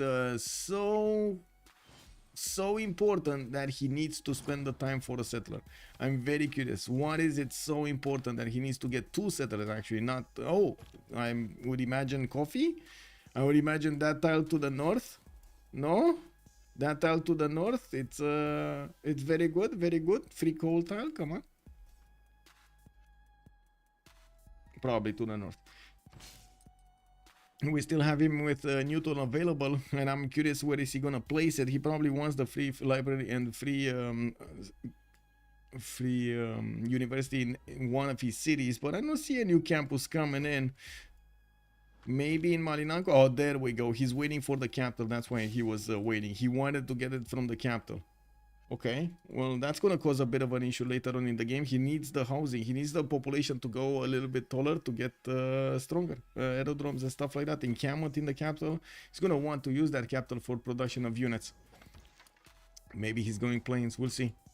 Looking at England here in the main cities, intelligence agency coming up in 6 turns. It is going for a wave of builders and does have a few campuses on the right side. Did fend off attacks, and Mapuche right now is in a pickle.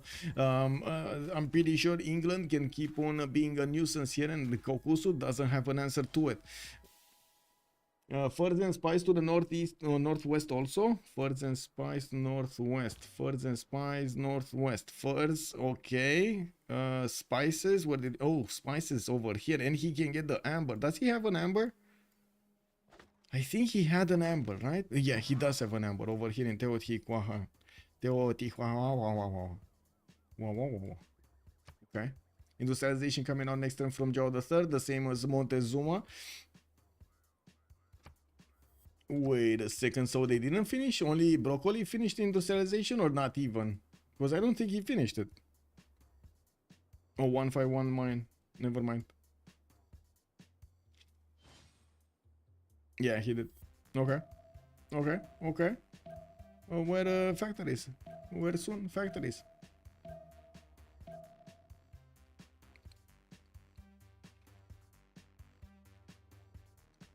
Yeah, 1-5. Okay, he did finish it. So it's all about Rome. Did Rome finish it? No. No, he still has 1-4 mines. Castle's coming out next turn in lineman in 3. Morphe has joined the round table. Morphe, thank you so much for the follow. And if +7 becomes +11 possibly, that is a bit too much. That is a bit too much. I mean, nothing will probably stop those jet bombers, to be honest. First, yes. Also, Ash, what was the Civ6? The fact that Persia never sent a single unit to attack Gitarja next to him. Like, he had such an easy opportunity to keep Gitarja on his toes on the right side. There just wasn't enough production here, and Persia never sent a single unit. A single unit. Like, I believe for like 15 turns we didn't even have a single unit defending Mataram. It was just plain open. Probably Mataram would have died immediately. Yeah, this thing, I mean, it's fine. As long as the game keeps on going, it should be fine. We do have the shipyards also finishing up here in Portuguese territory. He's finally getting a few more production points, but you can see Montezuma is quite ahead of his opponents and allies at the same time, while we do have on escape Posel a very hard problem to get Nedersha and England over 200 production. We do have three nations, Joe the Third with Kokusu and with Montezuma benefiting from the plus 200 points of production, while only Broccoli and Stoppen on the other side are benefiting from 200 points, 284 and 298. With factories coming in, we're gonna need to see if Broccoli is gonna manage to get an army out anytime soon. We do need to see also if England is gonna manage to pad those numbers, and what is Nedersha gonna do, because to be honest, I mean, I don't see him that happy with the amount of cities he has. I mean, I wouldn't be happy with the amount of cities I have, but I don't understand why he never settled the west side. Honestly, I don't understand. Maybe he thought he's gonna put cities a bit too close to Indonesia, but to be honest, like, look at this. He could have settled quite a few new cities to the west side and just got bigger. There comes a point in the game where you literally are stopped by the number of cities to get a lot of stats out. You can't build new districts, you can't get the population higher, you have a lot of problems, and because of that everything slows down. You can't keep up with the tempo of your opponent. So more cities at some point in quite a few situations is better. We do have him sitting on 2, 4, 6, 7 for quite some time. This doesn't seem like it's enough.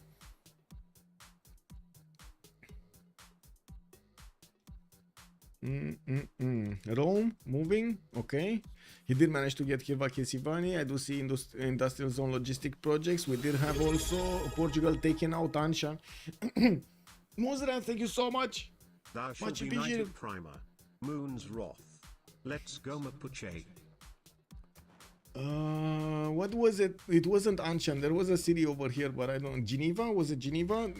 Portugal did manage to take it down, so it slowed down a little bit the advantage of his opponents. Not by much though, not by much. It's still Montezuma having so much science here, 233 right next to Maori.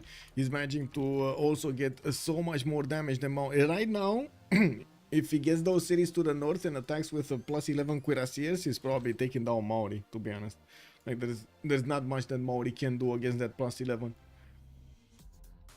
Also, Salty, random fun fact, Daniela Ludwig, a former German Draco missionary, once dropped the line, he's no broccoli, when trying to tell people it was bad. Ever since then, has become a synonym for what? Wow, every time Michael talks about the player, I have to think of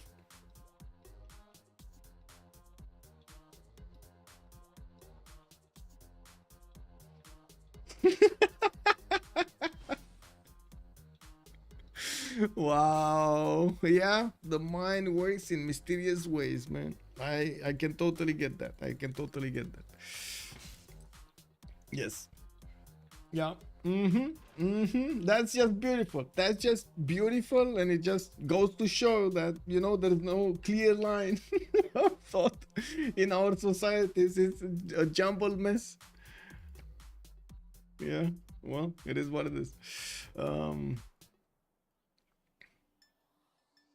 Okay, we got over here spies coming up from Antium. More campuses also being placed down by Stopet. He did manage to well, come close to 200 points of science, definitely making more than his opponents over here, 170 and 170, while he will have significantly more than Indonesia. Well, Indonesia got out of there. He's safe, he's out. He's gonna get his settler towards the west side of Johannesburg and towards the north of Montezuma to just sit over there, be pretty.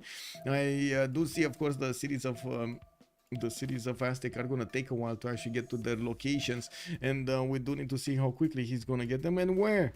Wait, why is he not? Really, he's not seeing this? Detective Baby Legs. Oh my God, he's not seeing he's not seeing the coffee. Okay, there's another city here. I am holding hope. Why is he going?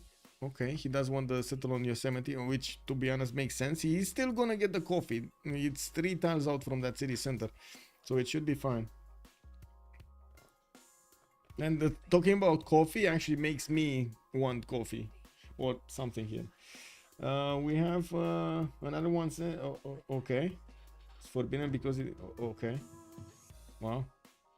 Yeah, I heard you have smart police also. I understand we had a case recently, and I think a close, how to say, they stole identity or something, or they said other dates because there was a person from like one of the little areas in Romania that got, how do you call it, called out by the German state because she drove around Germany and how to say, drove a little bit too fast, so she was acquiring penalties, and the police from Germany wanted to have her, like, you know, like the IDs and so on, and she never went to Germany, like didn't go to Germany. She didn't even have how to say, a working permit for a car. I don't know, man. Police in Germany is weird. I don't know. I guess police in Romania is weird also. Don't get me wrong. Like these guys, yeah. Anyway.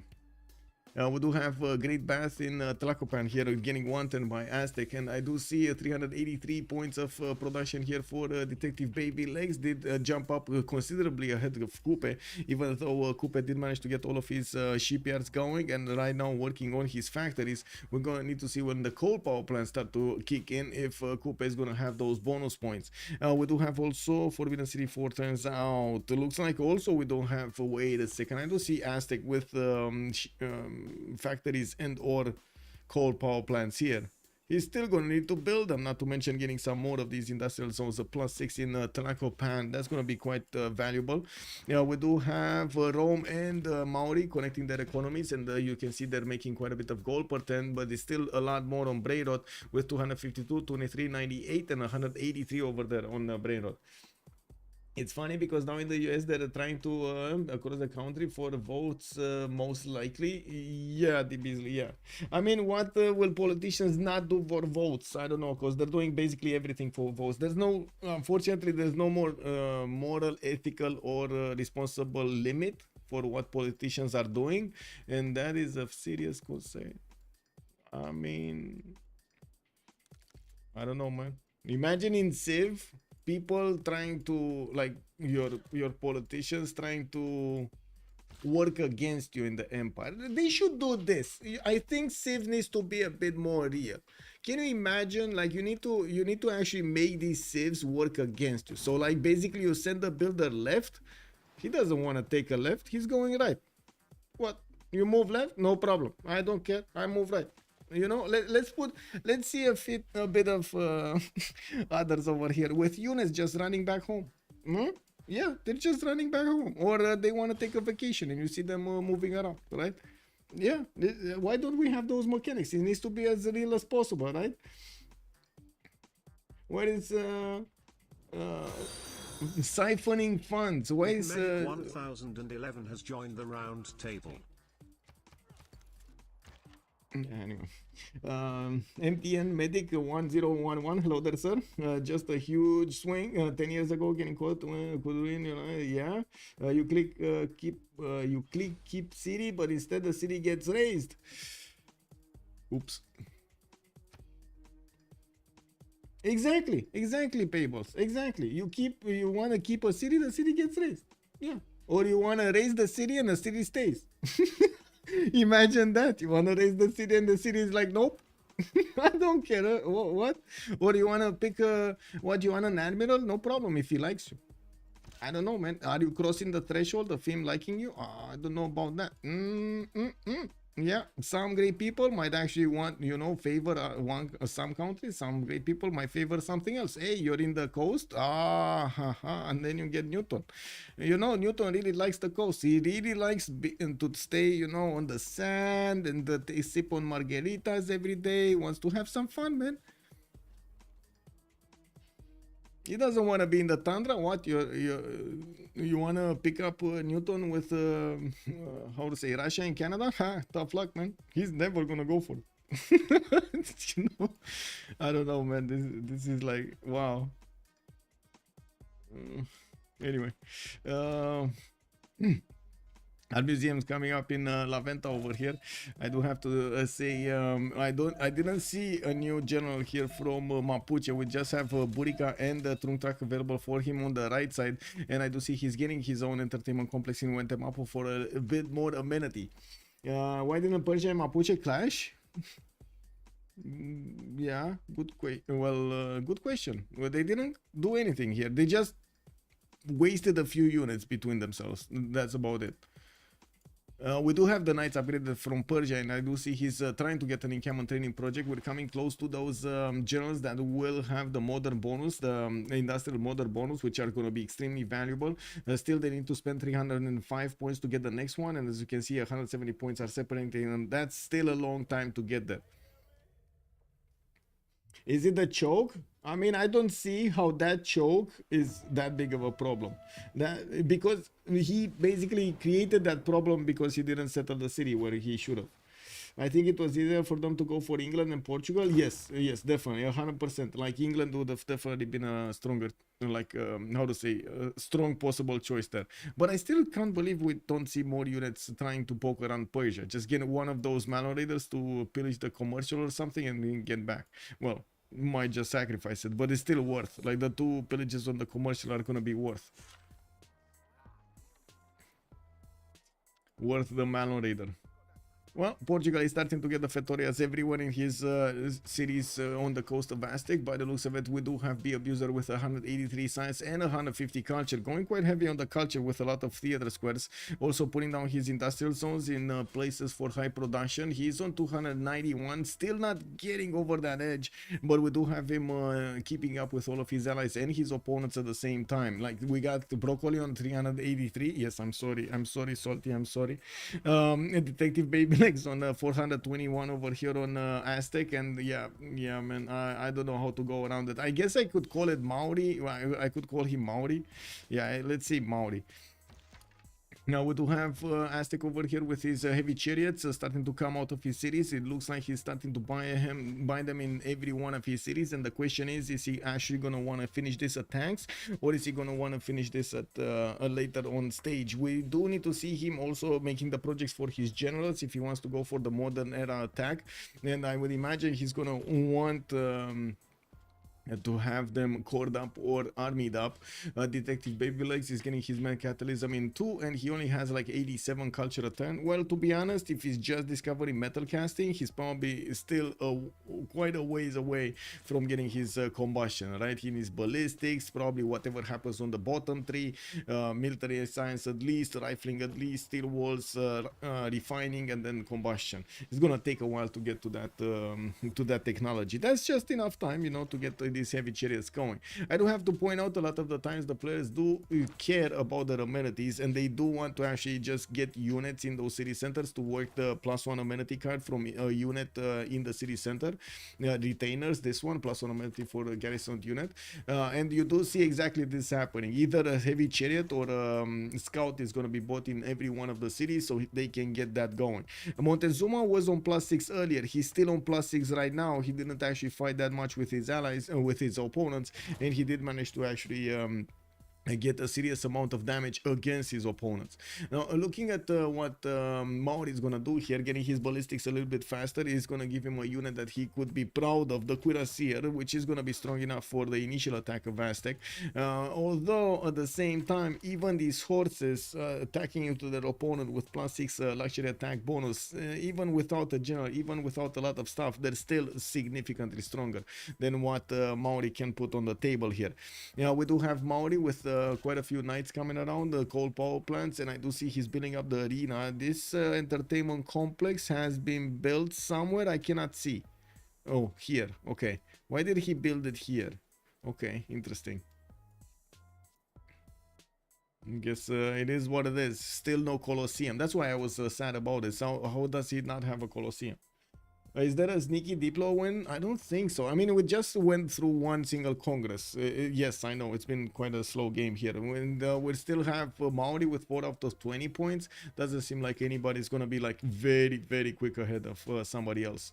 With Forbidden City finishing up next turn for Baby Legs here, we're probably gonna see him working on extra policy card. And okay, this is happening. You don't invest that much gold into such an attack right now to not benefit from it. This is happening. 100% Montezuma is going to start upgrading soon, and probably is going to be Cuirassier timing against Maori. Well, the timing actually moved away a long time ago. Don't get me wrong. This is not Cuirassier timing. This is a long time past the Cuirassier timing.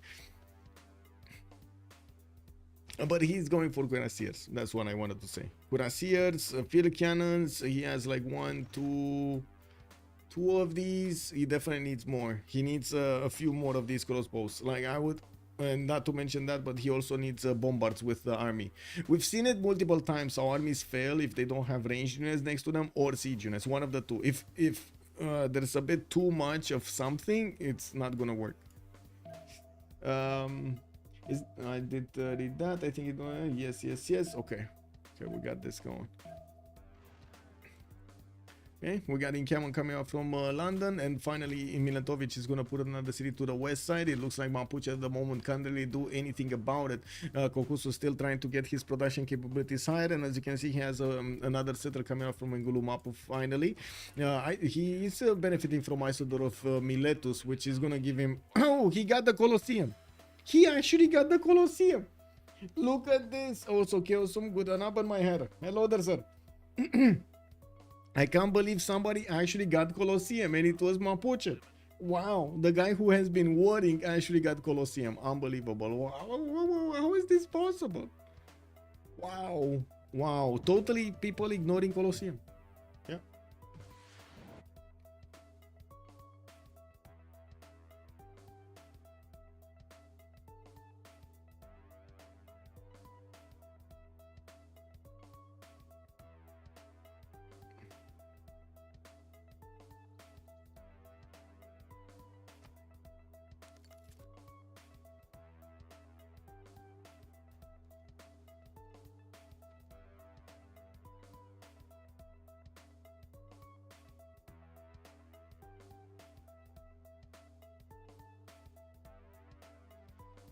Okay, so Cuirassiers are gonna start to come out from Maori's territory, but unfortunately for him, it looks like the buildup of units here from Montezuma is gonna be a bit too painful, too much, too quick, too fast. We do have Maori that will need to build a line of defense with not only strong units to fend off attacks, but also some ranged units to kill off those units attacking into him. With Montezuma benefiting from 451 points, he's kind of tied with Kupes 455. A bit more science, not that much culture difference, and the gold doesn't seem to be that big difference. Although the technology, let's see, Detective Baby Legs is gonna get ballistics next turn, and we'll start upgrading all of these units against his opponent.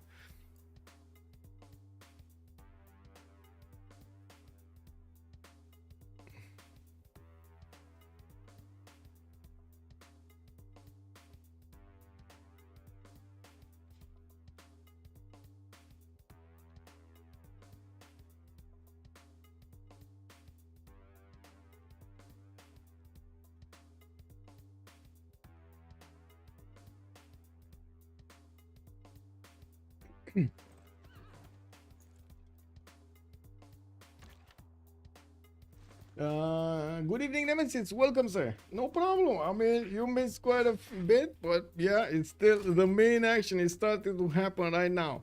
So we did have over here a few units from Persia still a bit scared of going towards Indonesia. That was the sin, by the way. The Persia got way too scared about Indonesia. Rome did try to take Ternate. Unfortunately, with 2 attacks in horses and knights, couldn't get either. And well, we're going to need to see if he's going to follow up with something. I do notice he is using the retainers card because he has these units in his city centers. Now we do have right now Aztec about to move on his opponent over here on the right side. We're going to see these units from Aztec just stomping through.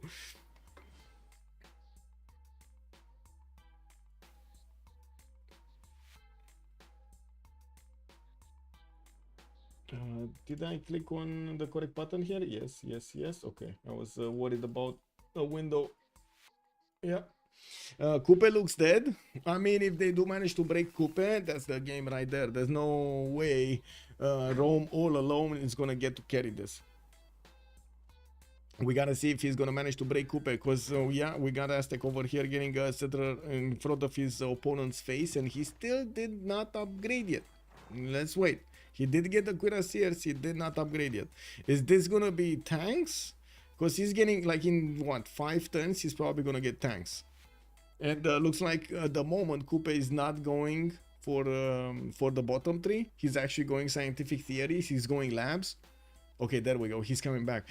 Military science in 3, while a detective Babylegs already getting rifling with the boost. Okay, okay. I mean, it looks like Montezuma is going to be a bit ahead of his opponent here. He did manage to activate Newton and does have the higher science number, 359 points and 95. Oh my god, if he actually gets 2 tanks, this is gonna be problem, big problem. He will need a lot of gold to upgrade the heavy chariots into tanks, but I'm pretty sure it's possible. We do have him also getting a few more production capabilities, and his settler is still on the way towards the north and the west. And we do have him upgrading the first citrus that should put it at the +9. Is he a +9? Yes, he is +9 luxury attack bonus, and he can get a +11. He has fertiles to improve here and spice tiles. Fertiles, spice tiles, fertiles, spice tiles. So +11 possible on Aztec. Can he get to toys? Or toys did get taken? He got toys also. Whoa! That's how he got the +9? That might be how he got the +9 actually. Do we have the merchant anywhere? I don't see it. No. And +3 intel, yes. What's the lux number? We were just talking about that. Does the Aztec see the spices in the north? Yes, yes.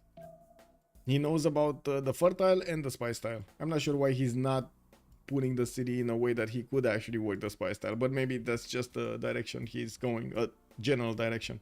I do see this unit is gonna get the coffee tile. That's another one. Okay, that's another bonus.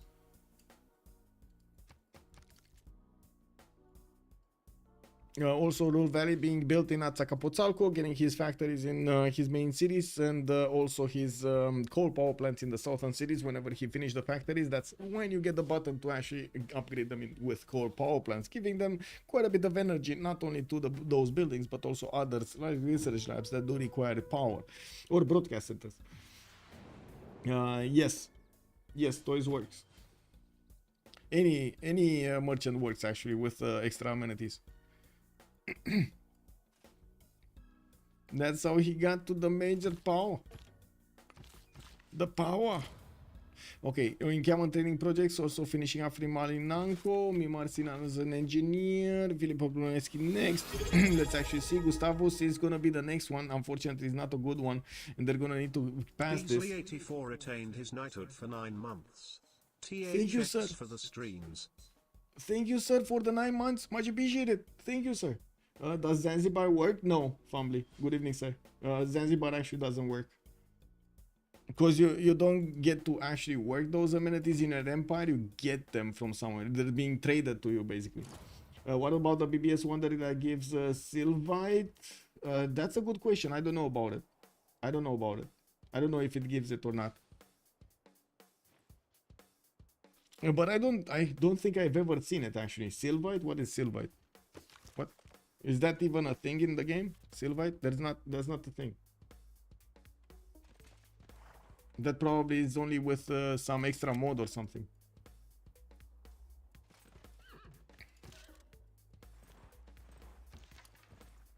Okay, Alhambra also in Tracopan finishing up in 410s, and well, in the production queues he's going for that. Oh, coding up already, so he did manage to get his nationalism.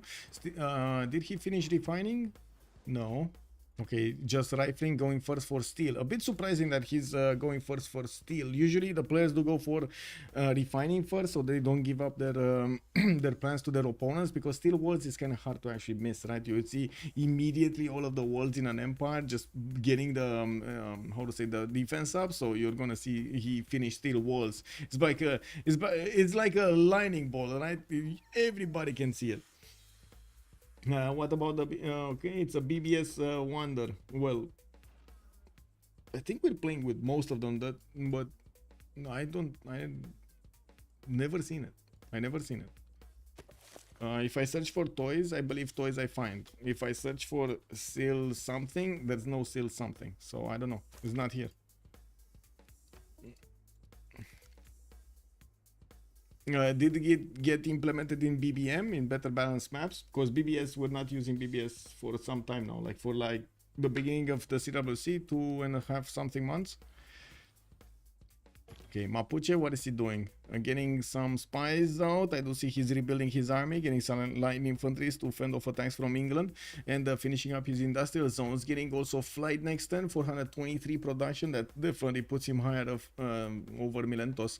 We did have him also switching eras, and I do see golden, heroic, and a golden. While on the other side we got normal, dark age, golden, and a dark age. Only one of them, Trajan, did manage to get to the golden age, which will put quite a bit of pressure on their team. We do have Kokusu, Detective Baby Legs, and B Abuser managing to get over 200 science, while on the side of Escape, Posel, only Maori is able to actually get over 200 science. I do see in the goal per turn there's a significant advantage for Brainrot here, 453, 173, 62, and 300 points over there for Zhao III. With the new series being settled by Montezuma, he's gonna get that attack damage extra, and we're gonna need to see what is he gonna end up on. He's already on plus 10 luxury attack bonus, and he has at least 3 more resources that he could get. 13 plus 13 on him. Oh my god, plus 13 Aztec. The thing is, Maori does not know. Like, the moment Maori knows about how much damage Aztec will have is probably the moment they're gonna CC. But he can only find that number by actually feeling Aztec attacking into him. He can't see it otherwise. And you do see he's getting a significant army of his own here. I'm pretty sure we do have, and this is because of how the preparation went, by the way, how Aztec went about his preparation over here. It took a bit too much time to get these units. But anyway, tank cores going against even tank cores of Maori that will not have the plus 11 on them. That's still gonna be a major advantage.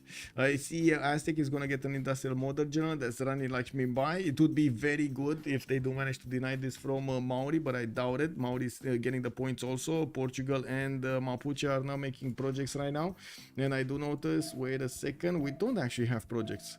We do not have projects from Maori. Okay, who's getting it? So we got a project probably here. No. Okay, he's getting them passively. We got Mapuche Industrial Zone Logistics Projects. Doesn't care about the general. Do we have over here something? Cuirassiers. Oh my god. Oh, finally, guys. Persia turned 75. He went against his next door neighbor here, Mr. Marco, with an awesome pack of 3 Cuirassiers.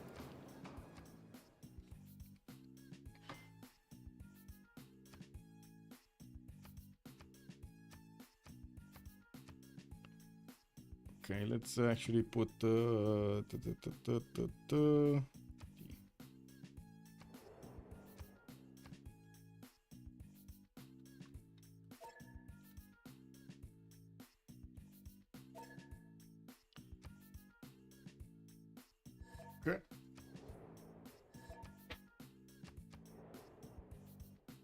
He checks lots of enemies. He knows of at least plus 7. Yeah, but he doesn't know about everything. He doesn't know about everything, Rupert Feddy. That's the problem.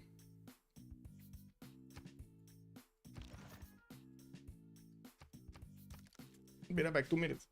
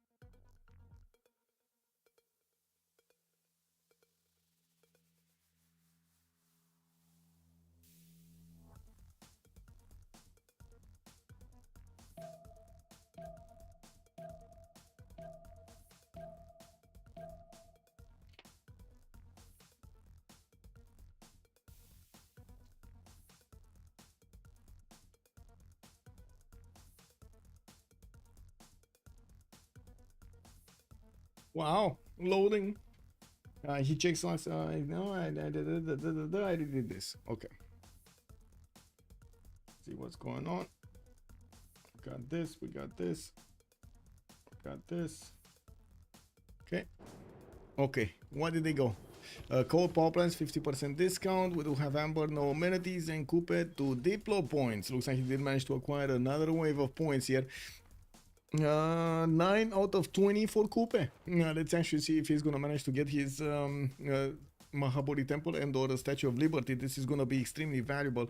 Maori might actually get the Diplo victory if they could do that. Of course, we're gonna also need to see how quickly Detective Baby Legs is gonna manage to get to his tanks. Refining finishing up in 210s. He's 300 science, while Maori is 250. I think he actually needs to put up a card or something, or was needing to put up a card. No? No, okay, still 300 science.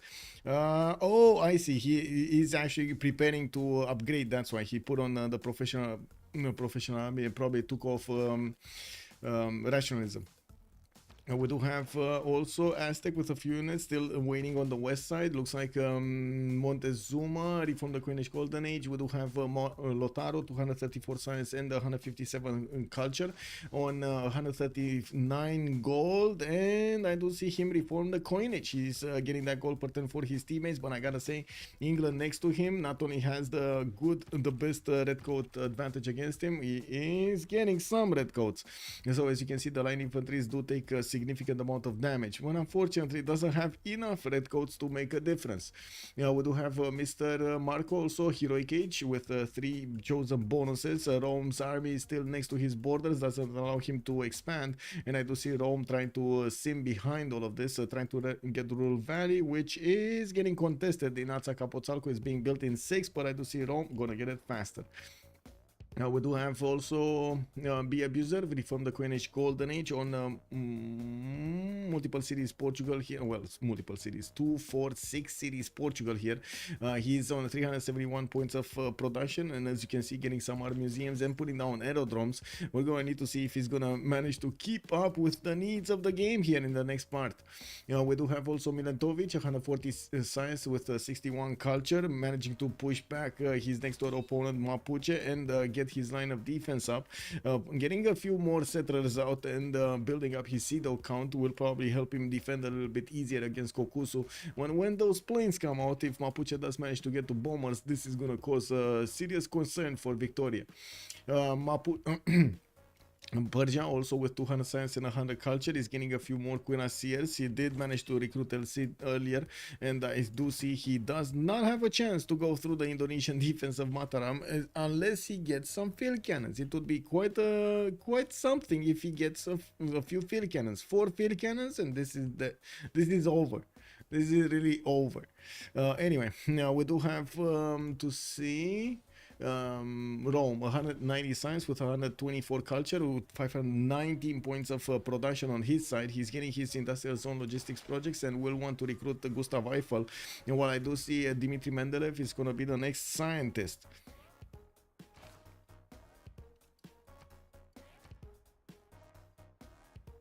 Wait, I think I missed. It's like 900 versus 300 GPT per team. Yeah, the goal per turn is amazing on the side of Brainrot. It's amazing, yes.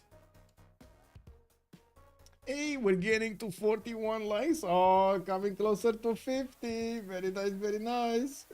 Inching closer. Rule is on Aztec. Did he get it with? Okay, it's 5 over here. No, he's not getting it quick enough. It looks like a rule is going to be finished on Rome unless Aztec just pulls out Gustav Eiffel from his hat and finishes it quickly. It doesn't look like that's going to happen, to be honest. Yeah, it doesn't look like that's going to happen. I don't really see anybody going for the culture victory. Nobody's acquiring enough tourism, but the Diplo victory is definitely a possibility. With Alhambra also finishing up on Aztec, we do need to see Maori. Maori's units did get caught up. But yeah, he's keeping them on the left side. Then I do see that Maori is gonna get enough time to actually build up his Philly cannon count. This was way too earlier for Aztec to have a preparation, but I guess, you know, he had to get them and he got them. With Chichen Itza in 5 turns in Xochicalco, he's gonna get a wave of production and also some culture on each of these rainforest tiles that he has in the empire, and he has quite a few of them. Yeah, I do also notice on Maori's territory, most of his cities production is going towards building units and trying to get projects going, campus research projects and industrial zone logistics projects. On the side of Indonesia, we did have a religion over here established, Catholicism, choral music and defender of the faith. That's only available for the city of Jambi, but he does have a governor Moksha established, so I would imagine the city is next to it will convert relatively quickly. You do have Moksha putting a bit of pressure on top of that Catholicism religion. New junks coming in so they can help out with the defense against any unit from Rome. At the moment, Rome is not planning yet to actually go against his opponent, but I would imagine maybe, later on we will see him going against him. And wait a second, is Montezuma, why is he going scientific theory right now? Wow. Okay, not going directly to tanks. Well, not going directly to tanks is just gonna give Coupe the time he needs to get tanks. And if they're going tanks against tanks, it's just gonna be harder for Aztec to get through. He might still get to push if he's gonna manage to get those plus 13 points we were talking about earlier. And of course, he's just a turn away or a few turns away from getting all of those bonuses. Amber doesn't work anymore, right? So Aztec is not gonna get the benefits of it. Or does it still work? Does it work or does it not work? Railroads? What's with the railroads? Which one?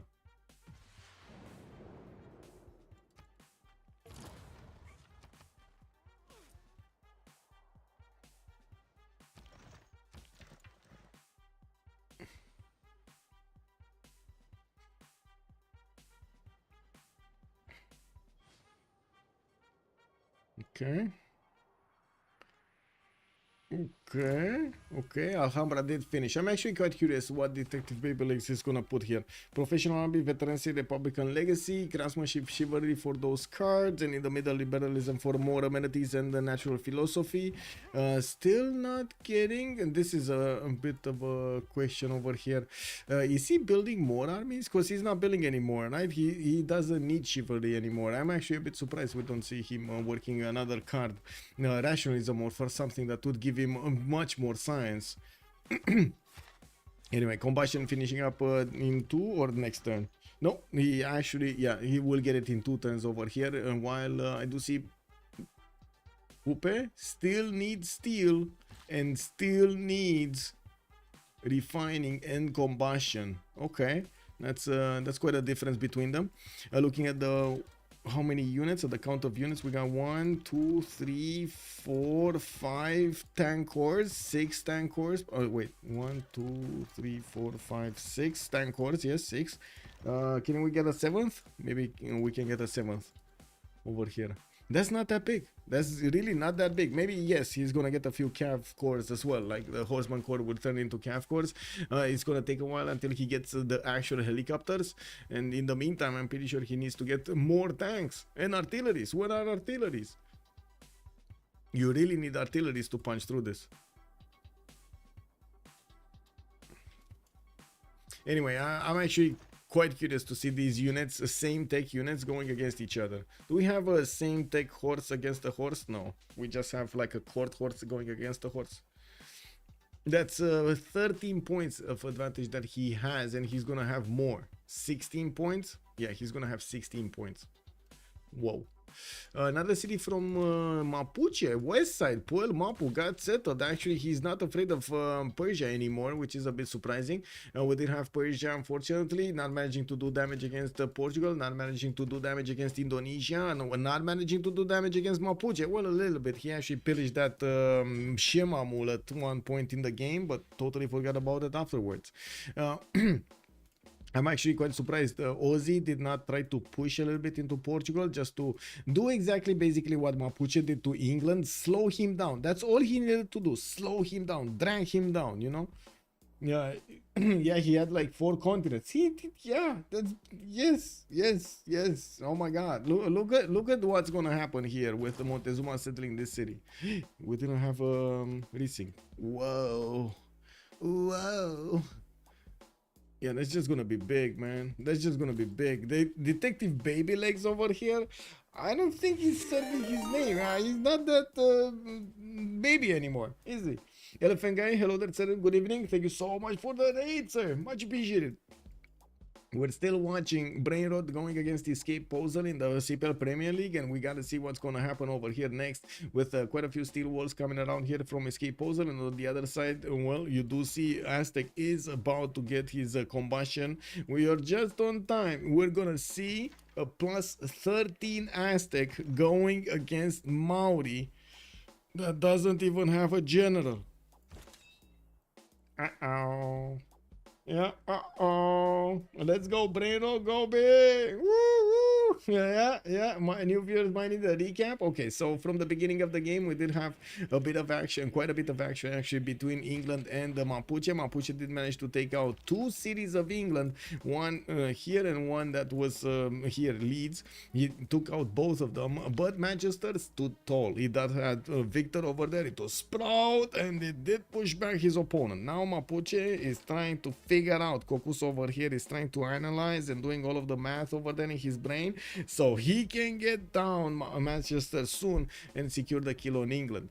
Now on the other side, we did have Rome poking around Ternate, couldn't take it. Like, he was poking over here, poking over there, trying to get a little bit of ketchup on that, couldn't eat it. It wasn't good. Well, right now it looks like he's just keeping an eye out on the borders of Indonesia. He's telling him, no, this is as far as you go. You see this line, this imaginary line over here? This is it. That's it. You know more. Okay, well, I guess we're going to need to see if Mr. Marco is going to feel like that's the way it should be. And we did have also Portugal not really needing to defend against Persia. He just sit here, not a problem, doing, you know, just whatever he wanted to do, and get gold for his teammates. That's about it. We got some biplanes coming around. Did I just see a biplane being bought over here?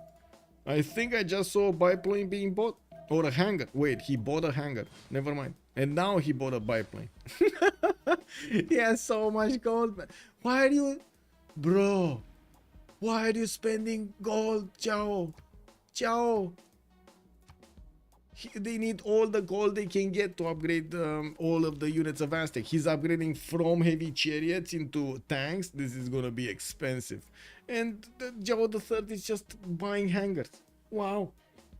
Recap submitted. I did recap. I did the recap. These steel would be boosted for Coupe. Yeah, at least that. True.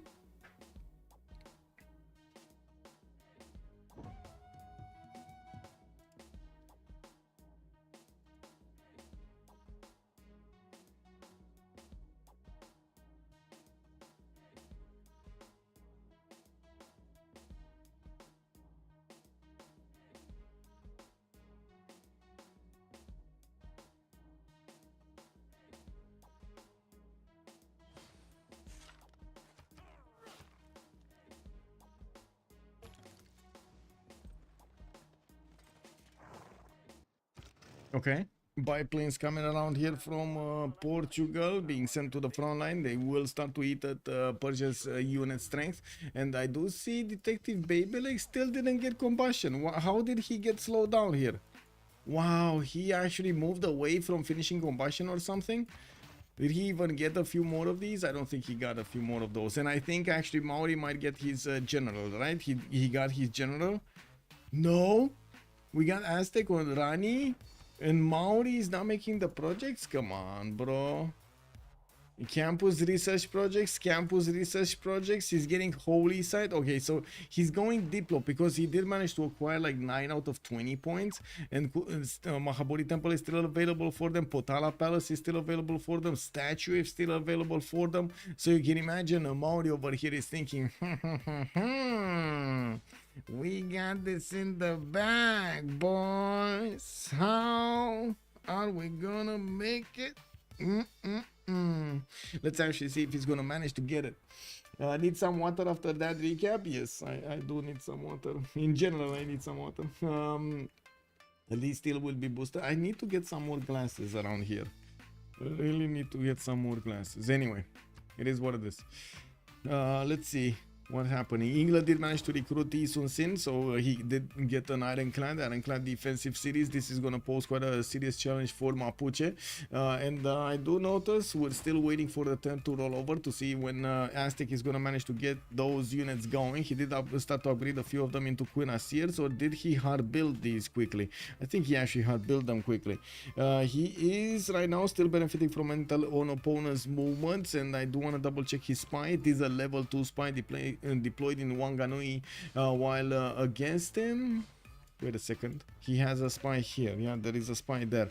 So of course Coupe does see what's going on in Tlacopan. He has been seeing this for quite some time now, and he got enough units to try to fend off attacks. With field cannon corps coming in, we're going to need to see if Aztec troops are going to be strong enough. Remember, Aztec only gets that on offense, not on defense. Field cannon corps, field cannon armies might actually break those tanks.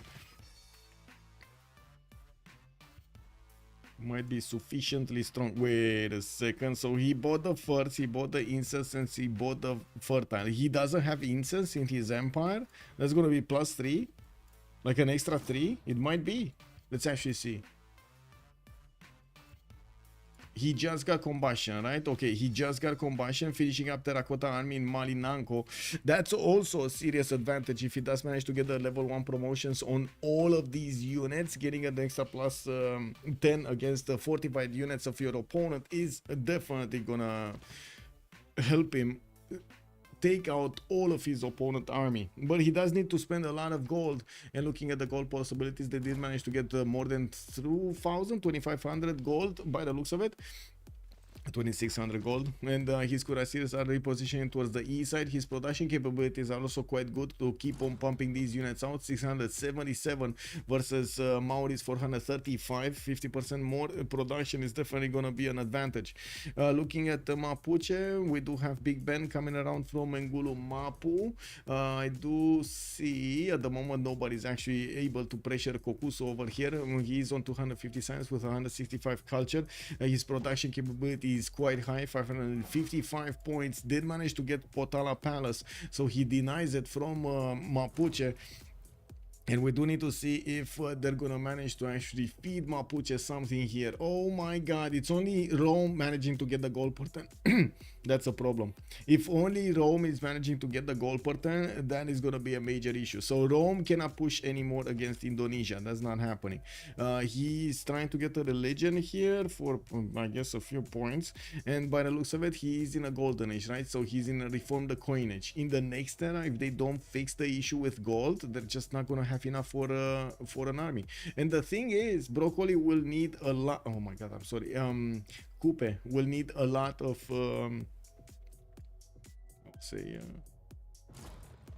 a lot of gold. a lot of gold to upgrade his units. A lot of gold. Good thing is Rome does have 2300 in the bank, and I do see the tanks have been upgraded.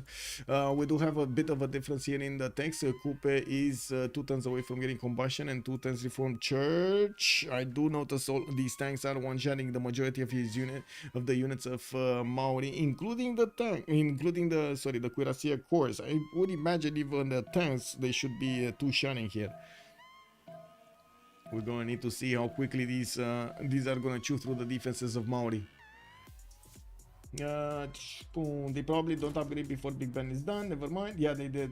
Yeah, well, let's see if it's bye-bye Coupe, because we do have Rani, and I do notice Maori still did not manage to get the general. In camel training projects coming up in 3 turns, while Rome is going for it. Looks like Maori still needs quite a few points. Mapuche might deny it. Let's actually see. Can Mapuche deny it? In camel training projects in 3 turns here from Inapira Mapu, he needs quite a few of them. Another one here. Okay, he's trying to deny it. Can he deny both? So if Rome picks one, yeah, he could deny the next one. They might not deny, depending on how fast.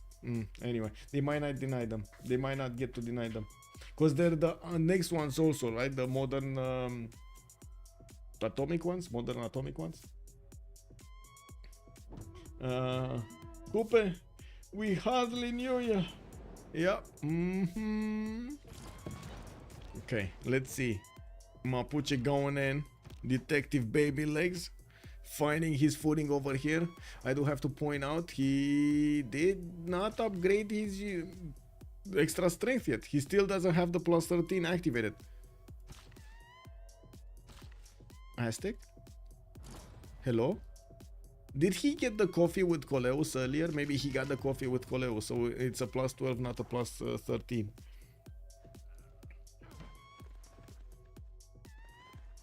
Anyway, we do have the movement of all of the Aztec units. We do have new units, new tanks coming in with Terracotta Army and Oxford University finishing up. He's gonna get more bonuses. First of all of his units are gonna get a promotion, which is gonna be extremely valuable. More damage, initial damage for these tanks against defending units, and I'm pretty sure Maori is gonna try to fortify these, or at least, you know, have a few of them fortified. Now the thing is, Aztec might wipe out half of the army of Maori next turn. Like, so many units are gonna get one shot over here. It's not even funny. Okay, did he get it? Did he get the incense? He still didn't get the incense. What is he waiting? Also, for your viewing pleasure, I do see Petra is available for the city of Porto. I have no idea how Petra is available here, and also we do see the you see the goal points. How is it possible to have a Petra but not have a Petra? How is this possible? Also, JC, hello there, sir. Person on the far left is so lucky. Only one to get attacked realistically. On the far left, you mean Rome? Over here? Yeah, true. But to be honest, like, Indonesia got poked by Rome quite a bit. Rome is gonna try to go against Indonesia. The thing is, if Maori cannot actually stop Aztec, Rome is gonna fall just as quickly. There's no way Rome is gonna defend, because economy.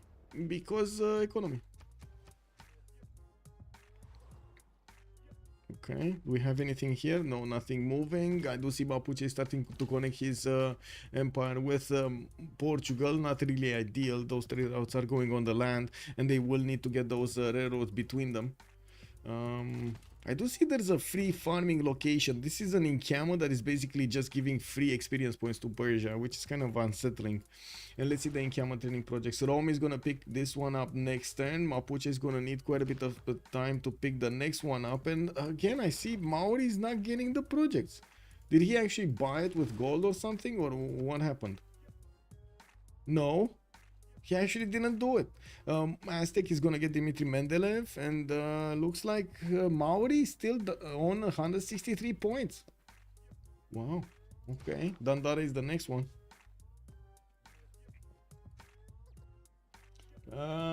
Yeah. Concede. Yep. That is D2 for life. Good evening, sir, and welcome. Is this a 4v4 teams? Yes, sir. We do have today a 4v4 teams.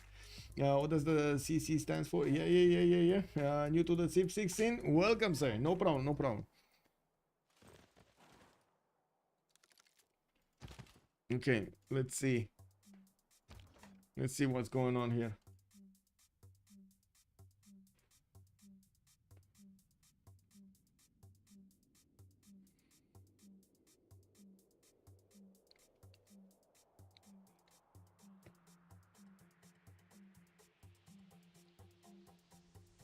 Oh, next turn terracotta.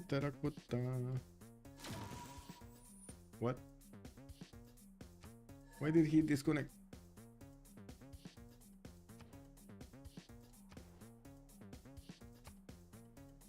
Was this a CC? He has 2,000 gold. He has the gold. He rage quit? Wow. Wow. Wait, he actually rage quit?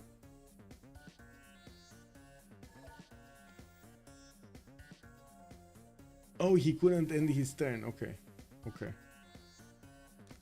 Couldn't end his turn, unfortunately. Yeah, I mean, what would you do? You know? So wait, we're waiting for next turn? Or we should relobby next turn if... yeah, we should relobby. If he's not in the lobby, we should relobby. Did we see any... I don't see any one of these governors moved.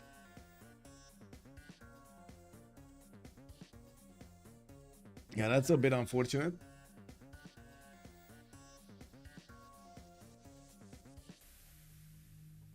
And without any warning. You'll know when it comes. Did we make it? Okay, 4 more likes and we're making it to 50 likes. Woohoo! Yay! Monty Python, yes. Oh my god, yes. Man, I gotta say, I have been waiting. I'm trying to make myself watch Life of Brian from one end of the movie to the other, but I just cannot watch it connected. I can watch some scenes which are like extremely funny, but I can't watch them together. Yeah, arms and legs. Yeah. Oh man. Or how they were going to the stonings and they had like stones that they could just get. Yeah, the coconut horse. Yeah, the Knights of Knee. Okay, he's coming back. He's just restarting Civ. Okay. At least he didn't rage quit. It's fine. He didn't rage quit. Okay, it's all good. They didn't concede. Needs new strategic resource. Coconuts, not horses. Yes.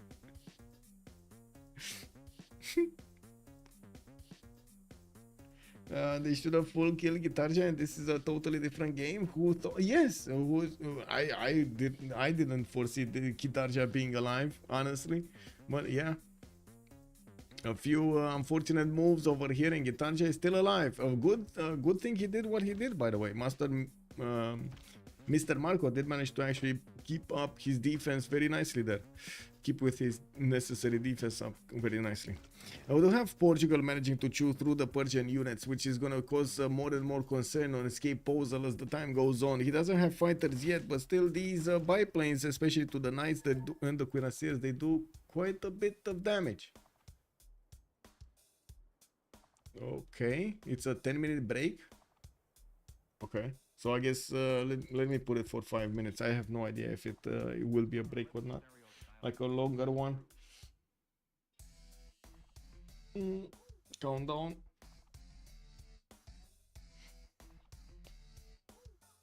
Maori likes to plant shrubberies.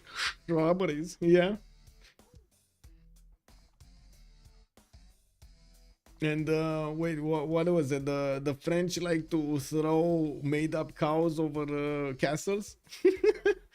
They're just trash talking each other. Yeah, probably in the yeah.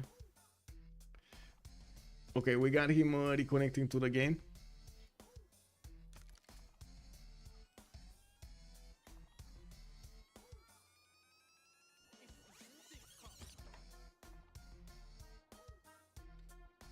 I should have known that EP was going to fail when my first instinct was to bet heavily on them. B says this is the 84th break. Yes. And then he says, be right back. So like, 84 break, guys. You know, that's, I don't know. That's how I imagine what he said right there. 84 break, guys. Woo! You know. Anyway, we'll see. So many these things. Yeah, with it. I mean, that's usually what happens if you do a double load, unfortunately. Because I get to load in before the host. But this usually wasn't a problem. I'm not sure how it started to become a problem. Anyway, Monse Michel also coming out for Aztec.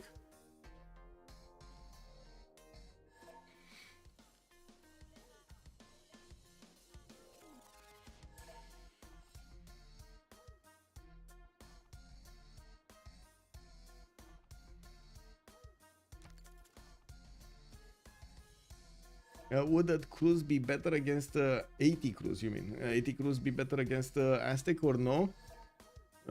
Yes. 100% would be better against Aztec tank cores. Okay, looks like Okusu needs 2 more minutes.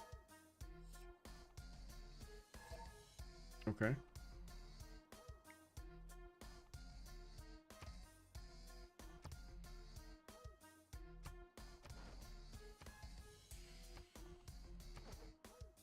Actually, let me go and get some humidity into my eyes a bit.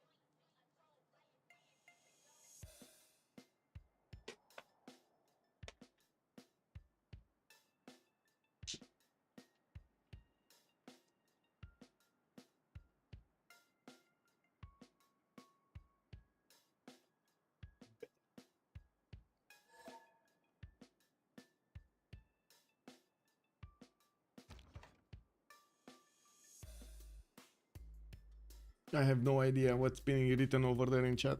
No idea. Hey, Alec Ionuț, salut domnule. Bine ai venit. Has joined the round table. I have to say, I usually do talk in English on the stream, so yeah, I can't really talk in Romanian right here. But thank you so much for joining. Much appreciated, sir. I hope you're gonna enjoy the show. Let me actually also take down this countdown clock, because it does seem like they're just gonna go for it anyway. So I don't know when it actually starts. Looking at what's going on over here on, well, the lands of Aztec, I'm pretty sure we're gonna see them starting to go against their next door neighbor Maori soon. And looking on the other side, we gotta see what the plains of Portugal are gonna do against his opponent. Wow, we got more text that I cannot read over here. Mapuche was getting his flight. I'm pretty sure he's gonna also want to put down the aerodromes here and there. I didn't really see them pop around his territory here. They were going for the encampment training projects, and one of the things we were looking at was the general acquirement, if he's gonna get Dandara here, or is he gonna want to get and of course deny it from Maori. This is what they need to do. They need to deny Maori the ability to defend himself. We do have Aztec with a plus 11 luxury attack bonus, soon to be plus 13 attack bonus against his opponent. You can imagine these tanks are gonna fall very or I should say these units of Maori are gonna fall very quickly. Maori is also gonna need to get combustion and put all of that gold where his mouth is. So we're gonna see him invest into all of those tanks right now to get upgraded. Anyone know what the player says? Yeah, it's Russian, but I have no idea what it says. Like, really, no idea. I don't even know what the, how to say, letters are. Anyway, Detective Baby Legs over here with the tank course going in towards the south. I do have the opportunity to see how... Oh my god, that's 100, bro. That's not even a tank. What is this? What is this? 104 versus 90? I mean, this is just a waste of gold to upgrade them. They die just as fast as they were cuirassiers. This is a waste of gold. Wow. Well, I think we just saw how Aztec managed to overwhelm Maori. Maori over here cannot do anything. Cannot do anything. Like, there's no way he's gonna counter into this. Unless he keeps on, like, the only way. Okay, there is a way. There is a way, but I don't think Maori is gonna do it. The only way to break through Aztec units is to attack him. Like, I know it's kind of like, you know, counterintuitive, but that's the only way. He can actually do enough damage because when he attacks, he doesn't actually activate the Aztec extra damage. Same tanks but different. Yeah, Be Abuser plus 11 Aztec tanks. Yes, yeah. Well, not Be Abuser, it's Detective Babylegs. Yeah. Brions, hello there, sir, and welcome. Do teams spawn next to each other or random? It's probably random, by the way. It probably says Michael is their favorite. We can assume that. Cake W, okay. Yeah, sure.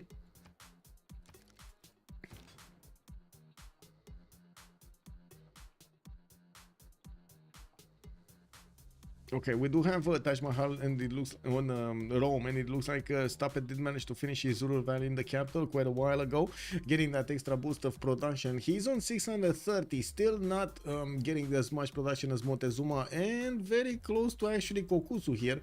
We do have Kokusu managing to get more stats than him as a second player from Brainrot that is managing to output stuff.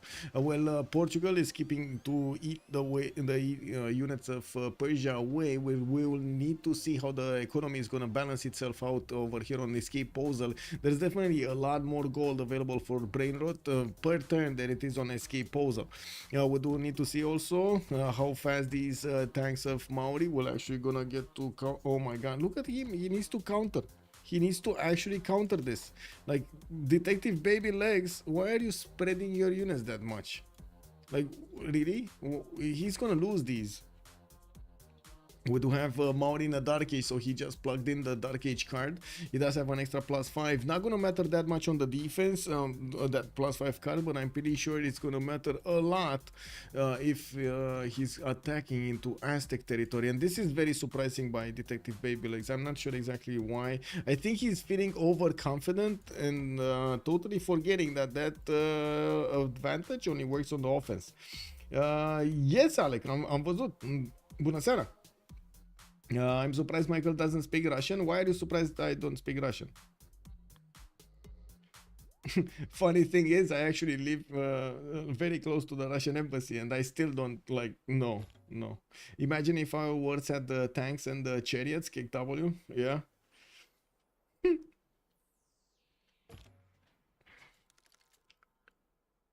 We do have stock exchanges here in Azcapotzalco, also military academies in Iztapaluca. We do have finally Petra finished in Porto, and Detective Babylegs does need to improve the fertile and of course the spy style over there in the newly settled city of Chapultepec. I still did not see him improving the coffee tile, and that was an extra resource that we found out earlier that he can benefit from. I'm not sure if he got it with Coleus though earlier, so he might have already gotten it. That's what I'm saying. And is this happening again? He can't finish his turn or something? Because we're still waiting for Coupe. I don't understand why you would expect to speak Russian. You already speak 2.5 languages? Yeah. Russia is so close to Romania.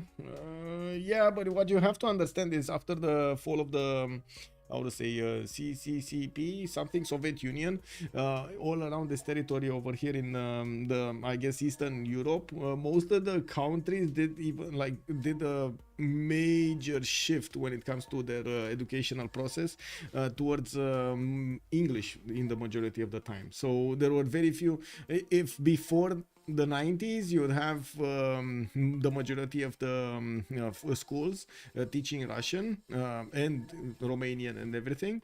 After the 90s, you had Romanian, and then you had like English, French, and other languages, not Russian anymore. We didn't learn the Cyrillic alphabet. We didn't learn any of the words, anything.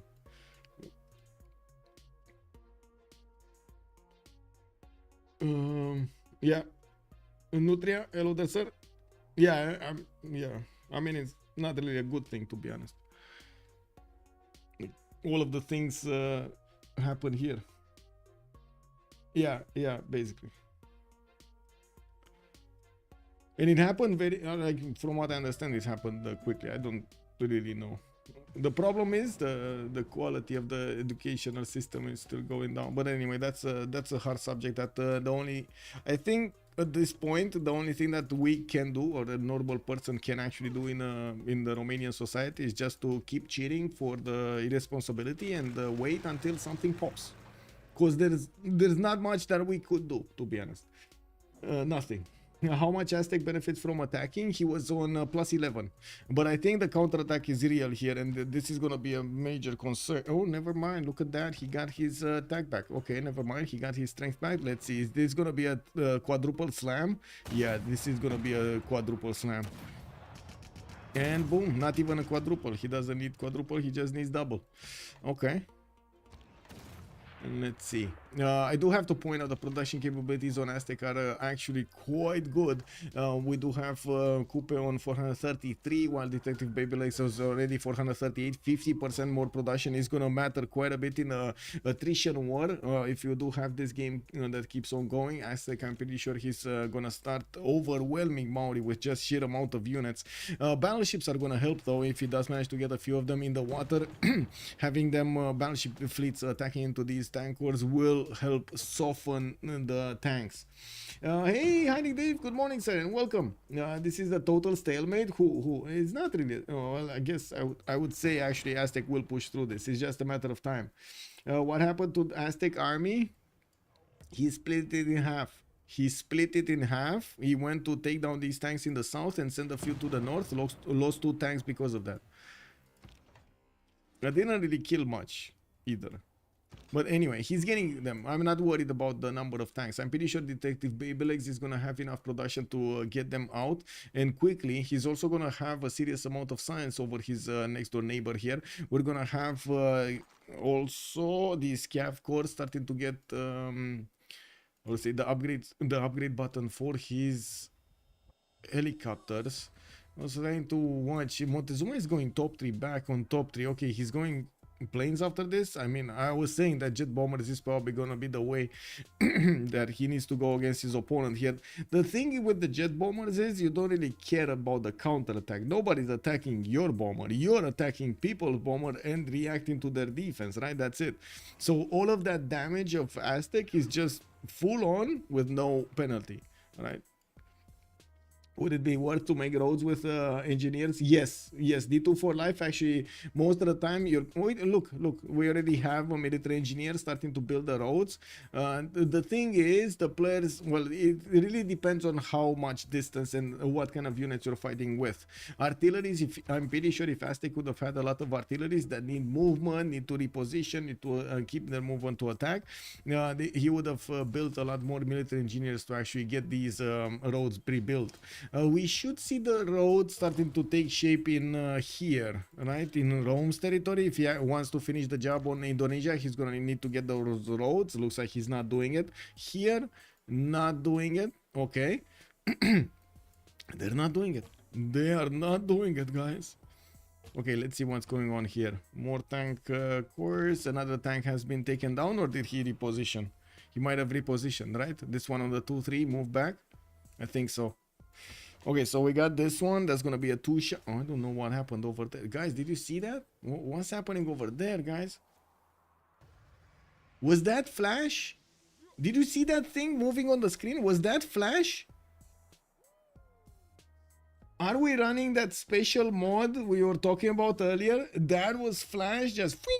Did you see that? Oh my god, man. That was so quick. I had a 29 pop city with Coupe once. Oh, that's a big city. Flash and Superman were racing. Yeah, exactly. Yeah. You've never seen a city with 20 population? Okay. I mean, they're quite common, actually. One thing that I do have to point out, Coupe is trying to get his Mahabori temple. And as you can see, he's going to build it in 2 turns. He just needs to finish it. I'm pretty sure he doesn't really care about the city's health. He just needs to finish that Mahabori and he's going to get the Diplo points. You can see he is on 9 out of 20. He would get the 11 out of 20 with Mahabori. If he does manage to bring Statue of Liberty to life here, he's gonna get another 3. That's gonna put him 14. That's gonna be pretty big. 14 out of 20 with the possibility to get Noble for the 15. Maybe in the next Congress he might just get the victory. That also puts a timer on the units of Aztec. He only has 10 turns to actually finish the job. And it looks like he's right now not focusing as much as we would like to. Let's see what is he gonna pull off here. Okay, we got artillery corps coming in finally. Another one of these tanks is gonna be taken out. I'm pretty sure that should die.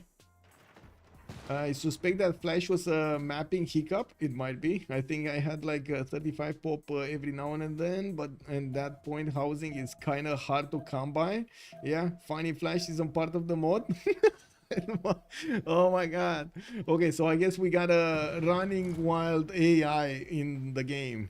You know, like it's the runaway programs from the Matrix. You know, they're starting to happen, boys. They're starting to happen.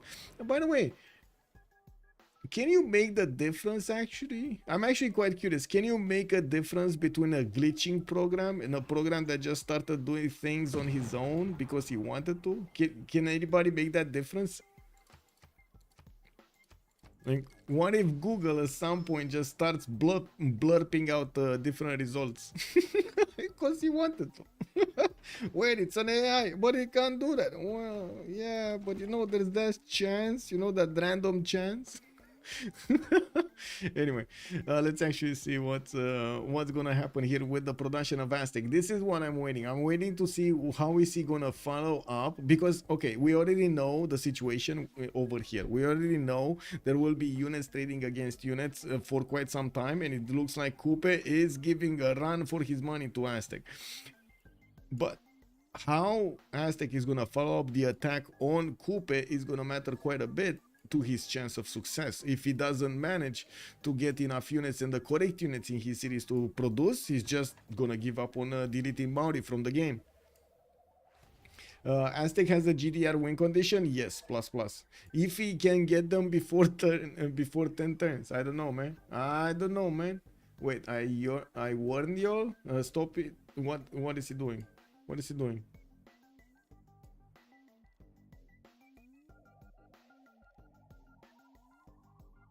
Oh, this thing is back. Okay. Too much watching 2001 and Westworld. Actually, I couldn't watch Westworld. 2001. What was 2001? Okay, 1 second. 2001. A Space Odyssey. I love that one. I love that one. 2001. Yes.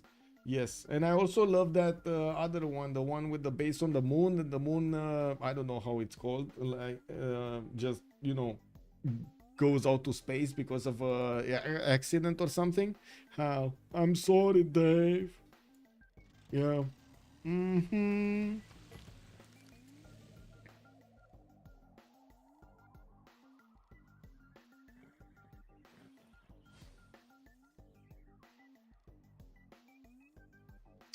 Yeah. Yo, man. Did you see the sequel to 2001? I don't remember if I saw the sequel. I probably, if it's separate, I'm pretty sure I saw the sequel, yes. If there was a sequel and and it was up there, yeah. Toa still give -5, yes. The Toa is still there giving -5 to these units around it. Now, finally, Aztec is starting to build a line of units. This is how he should have started his attack run. He did try to get into the defense to break out Maori's defenses over there, but it looks like he ended up finding a bit too strong of a units for his liking. We do have 10 more turns until the next Congress, 9 turns until the next era. While I do notice Portugal did manage to put his fighters, I'm sorry, against Persia. We do have Portugal over here with the opportunity to break the Persian cities slowly but surely. His army is definitely broken, so B Abuser over here is just a matter of time until he's gonna take out Aussie next to him. That will cause quite a bit of a stir, because also Mapuche in the south has a significant military that can go against England, and with the help of Mapuche's units and the Air Force of Portugal, they might actually bring down the English defenses low enough so he can take down cities. We're now looking at what's going on here. Nothing new is happening. Mahabodhi Temple is going to finish next turn, and that's going to activate all of those Diplo points. If he didn't get it already, did he? No, he's not. He's on 9 out of 20. Is he getting civil engineering? No. Urbanization coming up in 3 turns. Did he get civil engineering? Because I did not see Statue of Liberty being built anywhere. Let's see, because we can see, we can check the card. If he has the card for the public works, there we go. He has it. He has it. So he has the ability to build Statue of Liberty. He's just not building it. I'm actually quite curious how quickly he can actually get that going.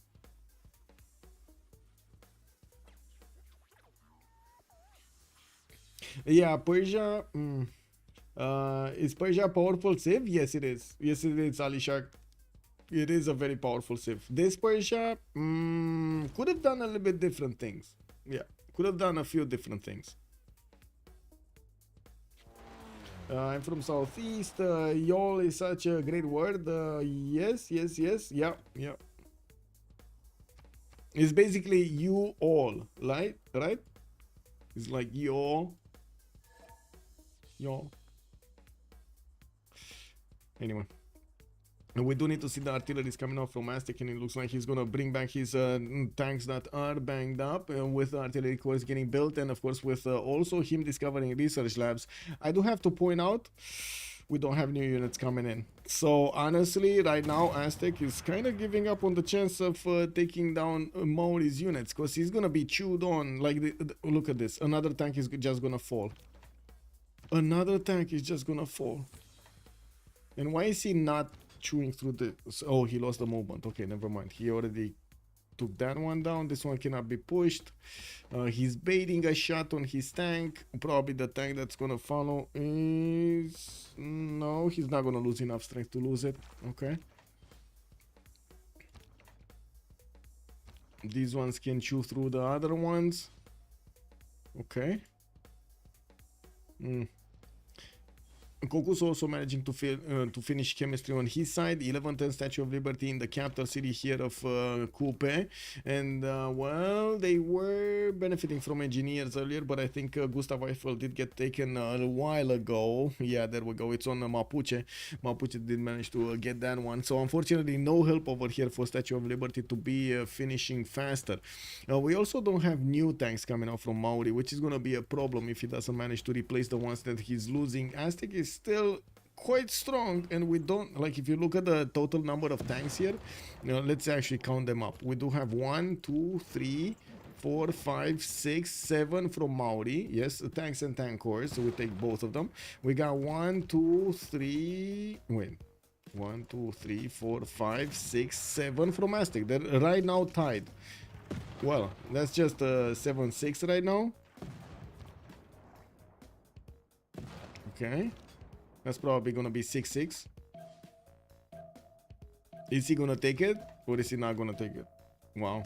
Yeah, there we go. It's 6-6.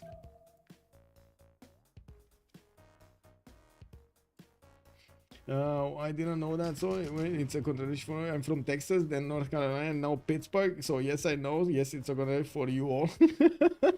Wait, why is it that so contradictory? Like, what's the problem with going in Texas and then going to North Carolina and then in Pittsburgh? What? And to be honest, like, don't get me wrong, the only thing I know about Pittsburgh is the test they did with that audio, like, police machine. Have you guys seen that? The G20 test they did, and they, like, you couldn't really approach it. It was literally boiling the, how to say, the water in your in your system. And I was like back in like 2010 or something. I thought Kube was dead. Yeah, I mean, he should have been, but Aztec didn't want to. Aztec didn't want to. What can I do? What can he do, actually? You know? Coupe just stayed alive. And this is dangerous because this is going to put Montezuma. They're going to need to wait for some form of advantage here to actually go again against Maori because he lost his initial army. And yes, we're gonna see jet bombers, yes, we're gonna see planes, but that's another 5-10 turns away from this, and that's about the time the Statue of Liberty needs to come out. So yeah, with 11 out of 20 points over here for big boy Coupe, we do have him with a potential 14 out of 20, and he's coming close to, guess what, Noble. He's gonna get Noble. So that's gonna put him on 15 out of 20. Looking at the score tab here, it does seem like Escape Posel doesn't have what they need for this for this Congress. They will need at least 100 more points if they want to win this, and I don't see them making it. They can't take out somebody entirely. It doesn't look like they have the opportunity to do so. Yeah. Europe equivalent distance-wise from Italy to Greece to Lithuania. Okay. Yeah, but is it that different though? Like, in Europe, I know it's different. Like, we know it's different, and everybody could see it's different just because, like, you have different languages, like totally different languages from those ones to the others. Wow, Eddie Coffin actually moved a lot as well. Look at that. London, Naples, Madrid, Cape Town, and Manchester. Woo! We got a nomad right here. Internet nomad, Eddie Coffin. PA gave us Rocky and Dawn of the Dead. Wait, that's what PA? What do you mean PA? What's PA? Is that like Pittsburgh something, or what's PA? What does PA mean? Oh, wait. Kacha victory? 7 out of 82 for whom? For Kokusu? How much is he making? He's on 105 tourism. Okay, never mind. That's not something we need to worry about. We do have the Portuguese fighters also managing to chew through the Steel Walls of Persia, but too slowly. We do have Statue of Liberty being denied over here by Portugal. It looks like it's going to be built in 3 turns, and Coupe is just not going to get it. That will secure a lot of time for Aztec to get those jet bombers and clean up Maori and then follow up the attack on Rome. We do need to see if they're also going to get to invest gold into this. I do have to point out on Brainrot's team, we do have a lot more gold per turn and a lot of gold in the bank. Looking at the text, Detective Baby Legs is gonna start buying out quite a few planes here. A bit unfortunate that he's just buying biplanes, but I think he wants to get the Golden Age or something. Like, he wants a lot of Era score. 154 out of 162. Getting some more of these research labs. Also finishing up his dam over there in Azcapotzalco. While this attack kind of looks over. This is over and done, which is a bit unfortunate, to be honest. Like, I'm pretty sure, I'm 100% sure Detective Babylegs could have actually pulled this off a little bit differently, but keeping alive a lot more of his units, and of course taking out Maori. Oh well, we'll see. I do notice the 13 turns here for Statue of Liberty is never gonna finish for Maori. And finally, with a few more battleships showing up on the front line, you can see these units of Aztec are taking significant damage. So again, more damage being done there, more damage being dealt.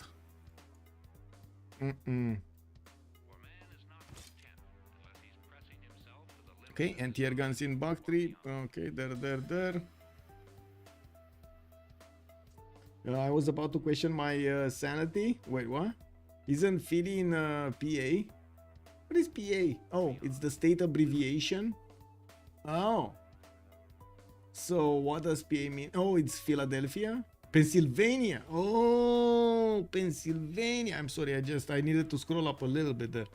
Do you know why they are among the most played Civs? Is it because of history, or they're just powerful in the game?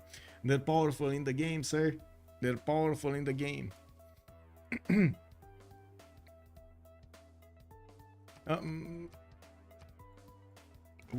We actually did have a desync.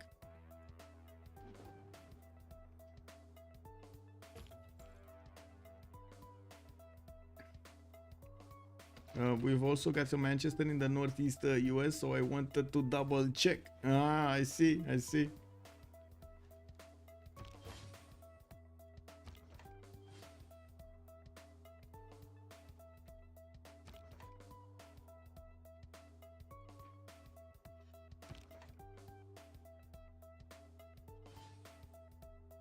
Well, looks like any tank that this tank wants to attack is gonna be taken down. But Detective Babylegs just doesn't want to flex this. Wait, he can take 3 tanks down right now. Why is he not taking them down? Like 3 tanks, look at this. He can take all 3 of these down. Why is he not taking them? All of his units move back. Wow. Wow. Wow. Okay. That's interesting. And we got some biplanes coming out from Tracopan. I do see research labs coming in from a lot of his cities, finishing up that extra science he needs. 417 right now versus Coupe's 238. It looks like at the moment Coupe does want to push through this another tank that's being allowed to be 3 hit. Yeah, it also seems like Aztec is just lost its initiative over here to take down these tanks of Coupe. We do have the unit, well, the cities of England being connected to the cities of Maori, just the same as Rome is beefing up Maori's cities as much as possible, but still could not bring him to the same production numbers of Detective Babylegs. We do have also Lotaro, significantly higher in production than his next door neighbor Milentovic. He's also higher than Nader Shah to the north. We don't see Anshan being taken out quickly enough, and I do see with anti-air showing up there, this is going to be a much harder endeavor for Portugal to punch through that defense. I would imagine we will need to see a few bombers slash jet bombers slash something else here to take that city of Anshan down. He's starting to build night cores, getting them up over there, starting to bring the infrastructure also towards his opponent. You can see how he's getting the railroads going towards the west of Anshan here.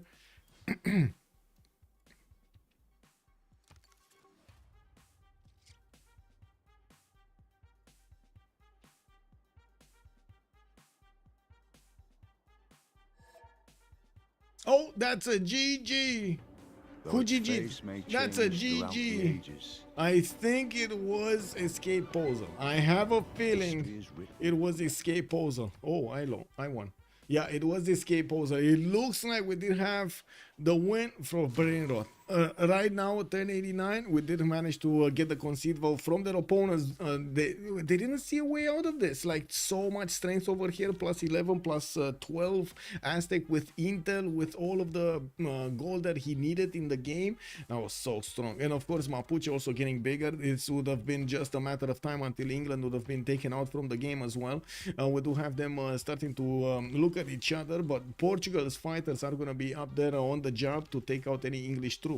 I do need to have a few seconds here so I can insert, you know, very new technology, extremely new technology. You see, the best technology ever, man. You haven't seen this before. This is the perfect technology we have nowadays. You can actually get directly to hear stuff in your ear.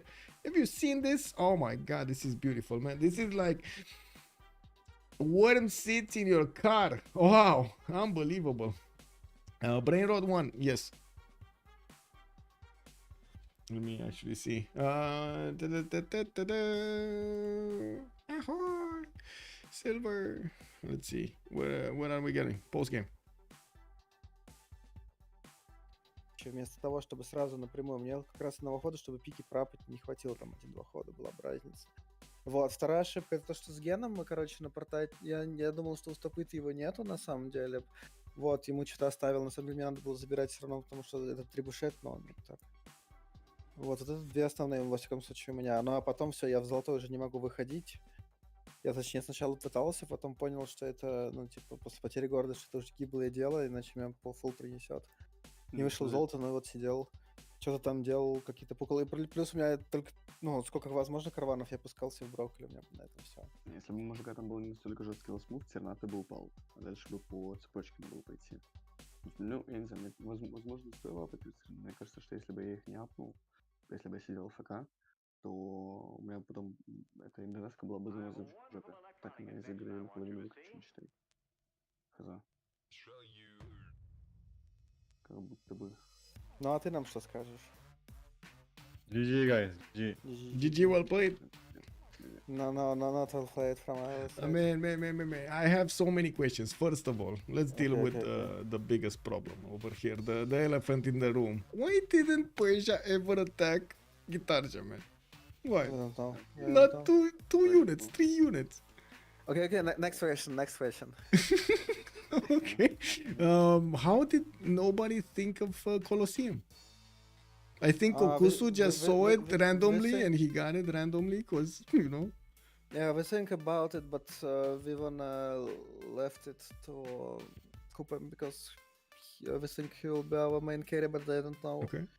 So the main idea why we ECC is because we don't have statue. We see that he will build 1 turns. We failed with this one.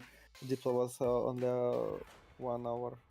Yeah, it was too far away for 30 turns at least.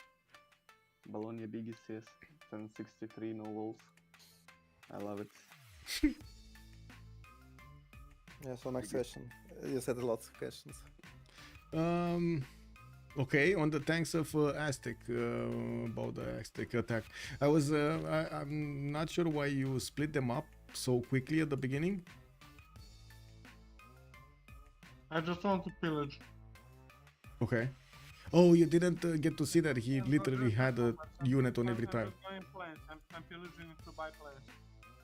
I see. You didn't really want to break his army. Because initially I thought you want to break his army. You could have definitely done it, but you needed to Jet clump up. fighters just break and jet bombers. Yeah, I was thinking the same. But it was like we were seeing the Diplo count up, you know, and you were thinking that you're going to get pressured and you might not get the time. Because, man, like he was about to get like 15 out of 20. It's not about time. Like, I still force him to upgrade, waste the wall, and I kill his unit because I settle all cities for some laxes. I see. Yeah, I saw in the north. You got the coffee with Coleus? Or how did you... Coffee, I got coffee with... I see. Okay, makes sense. Now it makes sense.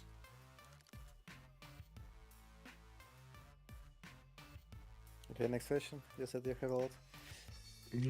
Let's see if chat wants to ask something. Yeah, okay. I don't see right now.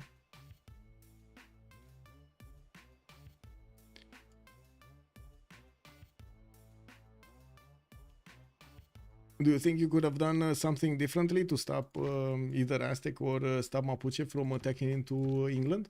Was there a possibility? Yeah, I can say my failed. So I was playing in England, but I need to just go straight to pikes, not go to like how to call in English, apprenticeship. That's the was production. 3 turns. Yes. If I upgrade it like 2 turn earlier, it won't be a problem for me. So the city was on place of lead, so it wouldn't fall, and that's why. But still, I can't go golden. That's a pretty big problem. But I think if I got leads, original leads, I don't remember the name of the city. I can get golden. I just start chopping for it. It wasn't a good idea. So that was the first problem. The second problem, we just failed with generals. So I don't have any. I just read. I need to take. It was some misunderstanding with Rome. So I think he don't have any general. So I left to him, and he have already one. He wanted to trebuchet. So that's why it was a fail. But still, I do something, but the problem is I can't just trade with anyone. I sent all my traders to Coupe, but it was not a lot. Yeah, but I played really bad, to be honest. In these moments when I lost the city. Well, at least you managed to keep Coupe out from taking every one of your cities. Yeah.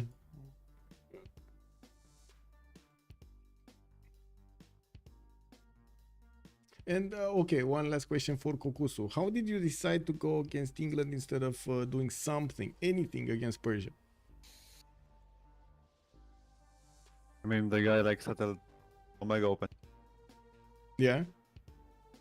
True. And I like Persia have full units and like encampment towards me, so I cannot even go towards him. I see. I was thinking if you put your city one tile to the north, when you put your Shemamul over there, you would have had just a highway directly to Persia, and if he wasn't like if you didn't know about it, you could have just invaded him. But, To be honest, I think it's just like the guy playing England is way better player. I think more useful. Aha. Okay. Yeah, him. Okay. I see. Okay. Yeah, So I think Oz it is was a the weakest combination player of there. things. Okay. Yeah. Yeah, makes sense. Also a lot of flat territory instead of mountains and one tile chokes to handle. Yeah, I mean, I kill Laventa, I'm like close to the city, I just go for it. Yeah, makes sense. Well, GG, well played, and thank you for allowing me to stream. I'm sorry about all of these things, disconnects and stuff that happened. I don't know why. But anyway. Yeah, It was better after reload. Yeah, but then I double loaded kick. Yeah, it is what it is. No, anyway, have a great ending of the weekend.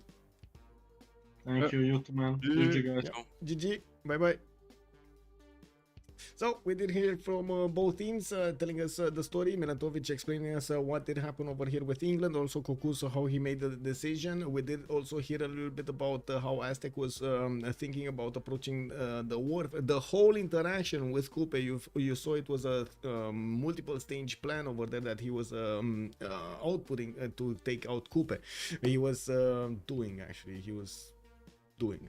Anyway, we will have tomorrow 1800 GMT Holiday Highlands going against Change of Circumstance, aren't they? Wow, that's unbelievable. In the Civ World Cup, what we have over here, oh my god, we do have Holiday Highlands going against Change of Circumstance 1800 GMT on Saturday.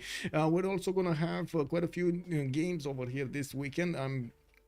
Over here, I mean, in the CWC, you can actually check them out on the Civ6worldcup.com website. And as you know, we do have donations open on PayPal. How to say, my PayPal has been kept open just for the CWC prize pool. I do hope we're also gonna manage to get to $1,000. So we are at 754.2 right now. Yes, weird number. It is what it is, and we're going to need to see that we will manage to get to 1,000. I do want to thank you all for your support. I do want to thank, of course, for the subscriptions, for the follows, for the support you have given me also in chat over here. It is invaluable. I gotta say, it is so good to actually see how to say and respond to questions. It does help me out, give a bit of direction to the stream, to the flow. Also, I do want to thank you. For the bits and your continuous support on YouTube over there. The likes do help out quite a bit to spread the word, and it does seem like we do have quite a few though. Oh my god, we actually did manage to get to 53. Yay, we got it. Thank you so much, guys. Thank you so much. Have a great evening, everybody, and I do hope we're gonna see each other tomorrow 1800 GMT. Bye.